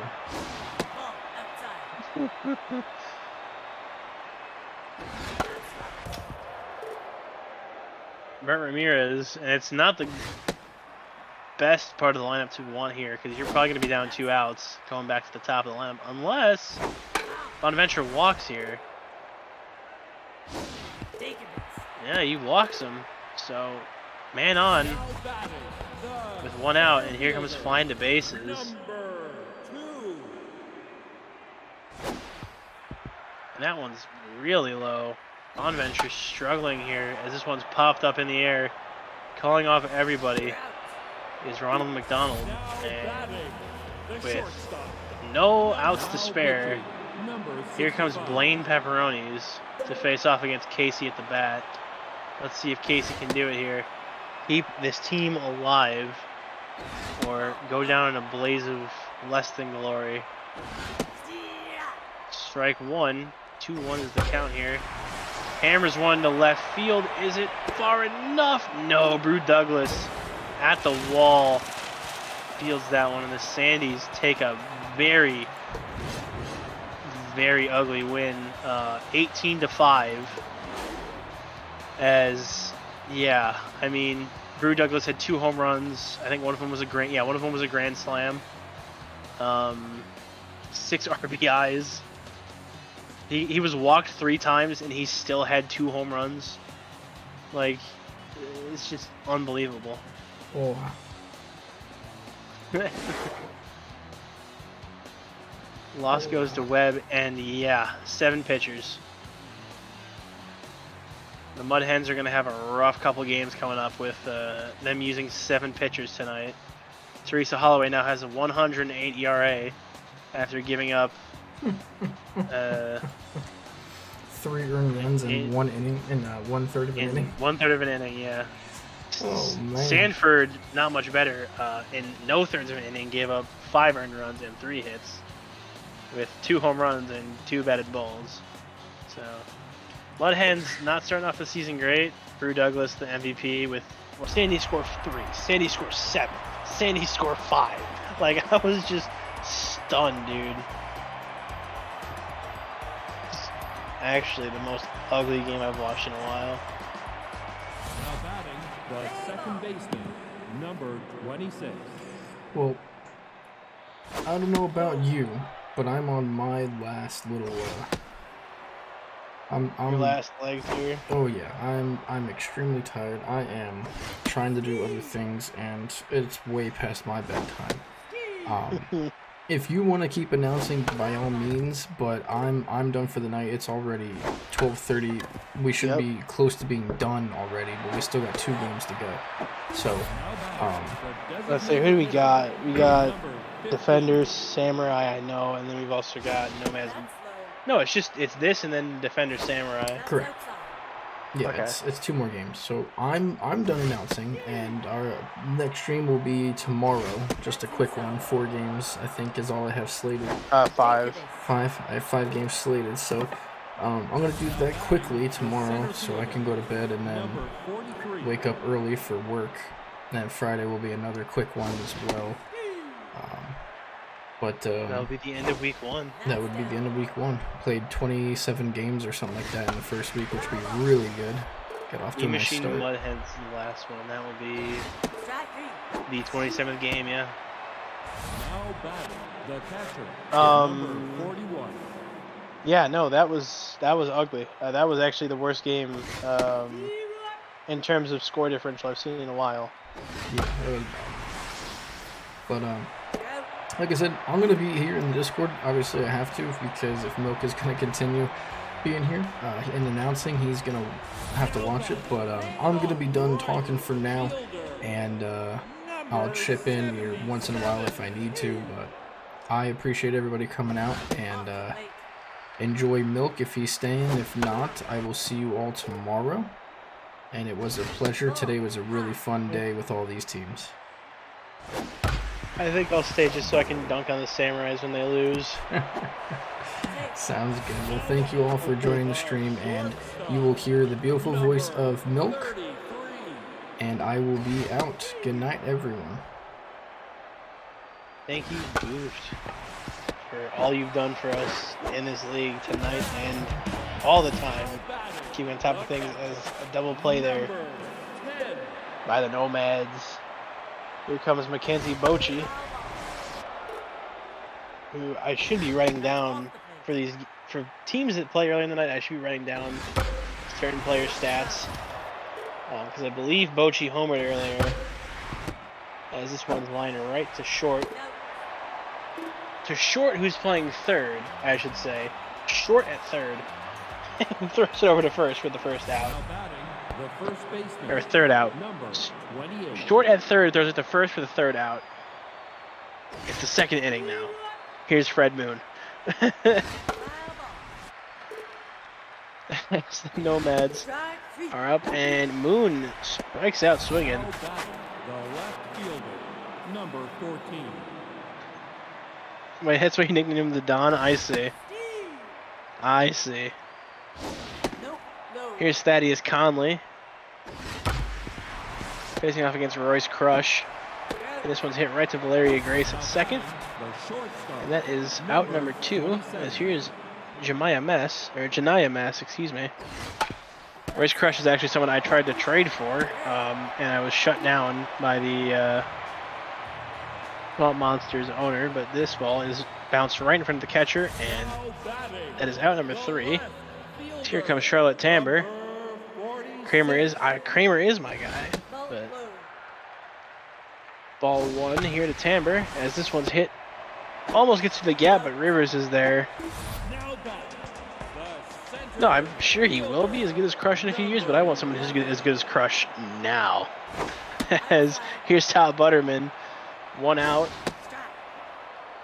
Strike. strike 1 there. Ball high. Strike 2 as he checks his swing, but that one blows right by him. This one's popped up into shallow right field. A sliding catch by Clark. Here's Clayton Hornblower. number 30. 2 outs now. That's low. Nope. That's low. 2-0 is the count here. Nope. Outside. 3-1. Maybe get on base here and checks his swing, and that's ball 4. Now batting, Hornblower is on base. Here's Valeria Grace number 21. with 2 outs. Ball inside.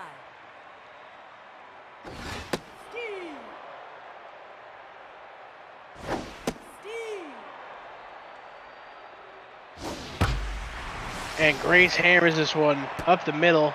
That's going to be at least a single, and they will hold where they are. Now batting, Single for Valeria Grace, and here comes Vern Price number 60. as Yup Stokes is pitching here. Strike 1. That's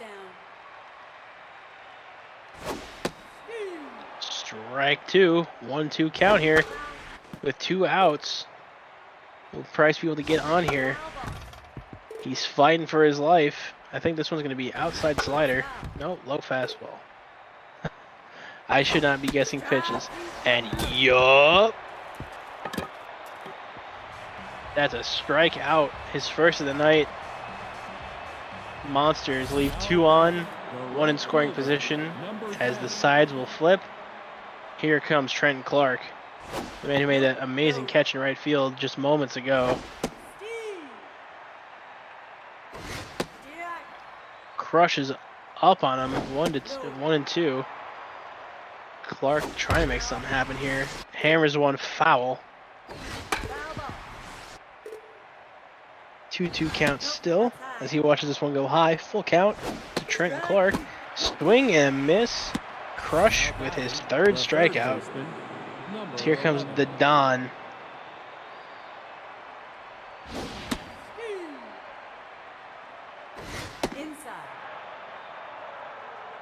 Watches the first 2 pitches go, takes a hack at the second, or at the 3rd pitch, and a hack at the 4th, and he's down on strikes. Crush with number 4. Number 26.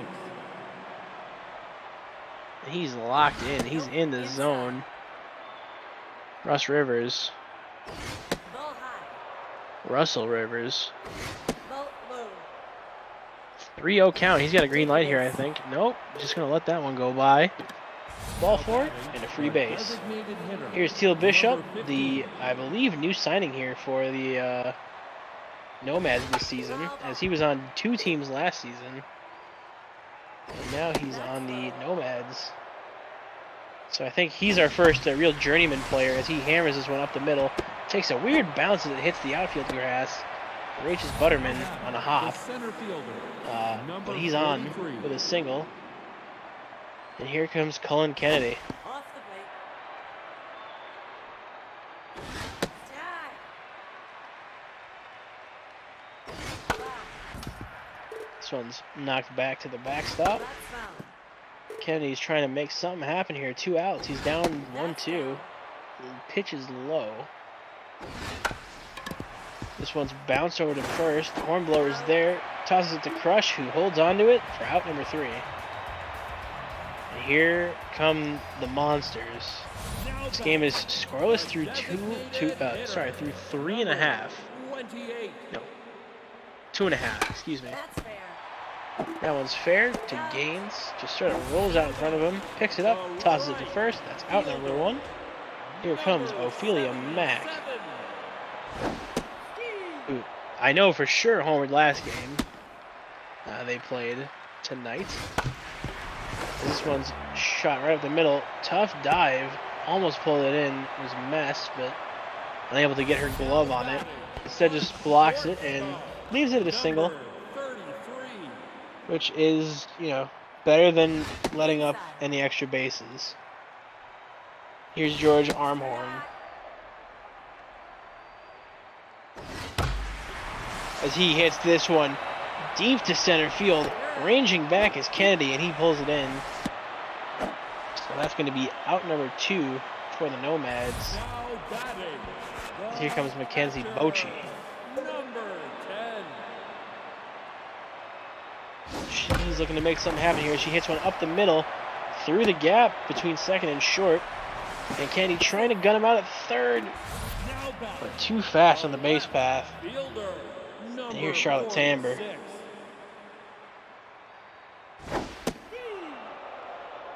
Looks at one go by for strike 1. Hammers one deep to center field. Is Kennedy there again? He is. Cullen Kennedy is getting some workout out there. He's getting his cardio in. As the side is retired, the Monsters get 4 hits, or 3 hits that inning, I believe. Yeah, 3 hits. And nothing to show for it, as this one's popped up in the air on the first pitch. And out number 1 for the Nomads. Number 28. Here's Fred Moon, who struck out last time. Nope. Outside. Inside. And he's looking at 2 balls already. Puts a licking on that one, but it rolls foul. Inside. Ball 3. 3-1 count here. As this one rolls foul. Full count here to Fred Moon. And he's going to take a walk here. So good eye there. Gets on base for free. And here comes Thaddeus Conley. Big T. Hammers this one. Tough dive there for the second baseman. And he's going to go 3. He's going to get it standing. No worries there. Moon sees the ball go past and takes his wheels and goes. Nope. That's high. Here's Janiyah Mess, this shortstop, who has the same thing happen to her earlier. She crushes one to right field to the wall. Moon's going to tag up at third and get a run, so a sacrifice fly, and the Nomads are up by 1. Here's Trenton Clark. That's low. Strike. Yeah, it's a huge hit. It's a sac fly, but you know, you get your run. That's all you need. That's all you want. Strike. You're out. Strike 3 to Trenton Clark, as he is pissed about that one. But the Nomads are up by a run, despite having less hits. Here's Top Butterman, the center fielder. Strike. As this one is in there for strike 1. That's down.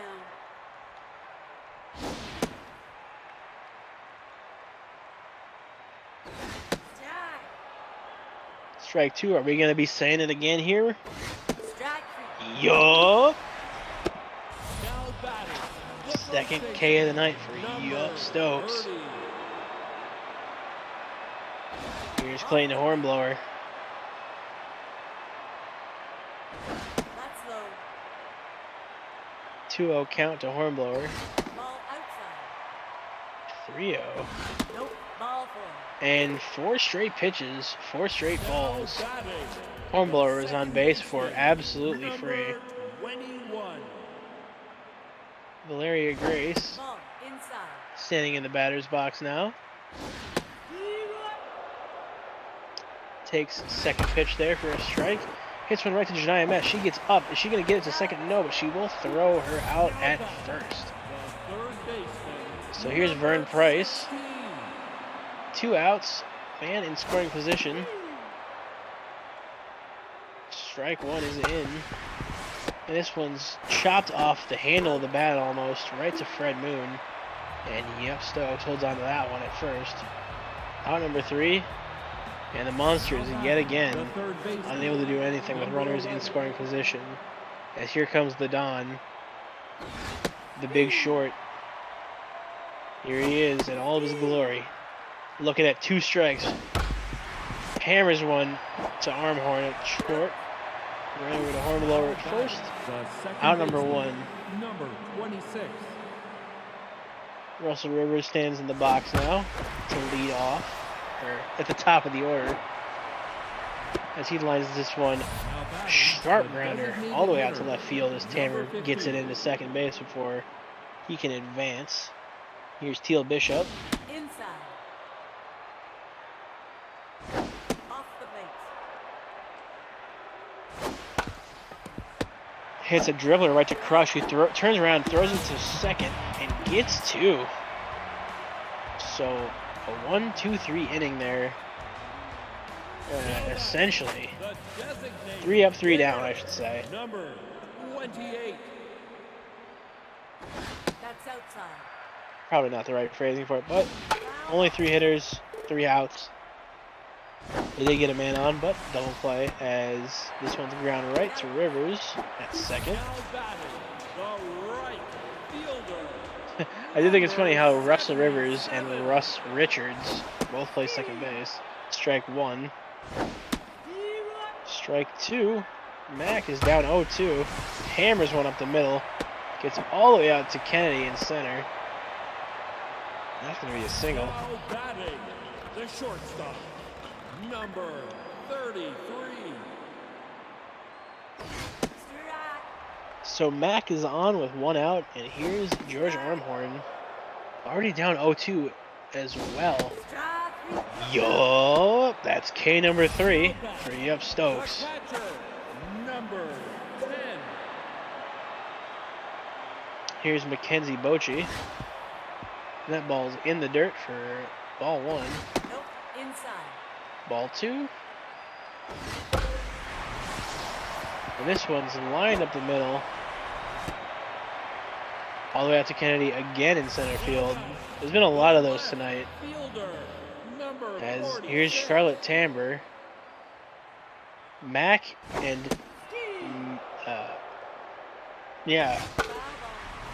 Mackenzie, yeah. Ophelia Mack and Mackenzie Bochy are both on base right now. So Mack and Mack. As this one's lined to left field, Tamber is just going to score a run. Making a break for it and is tagged out. The throw from left field is there. And she's caught going for home. The Monsters are still held scoreless after that amazing throw from left field. Here's Colin Kennedy. Holy smokes, what an arm. That's foul. Oh. Ball. 1-2 is the count. Crush looking to strike out another batter here. Foul ball. Full count. That's foul. Yeah. Strike 3. And that is strike 3. Royce Crush gets another strikeout. Number 41. Here's Hardcore Gaines, the catcher. That's low.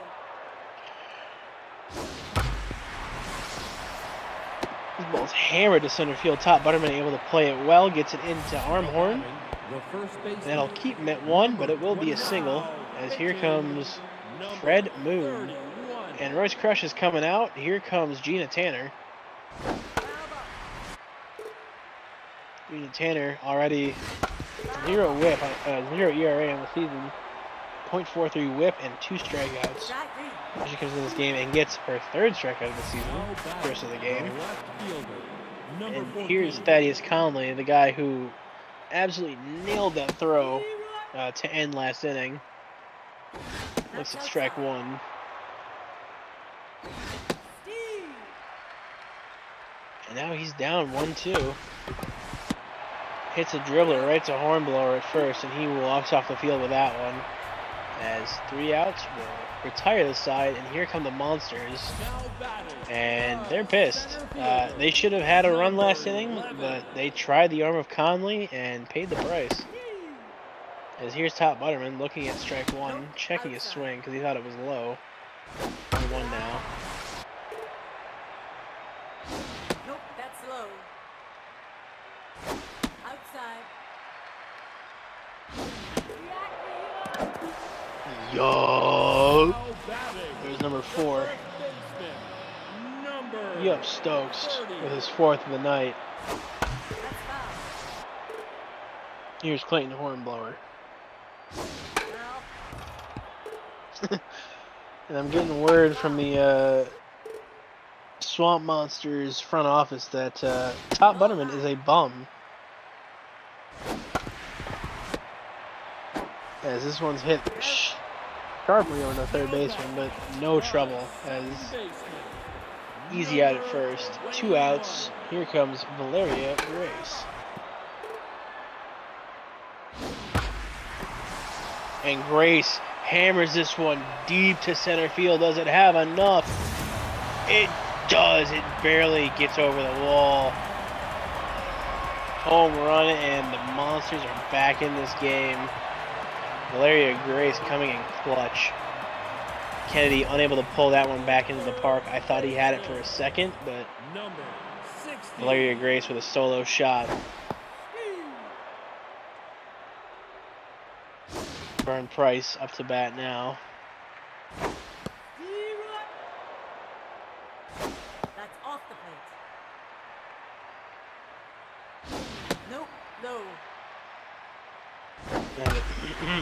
Oh, he got a hit. Vern Price on with a single after the full count. I thought I was going to have to clear my throat to say another yup, but we'll have to wait. We'll have to wait a little bit longer. As here's Josiah Kentucky, and we're not going to get another yup as Ply Sesame is coming in. Yep, Stokes is out. And this one is lined sharply to second. Out number 3. The Monsters, with 9 hits, get their first run of the game. As here comes Josiah Mess. Nope, Or that's out. Janiyah Mess, excuse me. Janiyah? Oh. I don't have confirmation. Ball 2.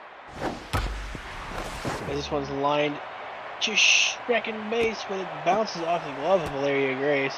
She's still got the all that adrenaline from hitting that home run. Unable to play that one. Here's Trenton Clark. Janiyah, okay. I thought so. Ball high. That's how I've been saying it all game, and I just come to doubt myself now. As here's Trenton Clark. Strike 2. He's facing a 1-2 count, unfavorable, Strike three. and swings on one high and inside. The third baseman, Almost wraps all the way around on that swing, and he's out. 1 out now. Here's the Don, the Big Short, No. the man, the myth, the legend, facing a 1-1 count with 1 out. That's foul.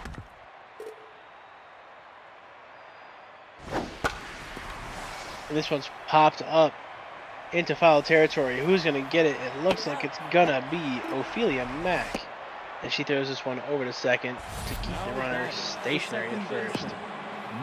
Russ Rivers is in now, and he is not feeling great. He's feeling a little bit weak. They may have to address that in the Nomads front office before the next game, but you know, not my players, not my job to tell them what to do with their players. This one's popped up to shallow out to shallow center field. Valeria Grace ranging back to pick that one out of the sky. And I'll retire the side as here comes Ophelia Mack. Fielder, number Fly Sesame 77. coming in. Nope, that's high. Finish off last inning. Forced to pop out. Yeah, He forced a ground out. that's fair. Speaking of ground outs, this one's tapped right in front of the catcher. Harcourt gains, and he tosses over to first for the out. Number 33. Here comes George Armhorn. Nope, inside. That's inside.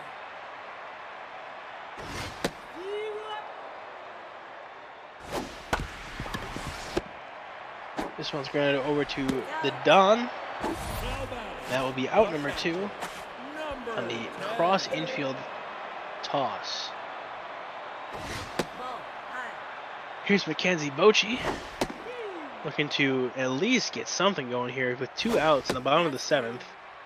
Monsters kind of feels like they're still playing from behind. The Nomads have kind of had their number all game as full count here to Mack as she lines one over to Rivers at second, but he's able to corral that one in on the dive. Great play. And that will be out number 3. The side is retired, and here come the Nomads. The designated hitter, number 15.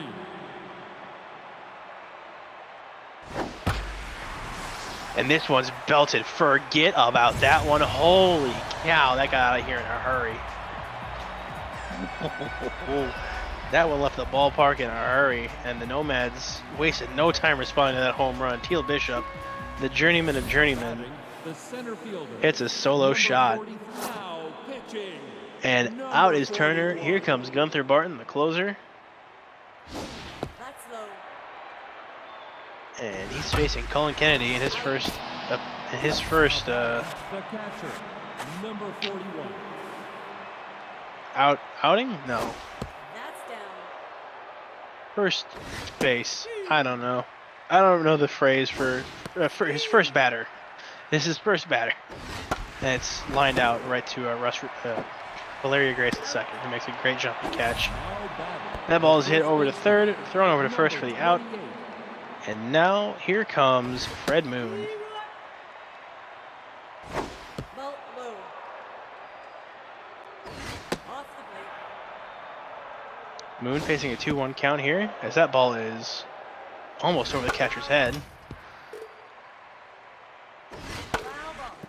Full count here to Moon. 2 outs, no one on base. Foul. As he fouls this one back almost over the netting. That one's into the stands. Foul ball. That one's into the stands. That's foul. And that one's into the backstop. And that's a low strike. I don't know if that was a strike, but it's going to be strike 3, and Moon is a little bit biffed about that one. I would be mad too, man. That looked like it was out. But, you know, I'm not the umpire. I can't make these calls. As here comes Charlotte Tamber to try and get something going here for your home team today, the Swamp Monsters. As she lines one up the middle here. Andy able to play it in center, but that's going to be a single. And here comes Top Butterman, or as I've been called, Top Bummerman. Is his new nickname, as I've been informed recently. Hits a soft roller over to short for a easy double play. And now you see why he's called Bummerman. Here's Clayton Hornblower, strike 1. Oh, my audio just shut off. I can't hear a thing. Whoa.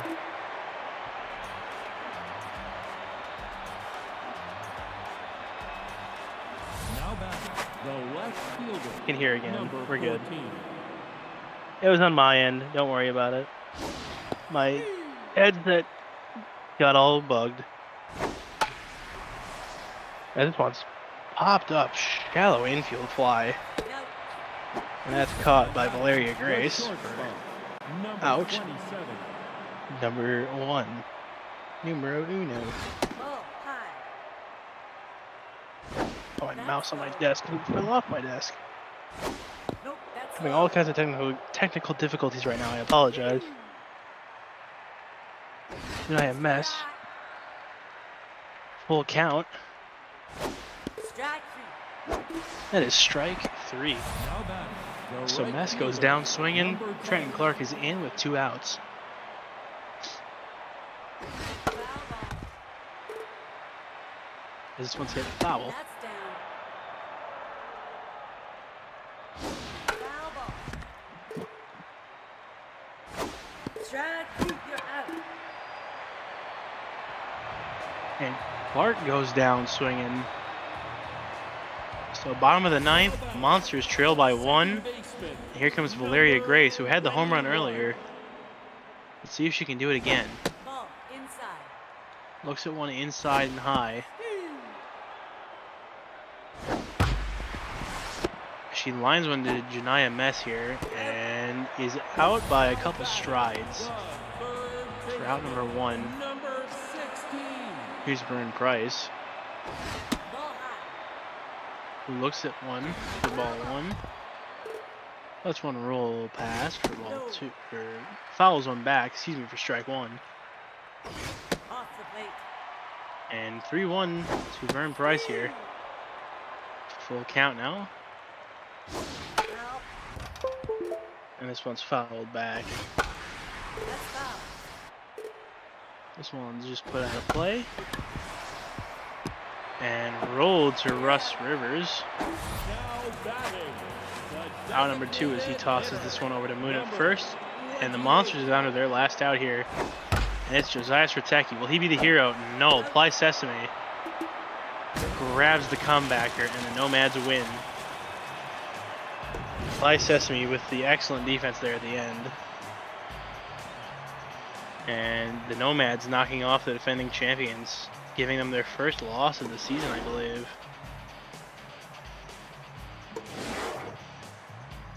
So a great game. The loss will go to Gina Tanner. The win will go to Ply Sesame. And your MVP of the game is Teal Bishop with his big home run, his solo shot to take the lead.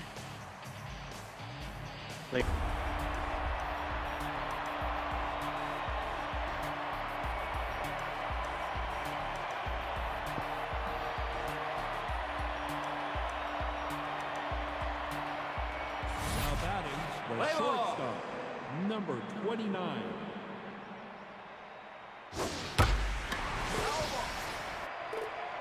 Welcome to, I believe this is the Sakura Hills. Yeah, Sakura Hills.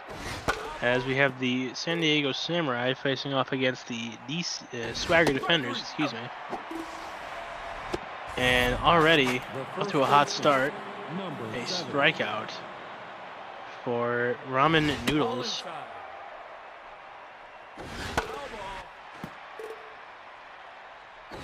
Here's Levi Hugh.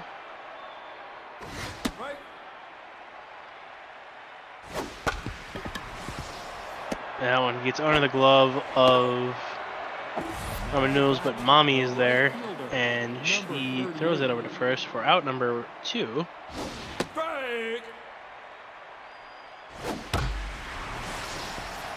This one's hammered into the left center field. Is it going to get to the wall? It does not. Eli Rampage is there to play it, but it will be 2. Now batting, the designated hitter. As here comes number 17. Pansy Herrera.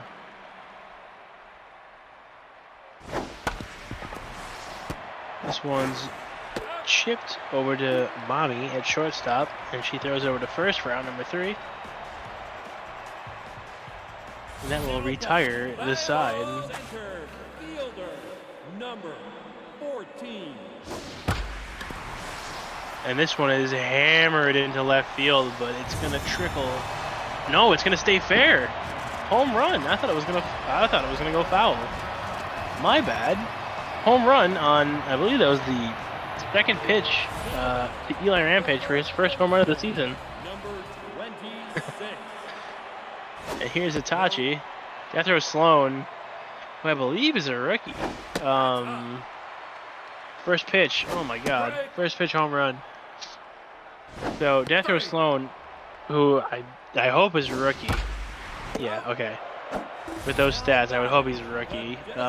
The first pitch of his career is a home run. So that's not a great way to start, but quick out there as Itachi grounds into an out. Here's Cheesecake, the designated hitter, as he belts this one up the middle, right past the pitcher. Phineas Vo brings it in, and that will be a single for the designated hitter, Cheesecake. And here's Mommy. She's getting her first at-bat of the night against the rookie and grounds into a double play. And that will retire the side. Samurai up 1-0.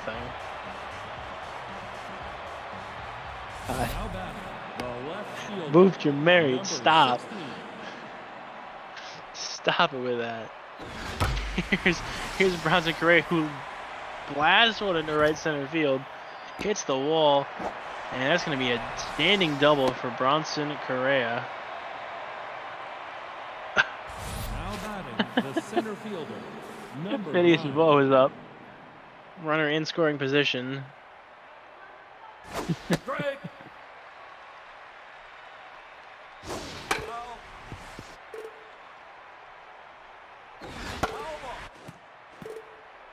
0-2, the count to Phineas Vo.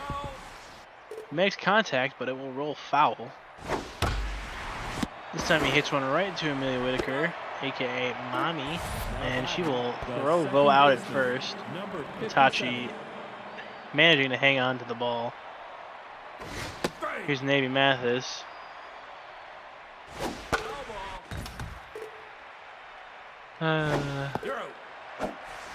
Strike 3. Now batting, the third baseman. Down goes Mathis. Number 2. Here's Ren Manning. And she, first pitch, rips it into right field. Are they going to try the arm? They are, and that's going to be a... probably could have gotten that one standing, but they'll slide for safe measure. As here's Greg Kicky, the catcher. And he blasts this one into right field as well, but this one's not going to make it nearly to the wall as Weber is there to make the catch. And that will be 3 outs. The defenders tie it up though. And here's triple R, R3, Ron Ramirez, as he tips this one foul.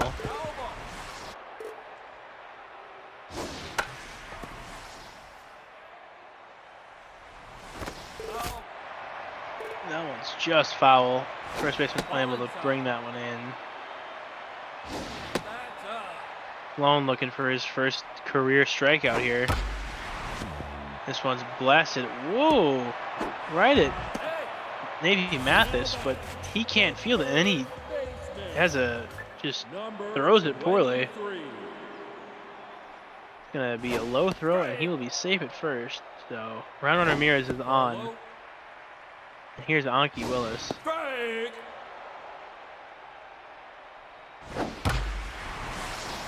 Hammering one to left field. That's caught by Correa.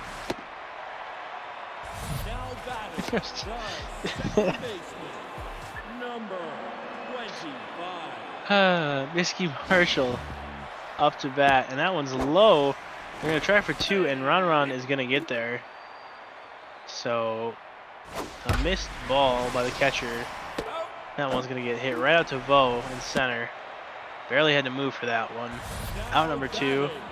And here's Middles Weber, the right fielder.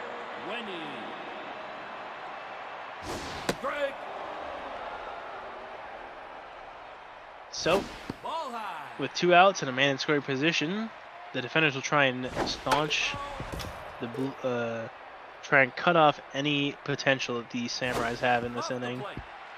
Well, this one is going to be low. 2-2 is the count.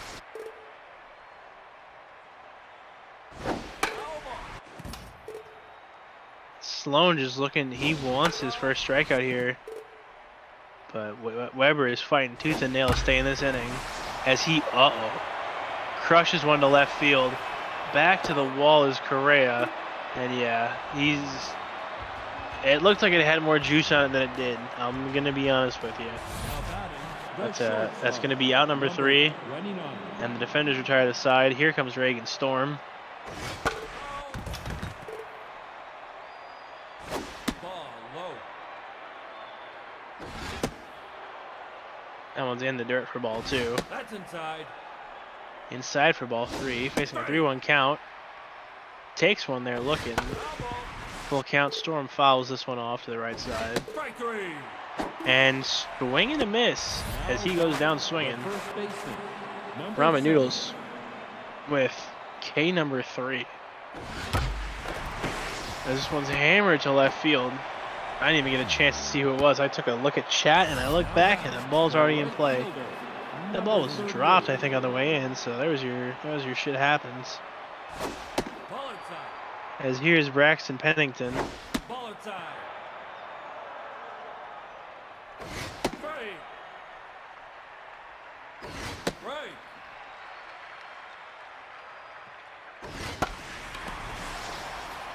This one's popped up to right field, and that's an out.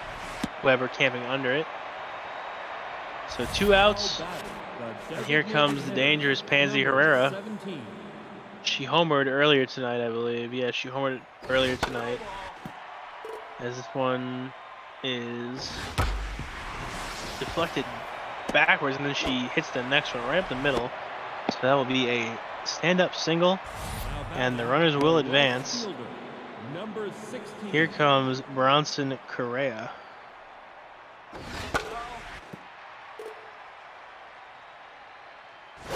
No, outside. This one's hit right over the middle, and Miskey unable to get a glove on it as the runner will advance from second and gets the run. So an RBI single Number 9. as they test the arm of Eli in center, and they can get away, and they got away with it. Strike. As here's Phineas Vo, No. gonna try and get on base here, maybe get an RBI. Foul ball. Although there could be some stealing this game as this ball is hit right over to Miskey. This time remembers to put a glove on it, and Vo is thrown on it first again. As here's Pat Dawson, the rookie. Doesn't have the greatest arm, so I expect to see some steals this game, Strike. I would think. That's outside. As the rookie matchup here, Dawson pops this one way up in the air.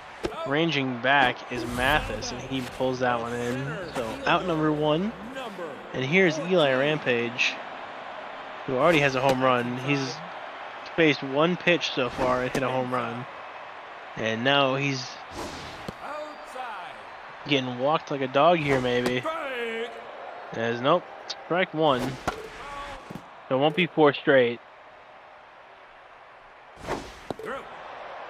And the first strikeout of his career is against the man who homered off him on his first pitch of his career. 26.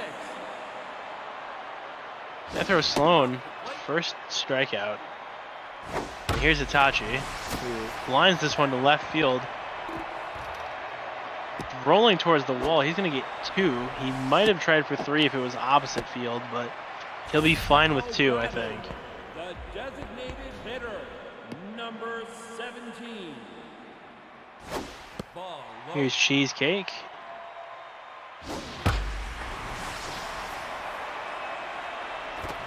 And that one is crushed, no doubt about it. My God, 407 feet, Cheesecake. First home run, and first 2 RBIs of the season come off of that hit. Samurais take a 3-1 lead. 3-2, excuse me. I forgot they scored last inning. Her last half. And here's Mommy, who hits a liner right to Navy Mathis at second. And she is gunned down at first. So the Samurais are able to take advantage of the rookie pitcher once more with another home run. However, they can't get much more out of it as the score will remain 3-2. As this one's grounded right over to Mommy at short. And Itachi fields that one for out number 1. Here's Ren Manning. Low. Right. And Manning belts this one into center. Does it have enough to get over the wall? It does. Holy smokes, that ball was traveling. And this game is tied. Ren Manning, 426, almost straight away center. Her first of the season and 5th RBI. Now batting. The I catcher, mean, number 5. that ball got out. That ball just shot off the bat Outside. like a missile. Here's Gary Kicky, or Gray Kicky, excuse me. My goodness, we got ourselves a game here. As Kicky lines this over to short, Whitaker able to get it over to Itachi at first, Number 29. and that will be out number 2. Here comes Reagan Storm, the shortstop. Strike. That's up.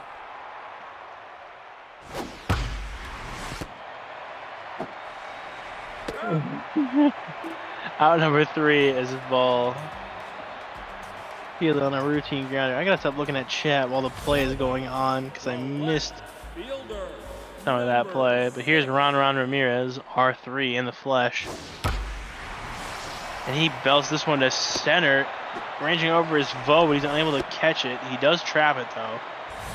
So a single for Ron, and that'll be it, as he doesn't try and push his luck. Maybe the smart move. Here's Anki. Strike. And Sloan, I don't think will be lasting much longer in the game. He's at 50 pitches, but he's given up a couple runs. He's getting a little bit tired, I think. This ball's lined to left. Stand up single. Second baseman, And here comes Miski. 25. Strike.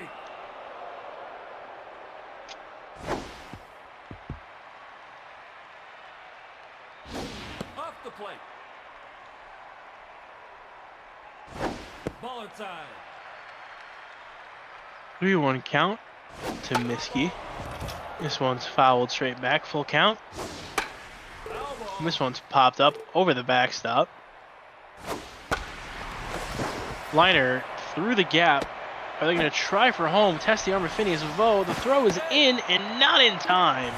As Ron Ramirez beats it out. Giggity.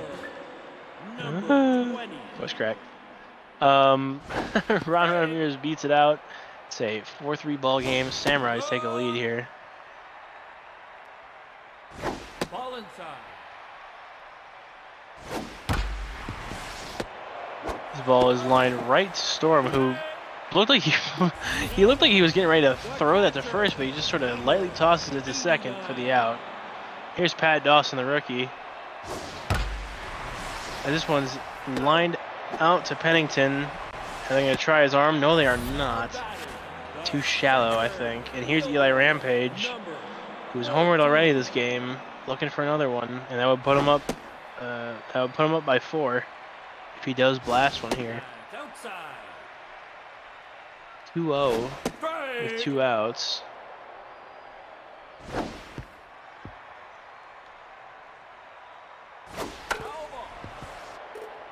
And foul.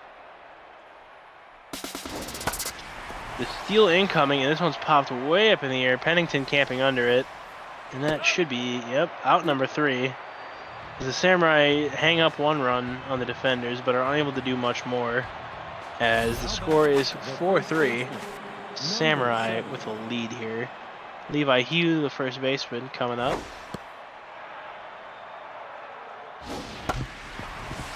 As he taps this one up the middle, Mommy fields it and throws it over to Itachi at first for out number 1. Number 38. Pennington now stepping into the batter's box. Ball inside. Strike. Strike. He's already down 1-2 after that awful swing. 2-2. Ball low. Checks his swing. 3-2 full count. And Dawson having to stand up for that one as ball 4 is called. Number And 17. Hugh takes the free base. Here's Pansy Herrera. Inside. That's inside. Strike. 2-1 count to Herrera. Strike. Payoff pitch is hammered right past Mommy's glove, and Ron is able to field it and get it in to Anki at third. But runners will advance. Here comes Bronson Correa with 2 men on and 1 out. This one's hit, and Whitaker again able to make the plays. It bounces off of her torso. And he's going to try for home. He's going to beat out the throw from R3. And this game is tied. Here's Phineas Vo. I think that might have hit Whitaker right in the stomach as it rolls past her into the outfield. Strike. That's down. Yes, bouncing off her torso as Vo pops us up way high in the air. Now batting, the second baseman, number 50. Now pitching, number 52. Mathis up to bat, runner in scoring position. Strike. Strike 1. Strike. A bouncer and foul behind the plate. Dawson fields it. So 1-2. Almost hits Mathis in the face, but he doesn't blink. Checks his swing. Full count now. Double steal, and he hammers this one. Would have been a home run if it stayed fair. And Chopper to first.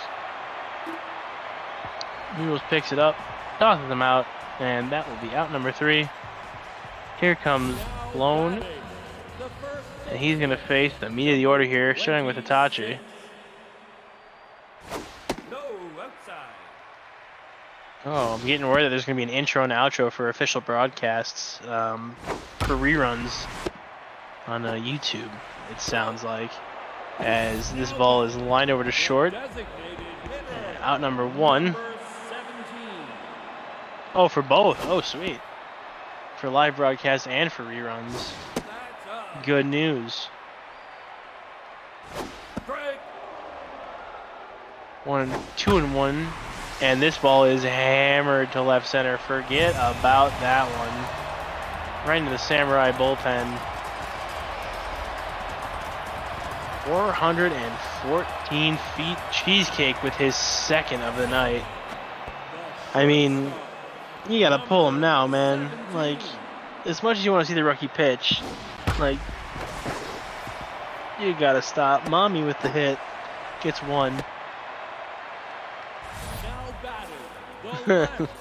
Trust me, I don't want it either, Booth. Number 60. Here's Roddy Ridgewood. Finally, they're pulling Sloan. They said enough is enough. We can't torture the rookie for much longer. Here comes Roddy Ridgewood. And the steal, are they going to get it? Yes, they will. Whitaker is just that fast. Mommy steals bases like she steals my heart. And that ball's going to get out to Pennington in right field. And that will be a single. Here comes Anki, and he lines this right to Reagan. And they're going to try and catch Whitaker in a pickle, and they have. Mommy can outrun the pickle as she gets tracked down and tagged for out number 2.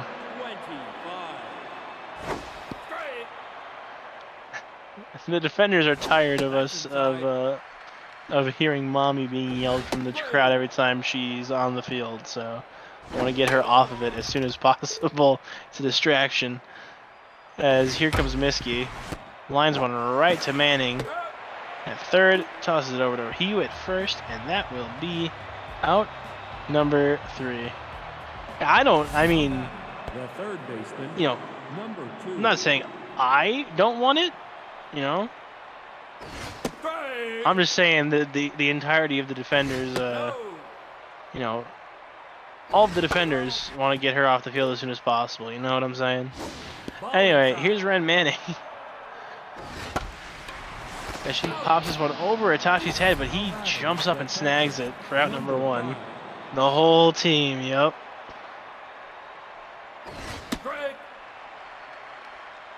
Great kicky up to bat as this one bounces off the glove of Dawson.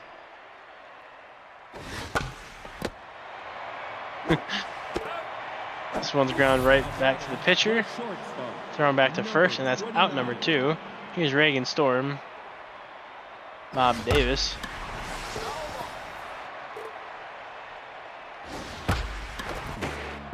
And Honky unable to get his mitts on that one as it'll just get out of his hands. Number 7. Here's Levi Hugh. Just reading the threatening messages that I'm being sent by the commissioner about mommy. It's scaring me. I'm gonna be honest. I'm being sent death threats by the commissioner right now. Oh no, they're not threats. They're promises. I'm sorry. Yeah. Number 38. I'm being sent death promises by our commissioner. Here's Braxton Pennington. As he pops this one way up in the air. And that will be out number 3 if Anki can catch it, and he does. So Samurais lead 5-4. As we head into the 6th inning here.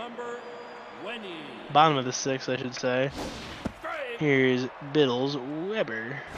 Or Weber? I don't know. He lines it up the middle. Reagan Storm with a nice dive and is able to get it over to Hugh in time. Round number 1. Number 89. Strike. Here's Dawson, the rookie, facing off against Roddy Ridgewood. Strike 3. And that's strike 3. He goes down quickly. Here's Eli Rampage. 1 for 3 tonight. His only hit was a home run. So not bad in the grand scheme of things as he lines this one out to center. Vo fields it, and he's now hitting 500 on the night with a single and a home run. The first baseman, number 26. And here's Itachi, aka Bum. That's inside. Or so I've been told by the actual Samurai's owner. He's a bum and he can't do anything. As Rampage is gunned down trying to steal second. So I guess we'll have to wait to watch him hit. As the defenders are coming out here. Here's Pansy Herrera with 2 singles in the day. And Davis is being pulled for Juliana Hamsteak. Strike. Ball outside. That's down. Hamsteak, one of the more accurate pitchers in the league. Jams Manning there, and that's or Herrera, excuse me. Jams Herrera, and that one rolls over to Anki, who guns it over to first, and that will be out number 1. Here's Bronson Correa, and he lines this one right up the middle, past the glove of Hamsteak, and that will be a single for the defenders. Now batting. Defenders looking to get at least a run here to stay in this game. Here's Phineas Vo. Watches that one drop past him for ball 1. And the steal, Anki with the catch, tries to throw it back over to Itachi at first, but the throw is not in time. Number 57. As Herrera is safe at first. Not Herrera, excuse me, that's whatever. Out number 3, as the ball is thrown over to Itachi at first. The first baseman, number 26. You don't worry about it. Speaking of Itachi, here he is. Off the plate.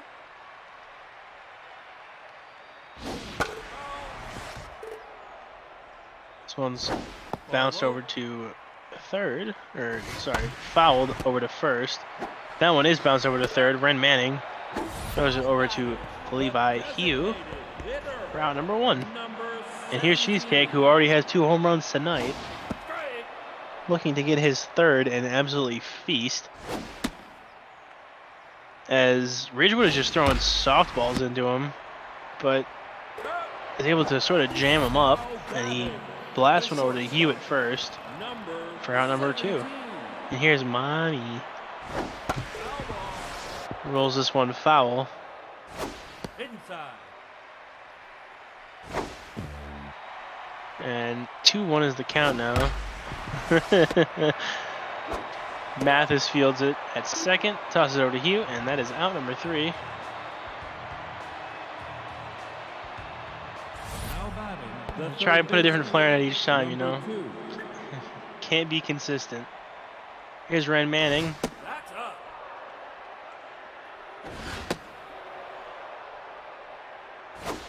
Foul ball. Taps this one foul. And this one is lined up the middle into center field. That's a single for Ren Manning. Now batting, the catcher, number 5. And here's Gray Kicky, the catcher. And he pops this one up. Eli Rampage camping under it. Should be an easy out. And Ren Manning is walking back to first. She tags and will not try to advance. Miskey brings this one in. And here's Reagan Storm. 1 of 4 today with a 357 average. No home runs, no RBIs. And having a rough go as strike 1 is called. Ham steak. That's inside. Playing good. I'm surprised I haven't seen more steals from the defenders here, just based on Dawson's arm. Like they'd get away with a lot of steals today. They're just not trying it as Storm hammers this one to left.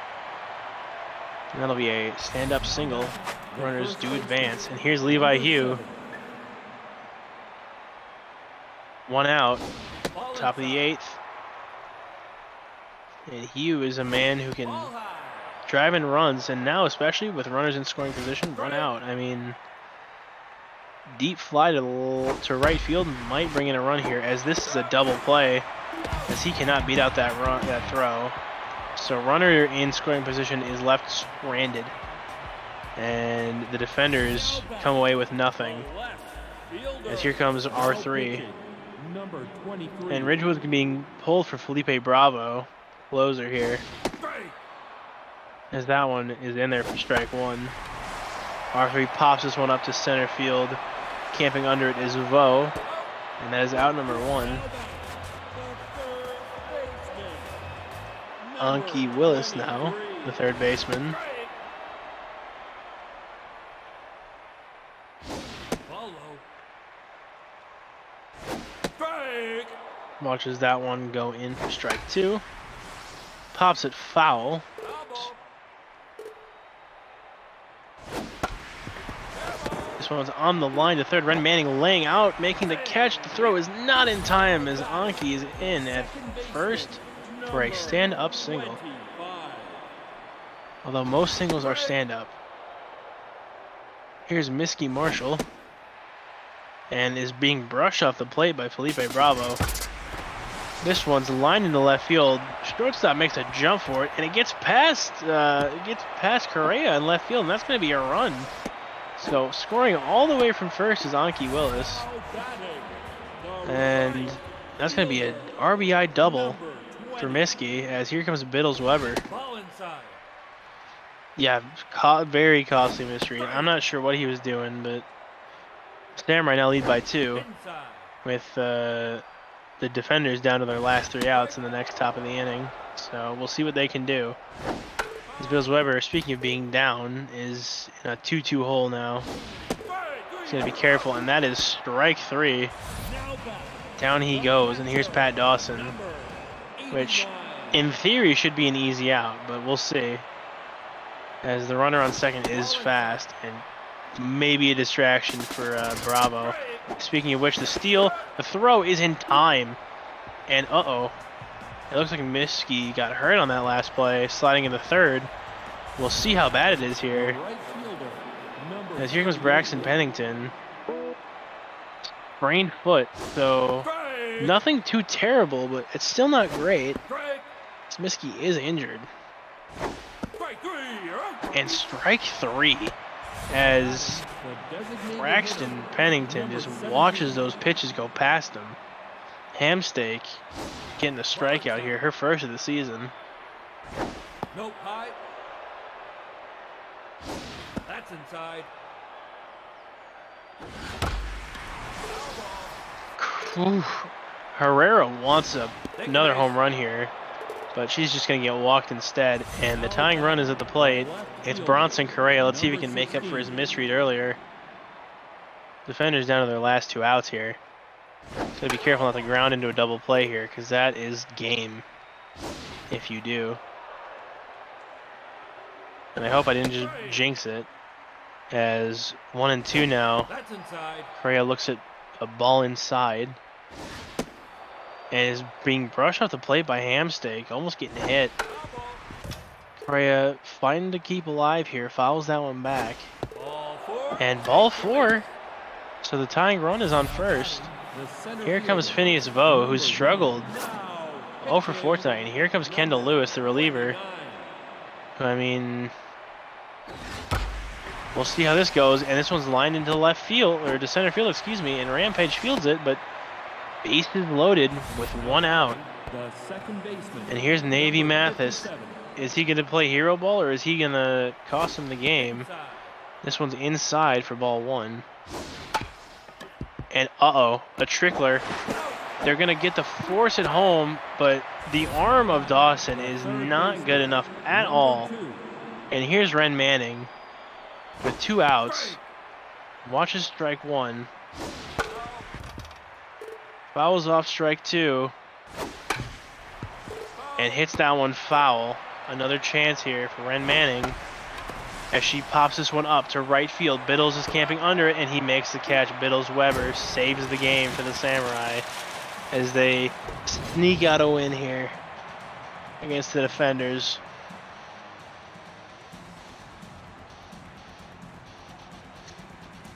So 6-4 is your final score. The Samurai will take this game at home. The win will go to Davis, the loss will go to Sloan, and the save will go to Lewis. And Cheesecake, your obvious MVP with 2 home runs, 3 RBIs, and 750 on the night.